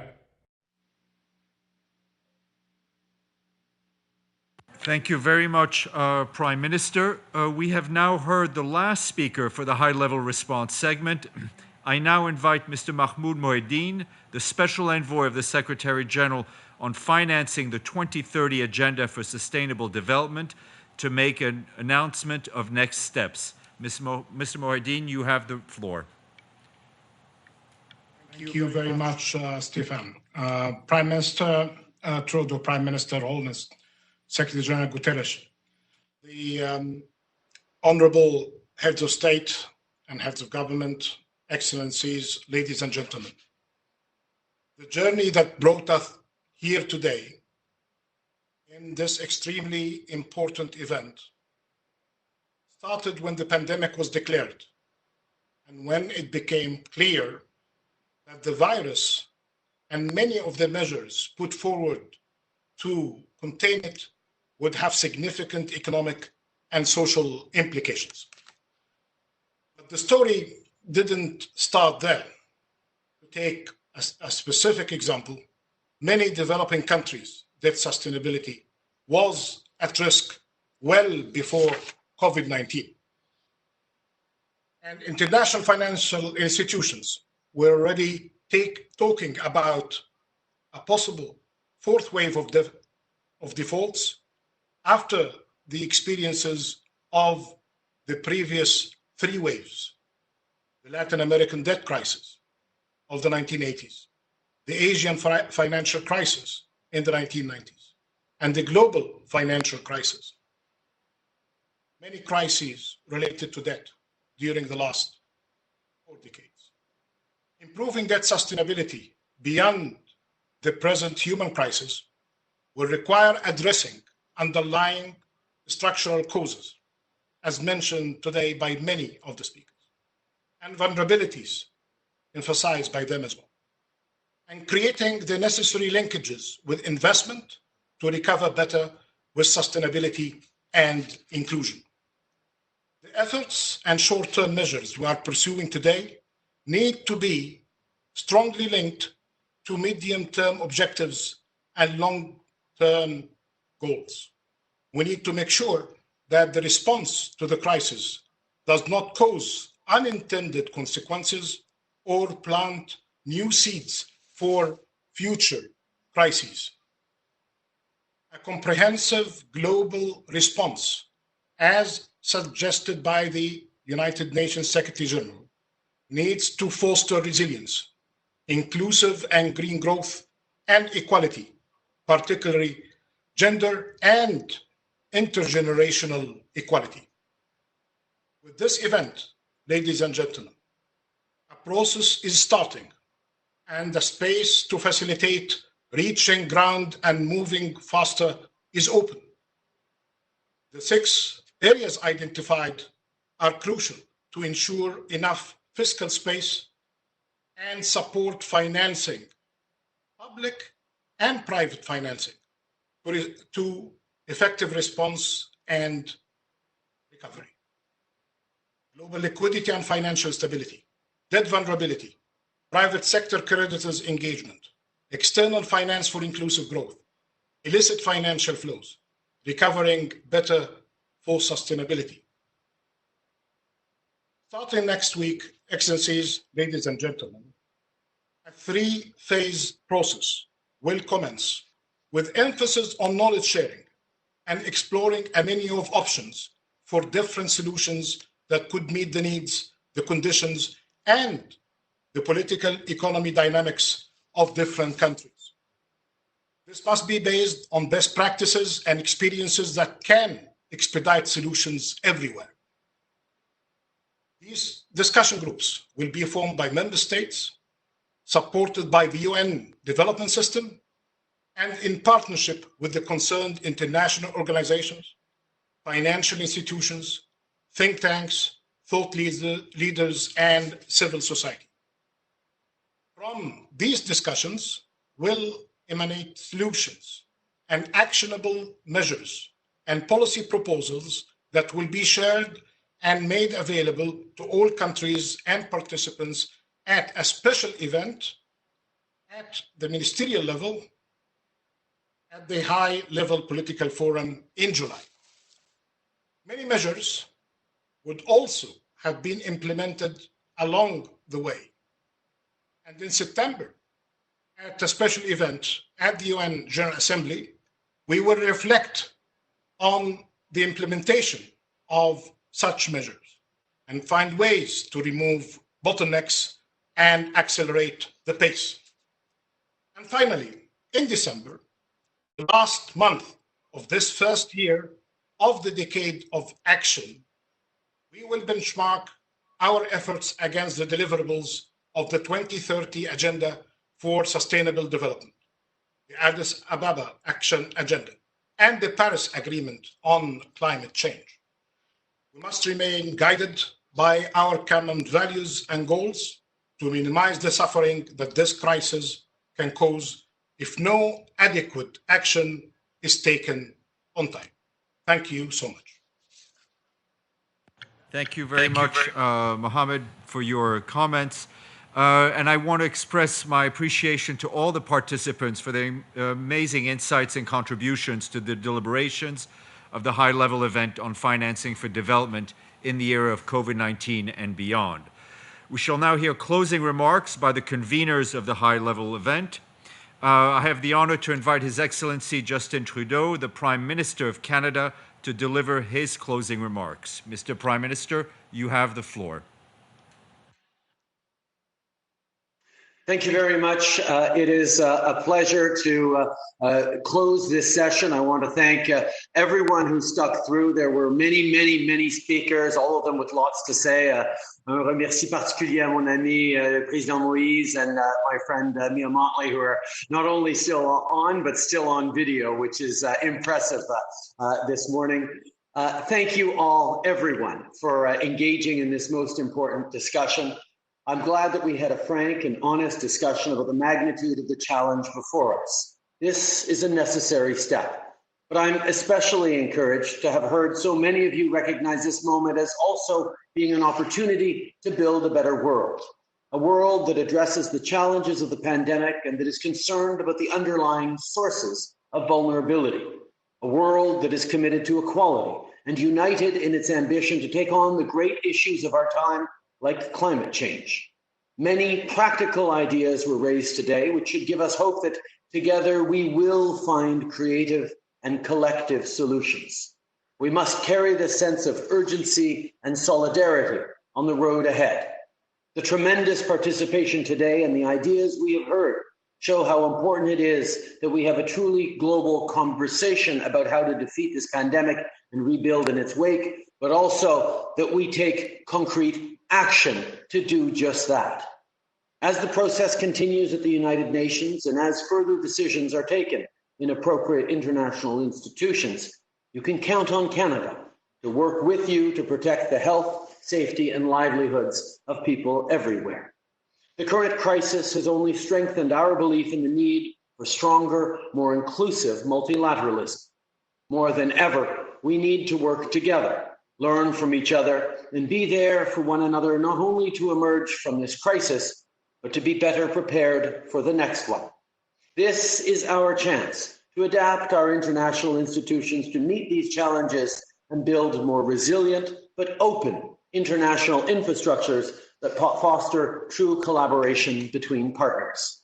Voilà pourquoi, au cours des prochains mois, nous allons redoubler nos efforts visant à rectifier les iniquités dans le monde qui rendent tellement de gens vulnérables aux crises qui menacent leur santé, leurs emplois et leur sécurité alimentaire.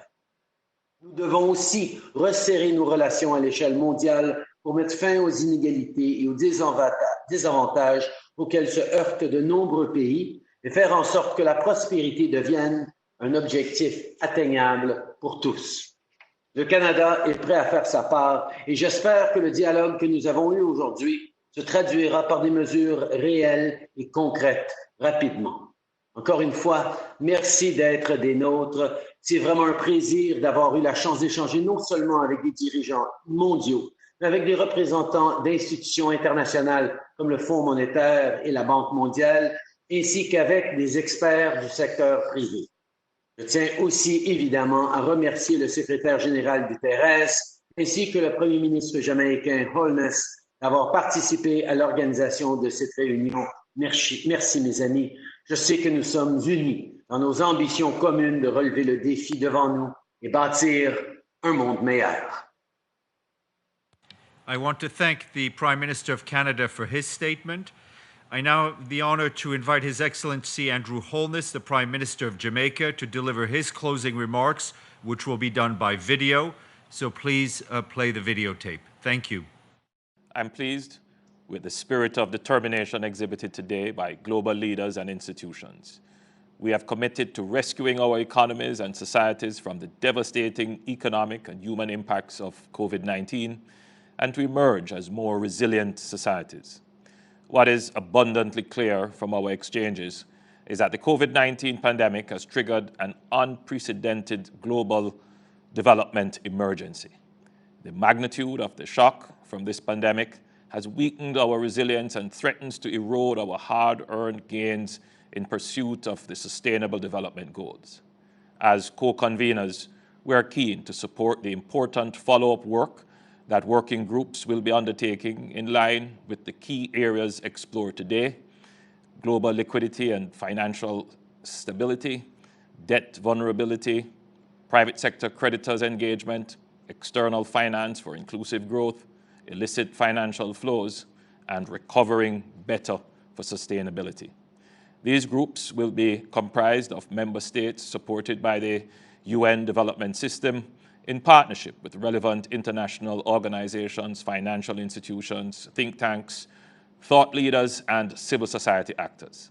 I am encouraged that we have achieved what we have aspired to do at this global dialogue, which is to set in motion a process to identify concrete solutions to the various challenges presented by the COVID-19 crisis. We, the conveners, value the views and perspectives that were expressed today, which will inform the process of creating a global response to the most challenging crisis of our time. We call on all key actors in this process to take decisive action to ensure that all countries recover and emerge stronger and more resilient from this unprecedented crisis. I thank the Prime Minister for his remarks, and now I have the distinct honor to give the floor to our Secretary General for him to deliver his closing remarks. Sir, you have the floor. Excellencies, distinguished speakers, ladies and gentlemen, thank you all, heads of state and government, leaders of international organizations, and all participants in this high-level event. I am moved and inspired by your urgency and unity. As COVID-19 takes an unprecedented human toll, societies are in turmoil and economies are in free fall. While developed countries are moving to keep families and businesses afloat, many developing countries are risking catastrophe. We need a decisive multilateral effort to support them. And I'm encouraged that we'll work together in 6 critical areas, as it was referred. First, finding ways to enhance global liquidity so that developing countries have the resources they need to fight the pandemic. Second, preventing debt crises in all countries at risk, including middle-income countries. Such crises risk undermining both the COVID-19 response and sustainable development for years to come. Third, engaging with private creditors on joint debt relief efforts. Fourth, aligning global financial systems with the Sustainable Development Goals. Fifth, ending illicit financial flows. And sixth, rebuilding differently and better.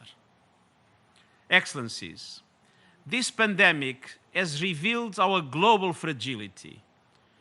But fragility extends far beyond health systems. It affects all our global institutions and multilateral efforts. We see it in our failed response until now to the climate crisis. We see it in the weakness of the nuclear non-proliferation regime and the lawlessness of cyberspace. The challenges of the response to the devastation of COVID-19 must be a final warning. It is time for a new humility in the face of existential threats. In the recovery from COVID-19, we need visionary leadership based on unity and solidarity. Returning to the old discredited frameworks and systems that created this fragility is out of question. We must build back better. Economies must serve people. They must strengthen social bonds. They must be founded on sustainability and inclusivity.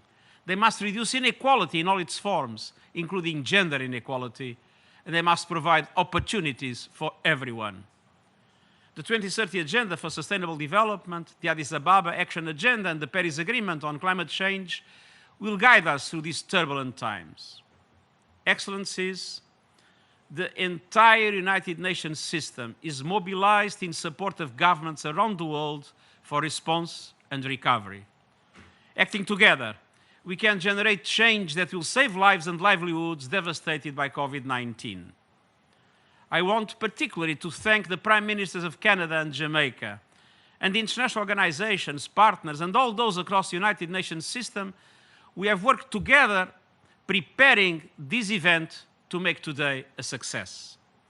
The pandemic is a human tragedy, but it is also an opportunity to come together and join our efforts for global survival, peace, and prosperity. Thank you. I want to thank the Secretary General for his remarks. And just to let you know that in about 15 minutes, the co-conveners will hold a press briefing, which you can follow on unwebtv.un.org. And I now declare closed the high-level event on financing for development in the area of COVID-19 and beyond. And thank you all for your participation.